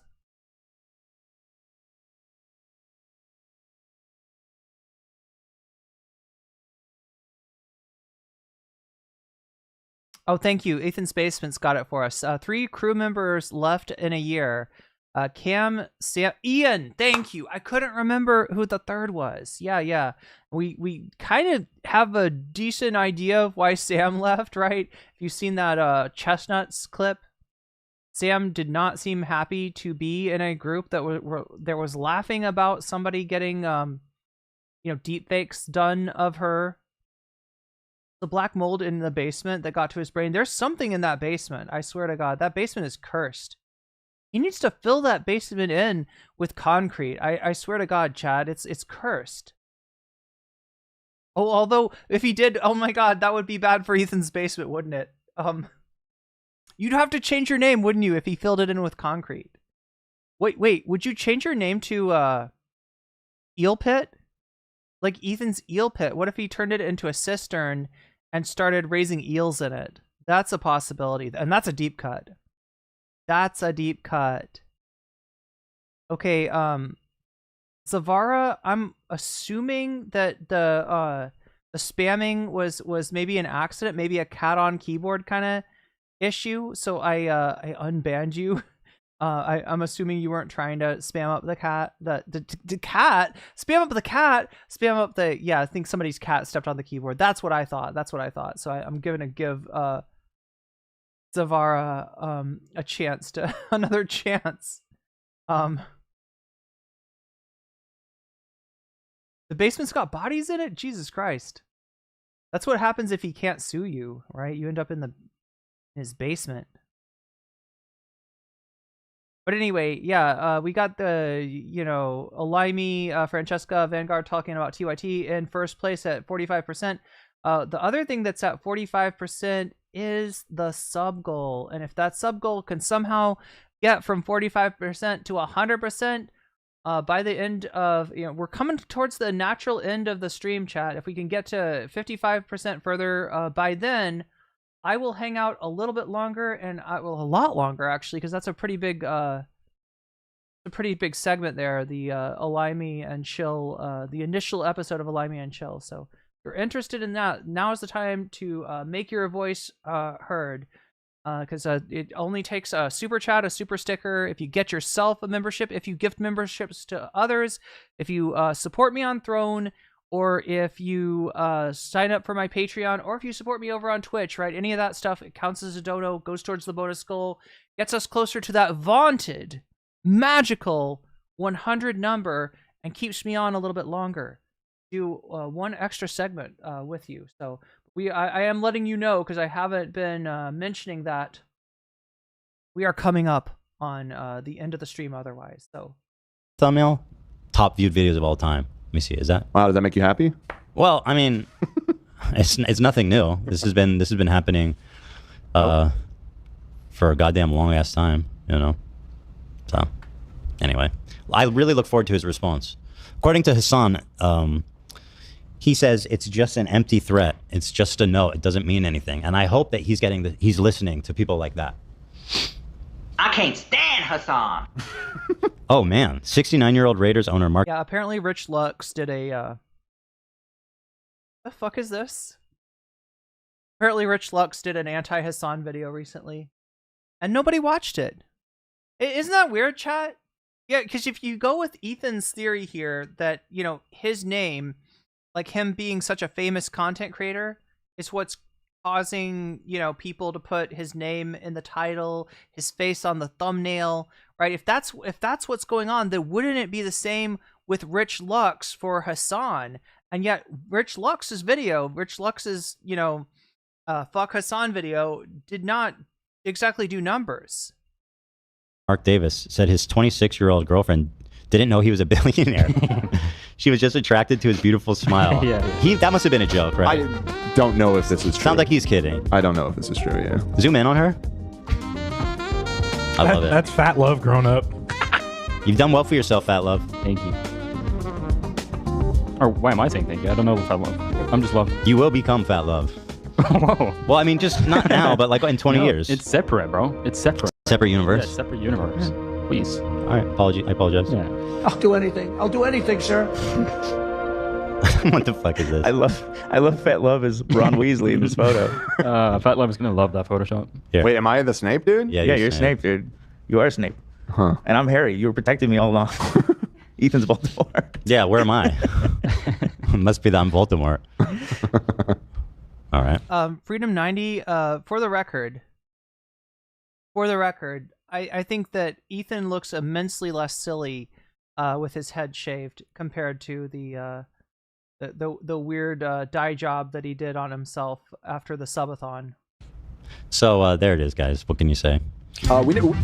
we need to finish Vitaly. Okay, yeah. We got sidetracked. So we watched Vitaly's facing charges, blah, blah, blah. We saw that. Here's the new video that I haven't watched yet. Nope, that's not what we're here in for. All right, chat. Are you ready? I feel like doing the wrestling thing. Like, are you ready? Are you ready? Because we're about to get to the point of the whole broadcast here. Which is the moment that Ethan tries to cancel Sam Seder. And I will ask you, is this really smoke that Ethan Klein wants? Does Ethan understand what path he has chosen here? Look, I know that every day this man wakes up and he chooses violence in so many different ways. He's like, am I going to keep doing the war zone shit? Yup, I am. Am I going to keep attacking Hasan despite the fact that the net result has been losing half of my audience? Yes, I am, right? Am I gonna stubbornly double down on every argument that I've already lost? Yes, I am. But when he woke up this morning, he was like, am I going to start shit with Sam Seder in the Majority Report, and said, yes, I am? That might have been one of the worst decisions that he made in a long time. All right, let's see what you got, Ethan. Let's see what you got. Let's give him a chance. Can he cancel Sam Seder? Hard to say. What is it? Olivia's sending it right now. So. I watched it. Wait, sorry. What sending it? Did he just say Olivia's sending it? Man. Cody. Here he is doing the squirrel jumping bullshit. That's the scariest thing ever. That's cool. From an airplane. My boy's crazy, man. He's out there. Let's take a look at what Sam Seder had to say. What is it? Olivia's sending it right now. So. I watched it. So at first I was like, I think that was an accident. He tried to stick the landing. But after watching it a few times, I think he was doing a joke that he didn't have a button for. Uh-oh. I haven't seen it. Wait. So what is he saying? I thought he was trying to stick the landing. I watched it. So at first I was like, I think that was an accident. He tried to stick the landing. But after accident, okay. So that's what he thought at first, right? What we're about to see, Ethan first thought was an accident, right? Which would be, no fault, no foul, no harm, no foul, right? If it's an accident. But then, after watching it a few times, I think he was doing a joke that he didn't have a button for. I think he was doing a joke. So you think it was intentional? What is this mysterious clip, chat, that Ethan thinks was intentional by Sam? You think that Sam was trying to make a joke? All right, let's take a look. Uh-oh. I haven't seen it. I think it's complete. So you haven't seen what we're about to see. Yeah. No. Wait. What does the rest of the crew say? He tried to stick the landing. But after watching it a few times, I think he was doing a joke that he didn't have a button for. Uh-oh. I haven't seen it. I think it's complete. So you haven't seen what we're about to see. Yeah. So wait, Dan, I haven't seen this yet. AB, I think AB's trying to extend like the benefit of the doubt to it was an accident. He tried to stick the landing. But after watching it a few times, I think he was doing a joke that he didn't have a button for. Uh-oh. I haven't seen it. I think it's complete. So you haven't seen what we're about to see. Yeah. I think can anybody hear that? Was that? I can't tell. I think that was AB. I wait. What the fuck? That was an accident. He tried to stick the landing. But after watching it a few times, I think he was doing a joke that he didn't have a button for. Uh-oh. So there's Dan. I haven't seen it. I think it's complete. So you haven't seen what we're about to see. I think it's a complete accident. Is that what AB said? Anyway, I'm just trying to take note of who said what in this crew. Yeah. No. Here we go. Listen carefully. I've heard this before from at least you. Peaceful up here, but now there are freaking communist invading radicals. Communist invading radicals, welcome in. Didn't have a button for. Uh-oh. I haven't seen it. I think it's complete. So you haven't seen what we're about to see. Yeah. No. Here we go. Listen carefully. I've heard this before from at least you. I don't know what moniker you were using at the time. Or did I say that right? Moniker? Yikes! So Ethan said that at first he was gonna, there's an accident. He's gonna extend the benefit of the doubt Sam's way. It's something about Emma's recognizing like that did not come off right. Right? Sam, I guess, mispronounced moniker at some point and is trying to make fun of that. But the mispronunciation he came up this time, is just not. That's not the right one. That's not the right one. Now, I gotta ask: does anybody in here think that Sam was trying to tell a hard R joke? Does anybody else think that Sam was like, you know what? I know what my audience will like: a joke that involves the N-word with the hard R. That if I know anything about the Majority Report audience, what they love is edgy humor with a racial slur. Like with one of the most offensive forms of a racial slur. That is what that is the joke I will tell. I'm gonna make them laugh today. I'm gonna have them in stitches. They're gonna love the MR audience, right? They're gonna love this shit. Anybody think that? Anybody think that what, because that's what, for the record, that's what Ethan said. That's what Ian left. Yeah. Yeah. Thank you, Joel, for reminding us. That was Ethan. Ethan's basement actually came in and with that information too on the YouTube side of things. Literally sat there for 5 minutes to say, I don't care about Ethan. I hate that YouTube keeps recommending me his this, and you should all do something better with your lives other than watch this trash. Well, thank you, Linkman, for your comment, which I will forget about in 2 seconds. Interesting. He's paranoid. No jokes allowed. They were all still there when I stopped watching. Leftovers fell apart. It's the black mold. Oh my god, I'm way back. Max Tabor one flew over the cuckoo's nest. What? Oh, as far as the haircut, I gotta scroll forward. 3 crew members, yep.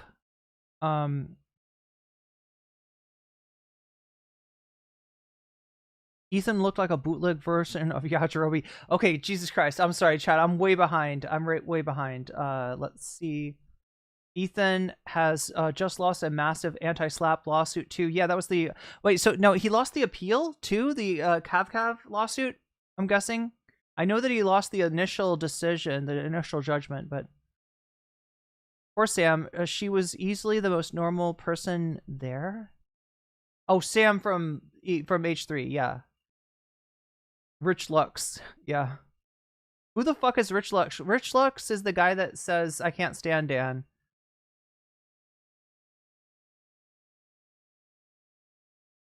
Oh my god, scroll. Oh my god, wow. Wow, chat has really moved on.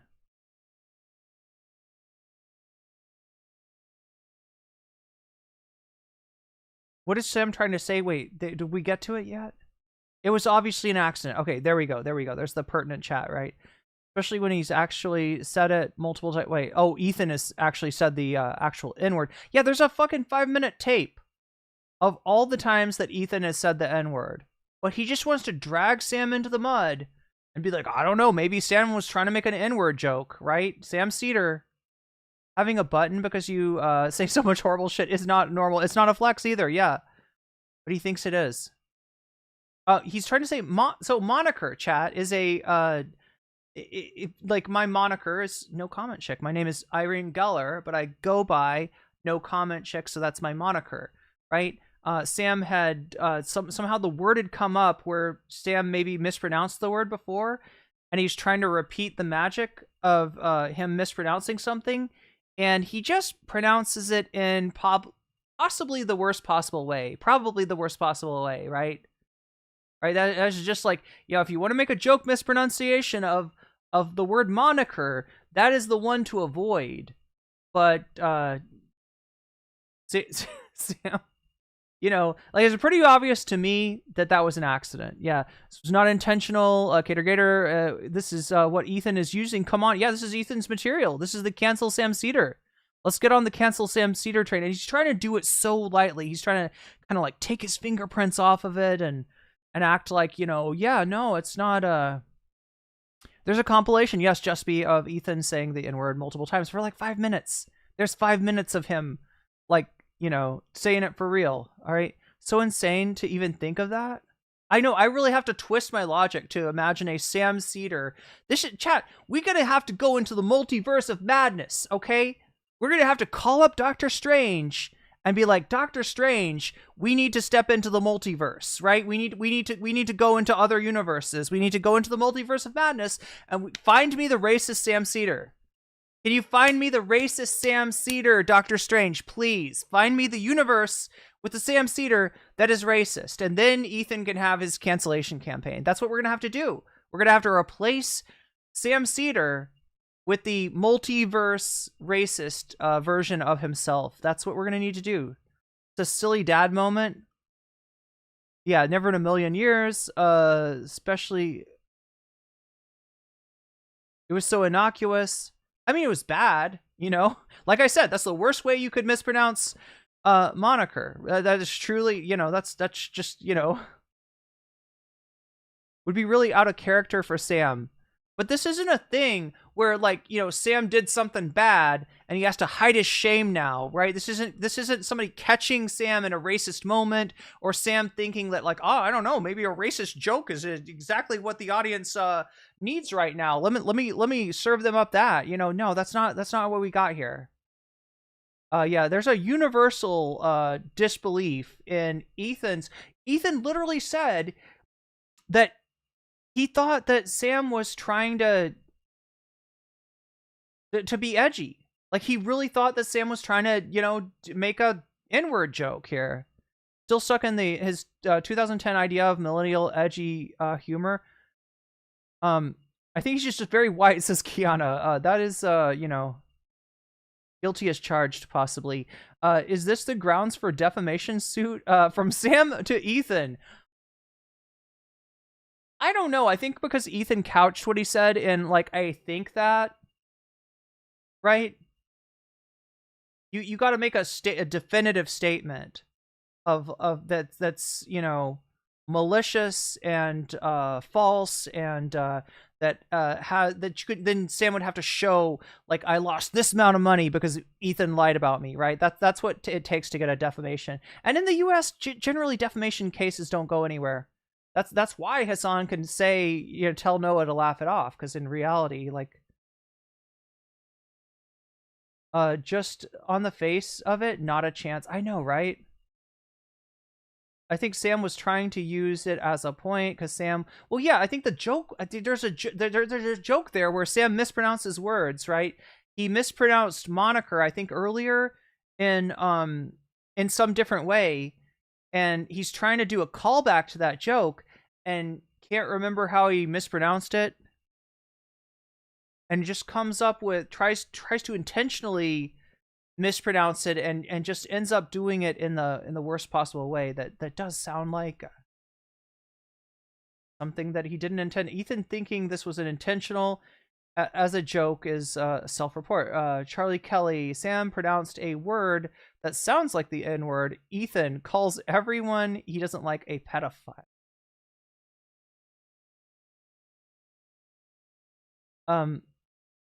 There wouldn't be an immediate audience backlash. Oh yeah. So if Sam was really trying to tell a N-word joke, if that was the punchline of, like, hey, what I said sounds like the N-word, then yeah, there would be like, right, if it came off like Sam thought that this was, you know, that this was a funny joke, right?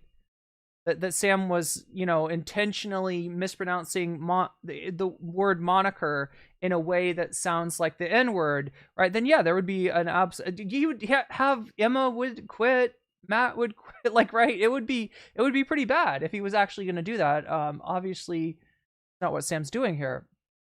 Hell no, Sam. Did Sam ever try to say that? Imagine trying to sue people for defamation while making stuff up about everyone who disagrees with him on every level. Yeah, and imagine complaining about cancel culture and doing this shit. You know, imagine that. Imagine telling people that they can't take a joke when you're laughing at somebody for getting deepfakes made about them, right? When you think that's so funny. Let's play chestnuts because it's so funny that QT Cinderella is crying about somebody that she thought was a friend, you know, fucking with deepfakes of her. Yeah, let's laugh about that, right? But no, that's cancel culture when you have a problem with that. But no, this is totally appropriate here. You're holding Sam accountable, just like you've held Hasan accountable. So one and only time Ethan has brought up Sam and the Majority Report on the show in forever to accuse. I don't know. There might have been another time where it's kind of neutral to accuse Sam of saying the N-word. It's an 8.5 minute long. Yeah, the Ethan Klein N-word tape is 8.5 minutes long. Sorry, I've been distracted playing a video game. You came back at the right time, Sasha G. Ethan wants to tear everyone else's reputation down as his burns, but it's falling flat every single time. Ethan lost the appeal. Oh, geez, wow. So he lost. Remember when Sam did a Gorka by accident? Wait, did a Gorka? Wait, what did he do? His embarrassment was obvious. Wait, he did a Gorka? Rich coming from Rich. The Ethan compilation, Omega Lol. I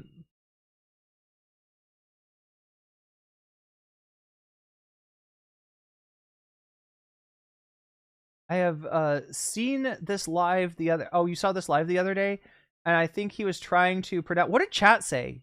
Anybody in chat for MR when this happened? I'm curious what. I'm pretty sure that chat, they probably noticed, right? But they also probably knew that Sam wasn't trying to do an N-word joke. I think he was trying to pronounce someone's name in chat or something. Oh, okay. Well, if we can find the original VOD or whatever, apparently H3 is they're gonna fail to find it. Choky is my moniker. Ethan is so baby brain, he just puts people in the friend or enemy category, and to him, Sam is now an enemy. Yeah, that's right, just by virtue of Hasan bringing him up. So he will always take the most bad faith interpretation. Wait, Will Moniker? Was it a Will Miniker joke? Was it a joke about a Chapo Trap House member? Is that right, George? Or you just like joking because Will Miniker's name sounds like Moniker? Sam got called out for mispronouncing a word for the millionth time and made a joke about it, yeah. And unfortunately, his intentional mispronunciation of moniker was probably the worst way you could mispronounce it, and, definitely something I'm sure he immediately regretted doing and did not intend. One of those things that you don't really notice until you hear yourself say it, right? And, like, I feel like this is kind of relatable, too. I mean, I don't think I've ever done anything that said anything that sounded like I was saying the N-word, but I know I've said goofy stuff where I was trying to make a joke or something like that and end up saying something that I don't intend. I've definitely had that experience. If I'm anybody in chat had an experience like this, if I'm not remembering wrongly, Sam has said it before when reading quotes, like the way back. I thought that's what it was. Oh, you thought that's what Ethan would have gotten. Sam and crew always make fun of how Sam mispronounces words and names. Never immature childishness like Ethan and company. Sam notoriously mispronounces words. Yeah. I mean, he's making a self-effacing joke here, is what I'm seeing. This is kind of apt, as anyone here who is a K-pop enjoyer knows what's been happening recently in regards to anti-black racism and the N-word way in K-pop. I remember a year ago there being an issue with somebody either lip-syncing something or singing along with a song that has the soft A in it. Sam has said the N-word reading stuff back. Like, did he like not realize it was there, or did he read it because it was like in the text? Was he reading like a, what is it? There's a Lee Atwater quote where he says the N-word over and over again.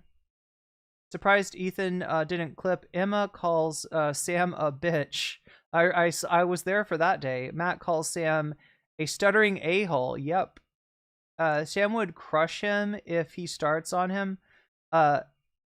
Ethan learned from Diddy G that to put out blatant lies with plausible deniability is easy, fast, and does widespread damage, and is a time wasting. Well, here's the thing, like, right? Ethan can talk about this. Destiny can talk about this. I don't know. Does Vash talk about this? Do you think? You think Vosh will pull this up? I don't think that the majority report have ever, you know, even during the horse the short stack goblin scandal, I don't think the majority. Wait, no, they did. There was one moment where it just came up, and I think it was Matt Lesh, though. I don't think it was Sam. But I don't think even Vosh is going to pull this up, right? Destiny might pull this up. Ethan might pull it up. I don't know. Some random asshole. Oh wait, TYT. Do you think TYT is going to go with this? Like that's probably the biggest you know, sort of like platform that this could get, that this misstatement could get would be if TYT. I wouldn't put it past them at all. I would not put that past, especially Anna, to bring that up, right? I'm sure Ethan will deny he says anything malicious as soon as he gets any pushback. More than likely on Instagram, where he can feel safe. He was emphasizing the wrong syllable all morning as a bit, and this time he found a worse syllable. Yeah. See, I can laugh at Sam for this, you know, but I'm not gonna do it in a way that implies that Sam was trying to make a N-word joke, that Sam thinks that the hard R is funny and that he figured out a way to say it with plausible deniability, which seems to be what Ethan is implying. Right, that Sam thinks it's a really funny joke, but it's behind this, like, you know, wall of you know, do not, and that Sam was like, oh, but if I say it as a mispronunciation of this word, then I've got plausible deniability, right? That's what Ethan is trying to say. That Sam is trying to get away, and again, this is an Ethan thing, right? Trying to get away with something like that and give himself plausible deniability. That's totally a thing Ethan would do. Cav sued Poopy. Poopy filed a motion on to strike via anti-slap motion. Trial court denied Poopy. Poopy appealed. Court of Appeals upheld the trial court. So that's over. Cav has won. My daughter really wouldn't understand the drama. I'm always trying to explain to them that you can't be calling each other my N, even if you are first Australian. They just ignore me, do it to troll me. Poopy can ask for rehearsal by appeal, rehearing by appeal in court within 15 days. Okay, so there is an appeal for Poopy. Got it. Case goes back to trial. Okay, I see. Like Ethan's Hasan to loser box. Intention of the joke is to make fun of himself, not anything else. Yeah. Okay, so chat, yeah. And I'm guessing that this is how the MR chat. So, right, any attempt to try to put this forward as like actually Sam Seder, majority report, that guy says the N-word. That guy says the N-word. Here's a clip. You know, any attempt to do that, like it's gonna fall on it's gonna, you know, fall on closed ears when it comes to MR chat. Sam was absolutely just trying to pronounce something, yeah, funnily, and it went in the very wrong direction, yeah. And look, you can laugh at Sam, you know, without doing so in bad faith and pretending that Sam is a fucking high school edgelord trying to find a way to say the N-word with plausible deniability. Defamation point, I was making a joke about how frivolous. Yeah, you know, yeah. Ethan, so not like a serious thing like Sam couldn't sue. Yeah, if only. I mean, Ethan deserves to get sued, but, you know, it's not going to happen for this. Ethan heard what Ethan would say. Yes. Ziggy Lynch, you are 100% correct about that. I think that's where this is coming from. This is projection, right? This is every accusation is an admission with Ethan Klein. Coming from Ethan, the dude who never had a black friend. I keep forgetting about that. And said the hard R multiple times on video. If Sam did say it, Ethan would probably like him more. Yeah. He was in no way thinking of the N-word at all. Sam is edgy, like when you dog ear a book page and you feel that's the kind of edgy. Yeah, that's Sam's edginess, right? Dog earing a book and feeling naughty. You borrowed it from the library. Sam, not even that.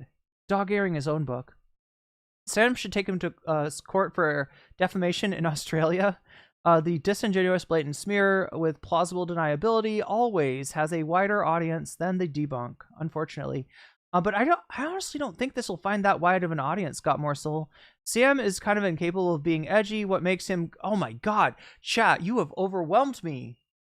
I'm like, I'll just read through chat really quick. And it's like, there's a lot of reactions here. Feels like a setup for Ethan to go, Sam's really lost it. You should hear the crazy stuff he said about Israel. Yeah. Chat would have gone nuts. And yeah, so would the crew. So YouTube would still have to comply with our court to get the Australian court, or get $100 million fine. Seder's lost all of his marbles. Edgy to billionaires, moniker Lewinsky. There we go. Didn't Ethan just have, yeah, the defamation suit? Twice laughed. He's the only one who okay. The QT thing was when I stopped watching H3. Anyone see Bad Empanada saying Ethan is being sued by a billionaire? Was Bad Empanada talking about Cav? Was that who B was talking about? Hila recently said Sam Seder. Oh, it's another I'm ready to burn. So yeah, that's what I'm saying, chat. They have been watching Majority Report like a hawk, right? They've been watching, you know, like somebody has been assigned to just like be like, watch all MR content, right? If Emma makes an appearance on Pod Save America, watch that. If Sam goes on, you know, some other show, watch that, right? Watch all the content. If you got anything at all that makes them look bad, bring it to me, Ethan. Bring it to me, Ethan, because I want to know. That's what's been going on. Right? They fucking hate Sam Seder, you know, much as they hate Hasan, I guess. He means when Gorka said the Africans... Wait, Sam said repeated the Gorka line from the alpha males are back. Is that what you're saying? Forgot about the Hila comment. Through here. It's called splitting when you suddenly see people in black and white terms. Imagine having 8 minutes of content saying the actual world. Ethan has to find 7 minutes and 59 seconds of more bad words. Always be filing lawsuits. That's right. Sam was joking that all people correcting his misspeaking. Oh, thank you. This is the original contest. His misspeakings was, well, if somebody can find me the original video, I don't know. Does it help to put it in context? Because we're not going to get context from Ethan. He you know, says that they try to find it, but they can't find it. With all the same guy with different alt accounts. Oh wait, Sam was joking to all the people correcting his misspeakings. Oh yeah, it was. Oh, I see.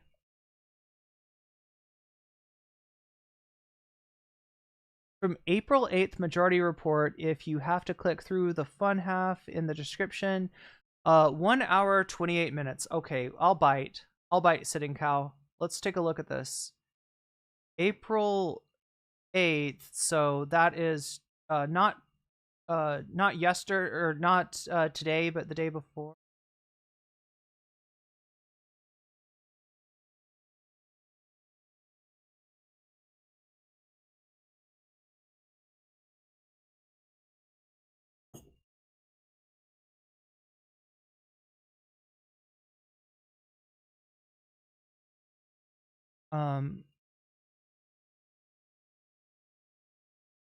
Here.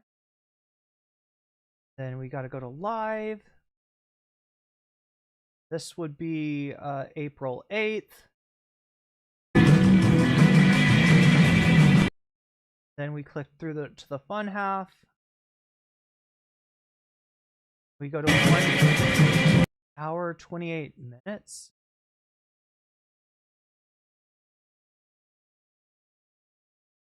So yeah, like I'm saying, like look at what I gotta do, even with direction from Sitting Cow 2 in Twitch chat. Like, right, look at what I gotta go through to find this moment, right?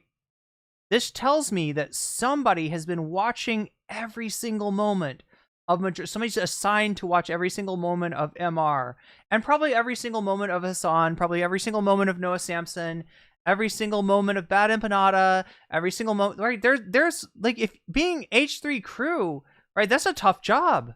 Your job is not over when you're done with the show. Your job continues. You gotta keep track of all of Ethan's enemies for him. Big effing deal. of constructive criticism and correction. Please bear in mind, Artikov. Sam, now that you've gone viral and are appearing all over, I wanted to give you a tiny piece of constructive criticism and correction. Please bear in mind, I've been listening to the Major Report since Air America and watching Break Room Live. Oh, geez. And I've been a member since the Cernovich incident. Why did it take you so long? That was literally 5 years after, 6 years after we started. Actually, chat, I feel like Cernovich had more of a complaint against Sam than Ethan does here. Right? I mean, like this, it reminds me of the it's disingenuous in the same way that Cernovich was, but, look, the joke that Sam told there, for the record, I think Sam himself would admit it, is maybe, a little too, like, I don't know, you could see somebody being made uncomfortable by that joke. Let me just put it that way, right? The joke that Sam said about Maison Scene. Now, that being said, the joke was being told not to, have Sam, being cavalier about somebody like Roman Polanski, doing something untoward towards his daughter. The joke was being made at the expense of the, Hollywood figures that were like, oh, come on, bring back Roman Polanski. He's a great director. He's got great mise en scène, right? It doesn't matter that he did this horrible thing to a 13-year-old, right? That was the joke that Sam was telling, right? It's got, like, I could see how it would have made somebody uncomfortable. Now, this, on the other hand, yeah, also makes me uncomfortable, but it's like even more, you gotta stretch further than Cernovich, right? You gotta stretch further than Cernovich did with his attempt to cancel Sam over a tweet than you do with you gotta stretch further to believe that Sam was trying to make an N-word joke than you do to say that, like, there was something inappropriate about Sam's Roman Polanski joke that Cernovich successfully got him fired from MSNBC with, right? Started the show 7 years after, almost 8 years. Cernovich incident. As a listener, every few months I have to run to look for the word resent, not the verb, but the noun form, the way that Sam said. I gotta say, like, it's ironic that he would bring up the Cernovich situation, because we got another Cernovich situation. I mean, it's not going to be like that, right? Sam's not going to lose sponsorships. He's not going to get deplatformed, right? Nobody's going to take this seriously, right? Whereas with the Cernovich thing, you could present it in a way that is like, ooh, he said that. Ooh, that sounds pretty bad. Ooh, what a, I don't want to mess with this guy, if he says shit like that, right? Yeah, this is a little bit like the Cernovich situation, isn't it? As it. I've always understood the noun form of the verb to be resentment. I am sorry to report to Sam that I have never been able to find resent as a noun or a substitute for resentment over all these years. Sorry, Sam. In the interest of your burgeoning pundit career, I think it's time to retire this verbal tick. First off, Brandon Tartikoff, I have resent that you did not join this podcast until we were in year 8.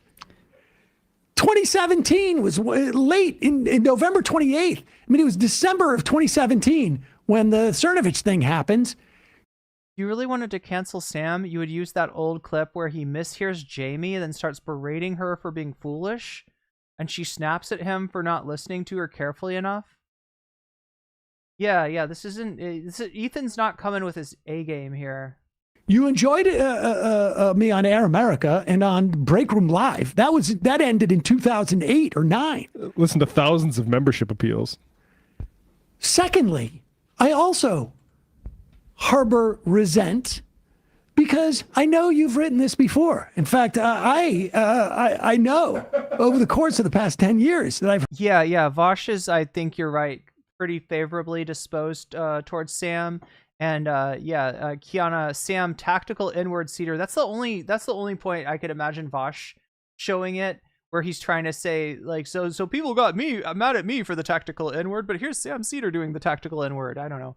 I could see Vosh doing that. I can't see Vosh trying to cancel Sam via this. I could see Vosh trying to uncancel himself with this clip, but not really anything else. I've heard this before from at least you. I don't know what moniker you were using at the time. Or did I say that right? Moniker? Monacle? Hey, so nomenclature. She's like, let's move on. Sure. You haven't addressed the factual accuracy of Brandon Tartikoff's I am. Look, I have pitched myself to Grammar Girl 3 times. So wait. So the joke here is that Sam is acting like this Brandon person is a that there's so see he mispronounces things. He gets shit from chat. And the joke here is that Sam is acting like it's one chatter that's using alts to call him out. It's just one person that's obsessed with Sam's mispronunciations, and so he's gonna mispronounce the word moniker to get in this to grind this person's gears. And then accidentally makes the absolute worst mispronunciation of that word that you possibly could, one that Sam probably did not consider and was not aware of until he heard it come out of his own mouth. And yeah. And I've never heard back. Is that podcast still around? That is definitely a coconut bonk moment right there. That is definitely an appropriate sound drop. I don't know. I've never heard of such a thing. Did people? Maybe that was around like a early podcast. Early podcast. Okay, so it's resentment. It just takes too long. Well, I just can't even. Elon Musk. Oh wait. What do we got here? Sitting Cow says the Twitter account Yeet posted this clip on Twitter. If that's a Twitch at for them, maybe delete that chat if you can, Sitting Cow, because we don't want to attract their attention. That's a stalker. This person that you're mentioning, right? That's a Hasan stalker and an obsessive, and I do not want them becoming an NCC obsessive or a Sitting Cow obsessive for that matter. JFC, America's on fire. Orbiters are still... Oh, God. Yeah, we're still talking about Ethan Klein. We're still talking about the guy that's trying to cancel Sam, implying that Sam said the N-word. No, I mean, forgive me for not letting Ethan just go ahead and make his fucking attempt, right? Just shoot a shot at trying to imply that Sam was telling an N-word joke. That's, yeah, good catch there. We got him. Got him, Stoned Orca. We got a Fupa Troopa, chat. Sam, you should invite Ezra Klein on for sure, but make sure you invite Jenk and tell him to bring the beer. I almost tweeted out after meeting with after doing the PBD thing that I was not. Am I getting called an orbiter for Hasan? That's wild. Having a beer. Well, it's funny. You could easier call me. You could easier call me a Xander Hall orbiter, right? Or I don't know. I'm trying to think of like what would you go? A Destiny orbiter. I don't know. Before you would call me a Hasan orbiter. I've actually talked to those people. Funny because someone found, and I didn't even remember this, because Trump proposed the $1 trillion military budget, and Jenk had tweeted at me like in November. My politics haven't changed at all. I want to cut the Pentagon for 20 years. Do you not want to cut it because Elon or Trump does, if they really do? And the point is that the Democrats are not responsive to their base, and MAGA responded to our policies before they did. That's him saying that MAGA was more receptive to cutting the military budget than the Democrats. Flash forward to today. Trump has proposed a one. Okay, so Mark Gold's got some the information I was asking for earlier. I'm sorry I'm taking so long getting through chat today. Again, it's laptop problems, right? I got a little tiny screen that I can see at max 3 of your chats at once. So I'm trying to scroll through them, making sure I'm not missing anything, but at the same time, getting through it in reasonable time. And just, Fun Half chat roasted him, but absolutely knew it was accidental and unintentional. That's what I would have guessed. That's what I would have guessed. $1 trillion with a T military budget. I mean, it would have been like us in 2020 saying, come on, everyone, get on board with everything Biden's doing because he said he wanted a public option. Right. I mean, to be honest, that's generous because this is Trump, too. This is Trump, and we already had an administration with Donald Trump in office. So the idea that now 2.0, when he's more extreme and more unhinged, now's the time to take him at his word, is laughable. We have that clip of him talking about the $1 trillion. Who was the H3 member that initiated the whole Crowder thing? Do you mean getting Crowder to agree to a debate with Ethan, or do you mean pulling Sam in? I actually don't know. I actually don't know the answer to that, Mark Gold, but that's a good question. Remember how it went down, but I don't know the names of any of these Ethan employees. Somebody in chat probably knows.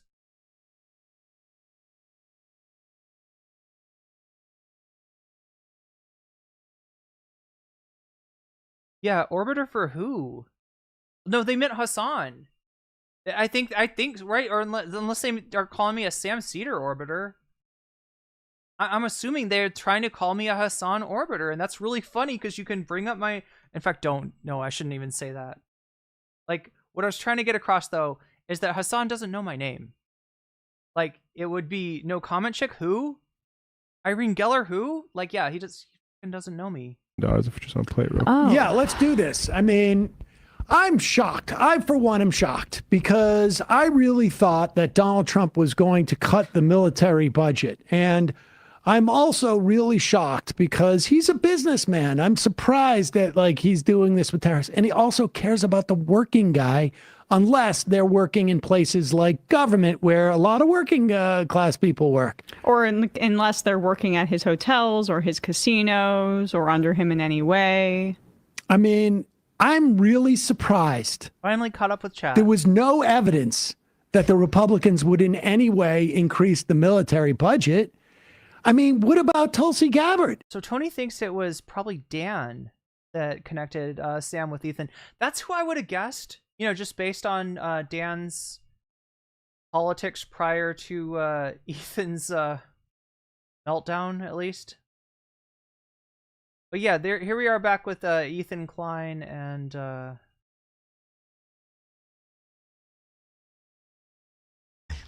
Oh.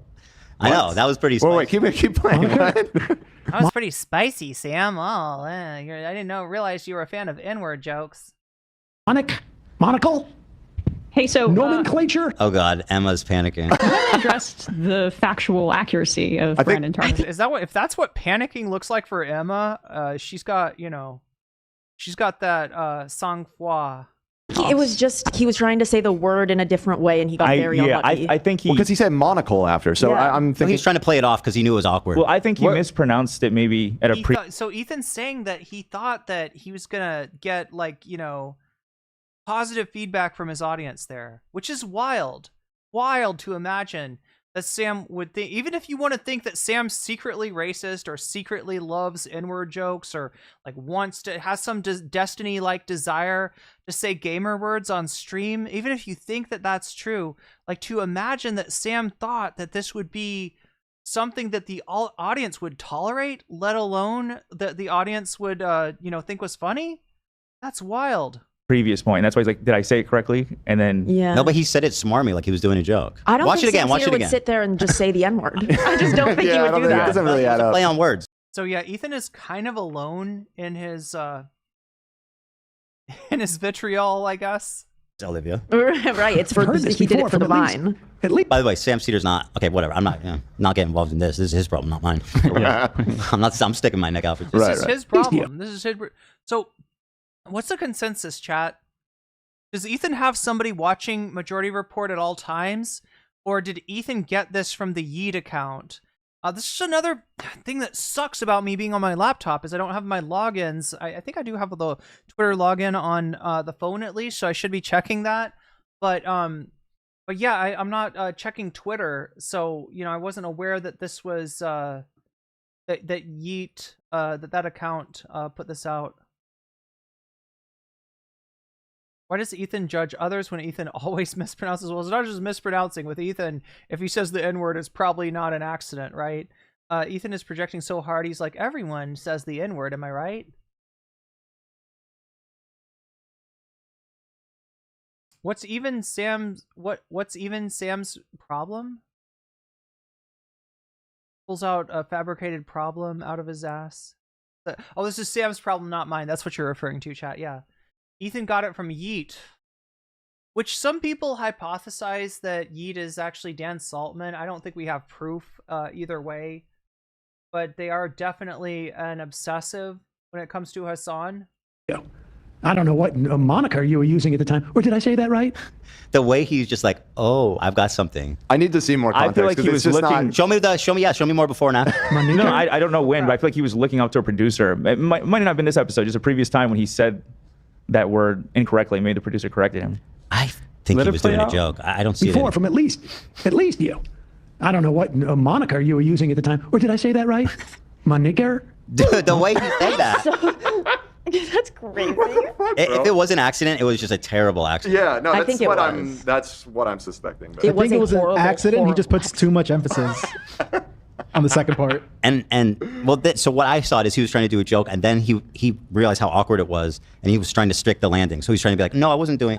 So really, you think that he tried to tell a joke, the punchline of which was that if I mispronounce moniker in such a way, it sounds like the whole thing, it doesn't make sense, right?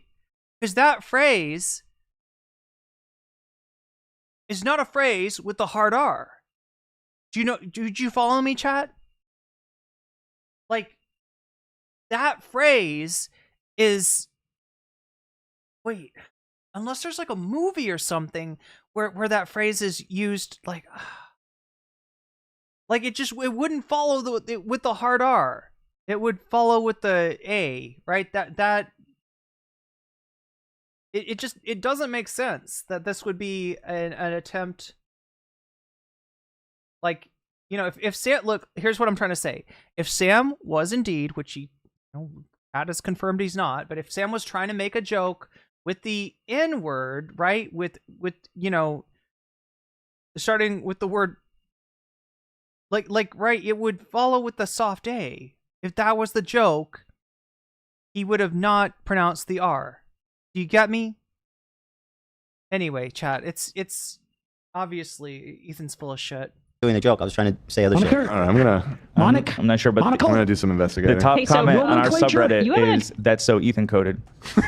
Yeah. Luckily, it wasn't me though. High key. Okay. He just coded me. Yeah, Sam will be fine. If I did this, it would be. It's so unfair. It's so unfair. It's so unfair. Yeah, if you did it, you would have meant it. Okay, let's be real. If you did it, it would have been because you think that saying gamer words is funny as shit, right?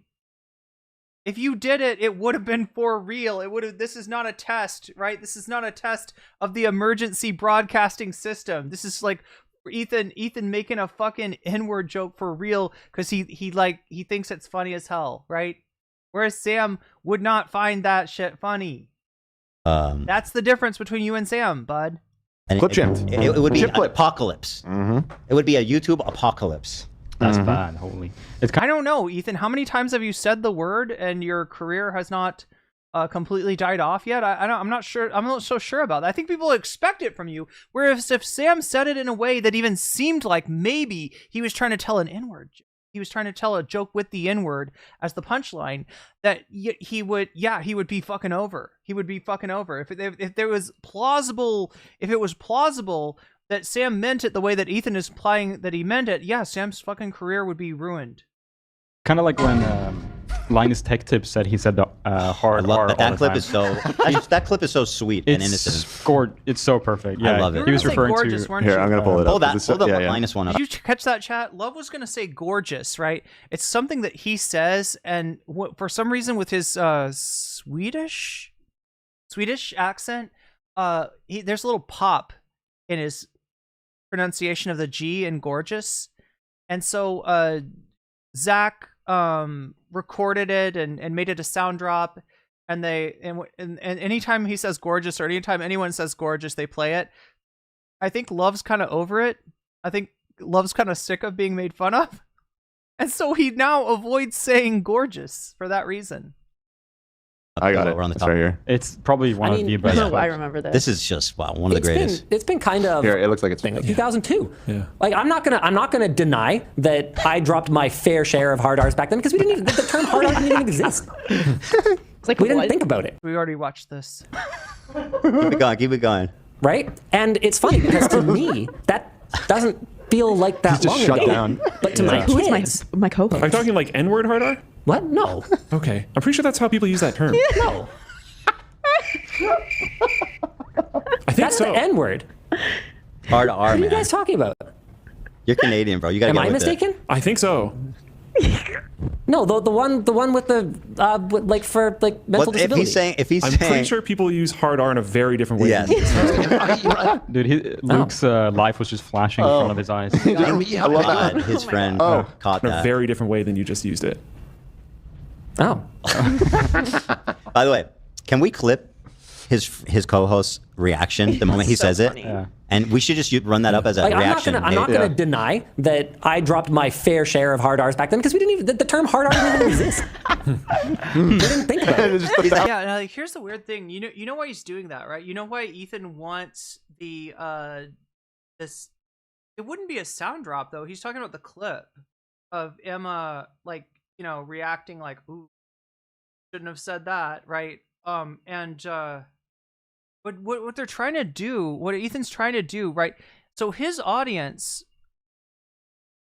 probably fairly positively disposed to Sam Seder in the Majority Report.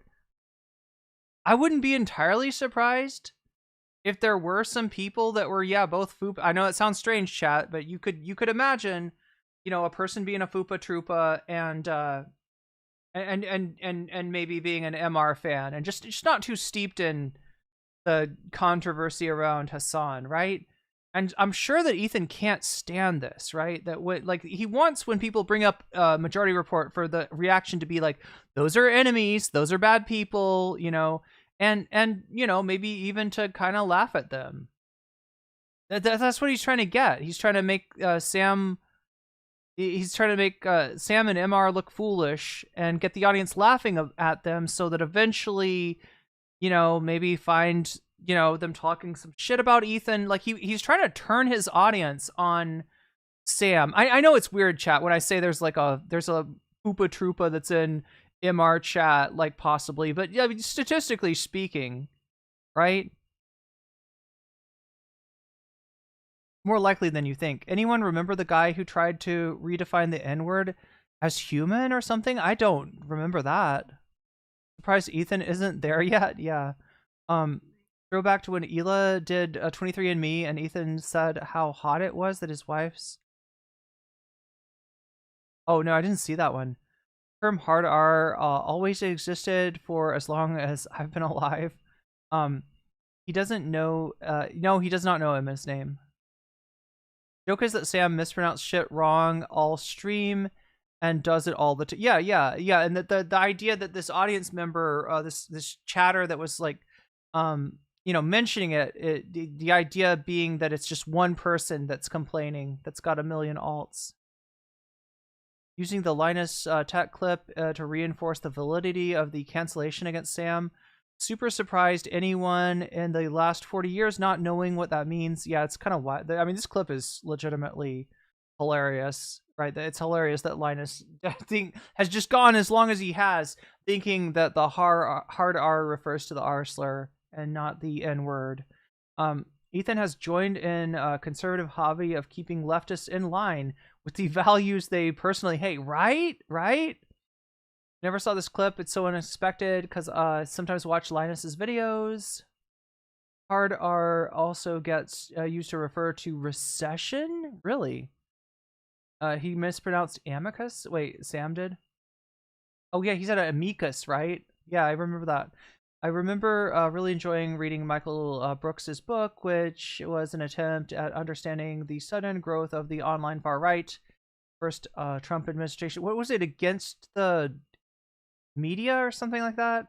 I'm trying to remember. I know he said amicus. That's right. Yeah, instead of amicus. That's what comes from being in only white people circles your whole life. I mean, just ask Ethan about that one, right? I was in Like, your is Linus over? Did I just lose my job? No, it's more than that too, because Luke, he has like ownership. He's one of the first employees. Right. So he's like not just, am I going to get fired? It's like, am I going to lose my... so everything. much more on stage. It's great. What would hard R even mean in the terms of like restarted? Because then like I think he just thinks that the R word is instead There's no soft called R. the hard R. I think Yeah, he no, just it's thinks like that term, the hard, is for like any kind of slur or curse word. But yeah, not exactly. So funny. You know what's funny? Linus is the only person I heard say that. I had Yeah, a I've never heard that coworker. before. No, I had a coworker say that before at a party. He was like, "Oh yeah, this guy he drops the hard R all the time." Like I was looking at him like, "What the hell are you talking about?" That's crazy. All right, I got to pee. But if you want, we'll pull up the whole context of the Sam Seder thing if you can find it. Okay, I'll try and find it in a minute. But let me do some supers while you're going to the rest. POV, chat. POV. Ethan kidnaps you and... I don't know. Never mind. I don't know what I'm doing with this, chat. I don't know. This is a bad POV to see. Anyway, you don't want to ever see this view, right? If Ethan tried to shove you down the toilet with a plunger, that I don't know. POV, you're the worm. Oh, chat. POV, you are the Giardia worm. Yes, that's what the POV would be. Yes, I got it, chat. Got it. Anyway, so spoiler, they don't actually find the clip that we just found thanks to what... God, I forgot who to thank for this, right? Somebody in chat actually found this clip for me, so thank you. Sorry, I did not deign to remember the name of the chatter who found that, but thank you so much. That, like, you know, shines a little light on what we're looking. Do you know that one of the most popular people on the Linus Tech channel lost their job for being trans? What? Linus stopped letting the person appear. Wait, what? Even though everyone loved them? I did not know about this. I didn't know that it was like a transphobia in the Linus Tech Tips lore. Linus is selfish, anti-union bozo? A couple weeks ago, Sam said the wrong word and actually implied that he... Oh, I remember that! Okay, wait. Nothing bad happened? Wait. I thought he just said it, like, or something. But, like, obviously he's not serious. Emma politely corrected him and they moved on. Oh, he said... Yeah, pedagogue, I think is the word. Right? I think he was trying to say pedagogue.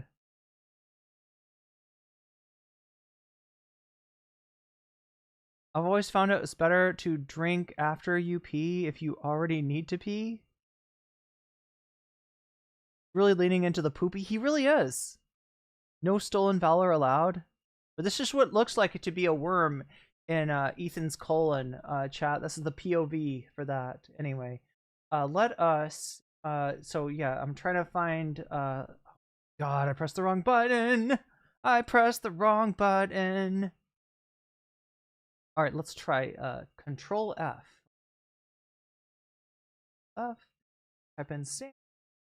There's 37 instances of Sam, but most of them are like same, sample, same, Samson, Sammy, Sam, Samson, Sam Seder. There we go. We're getting into the majority report slip up there. Same. Wait. No, it was one back, wasn't it?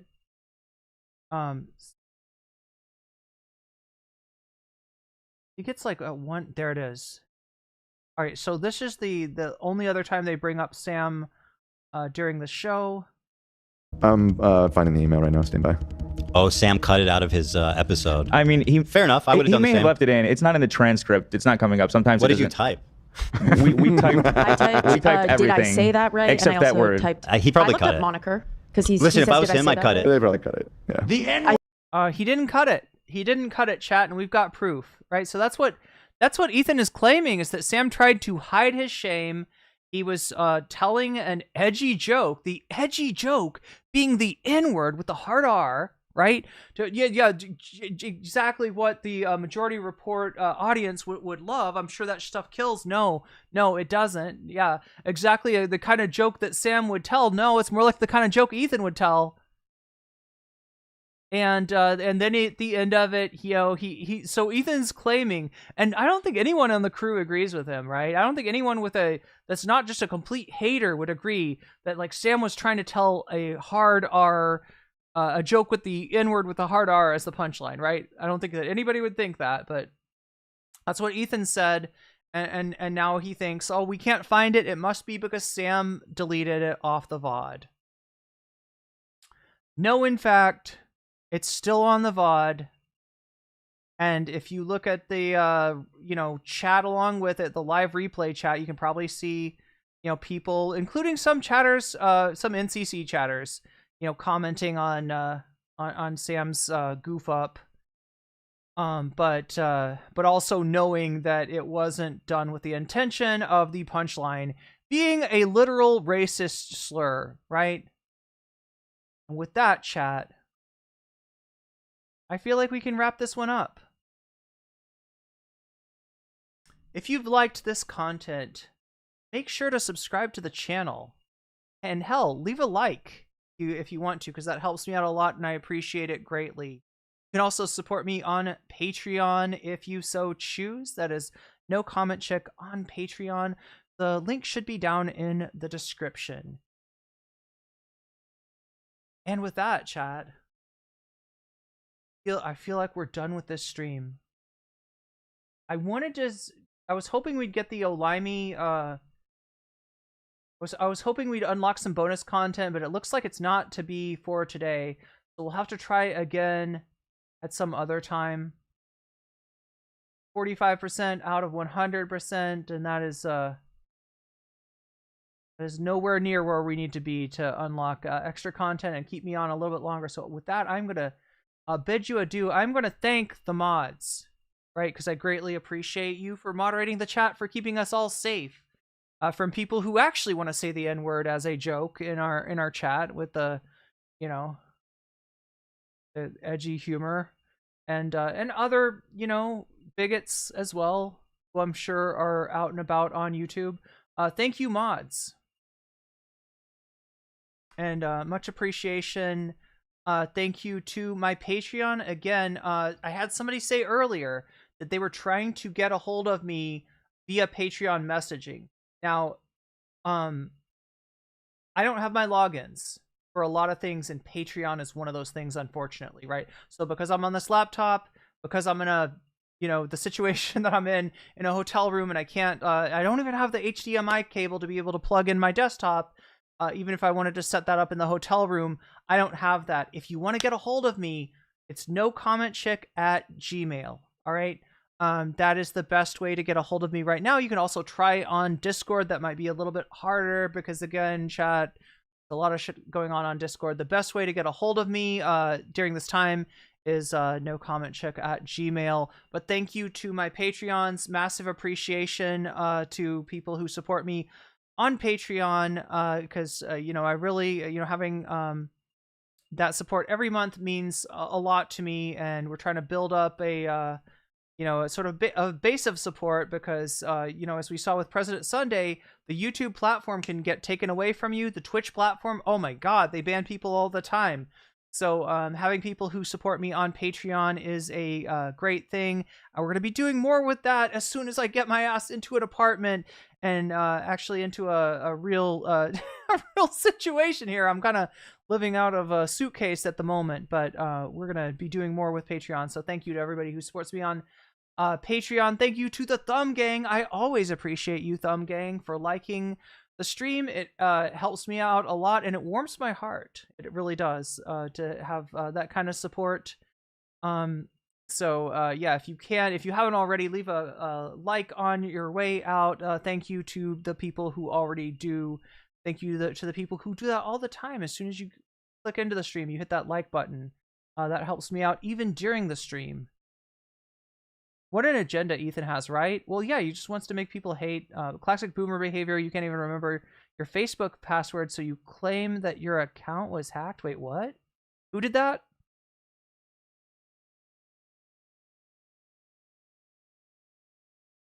And I'll possibly see you tomorrow at some point, chat. I need to take some time off and really concentrate on getting into an apartment and choosing a Muay Thai gym, because that's actually how I am, the kind of visa I'm going to be getting, because I'm going to be studying Muay Thai. I'm going to be studying the way of the fist, the way of the 8 limbs, chat. It's 8 limbs. It's not 4 limbs. It's 8 limbs.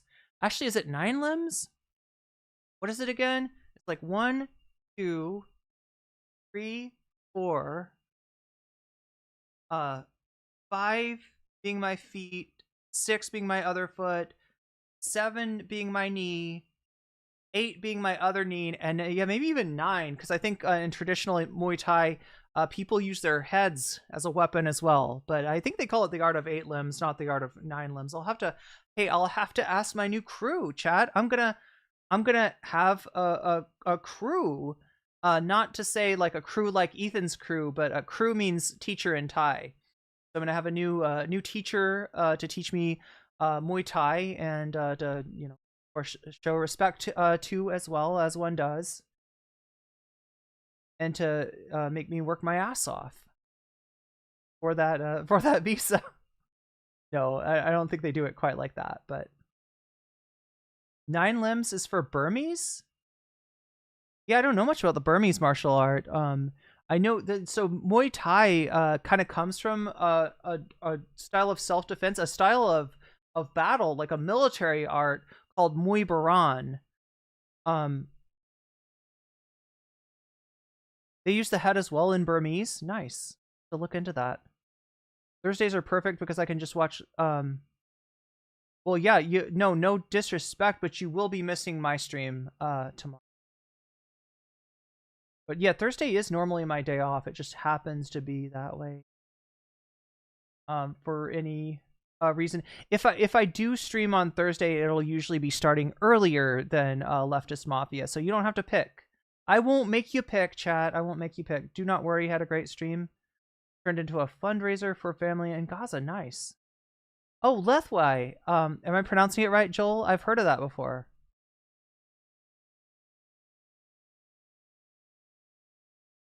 Wait, you're picturing Kill Bill Irene edition? Doesn't she use like a katana or something? Yeah, I've never really messed with weapons before. But they really call it 9 limbs. Interesting. I'll have to look into that. Anyway, chat. Much love, everyone. And see you, if not early tomorrow, then on Friday, which will be Saturday for me. It's a weird world, chat. Anyway, good night, everybody.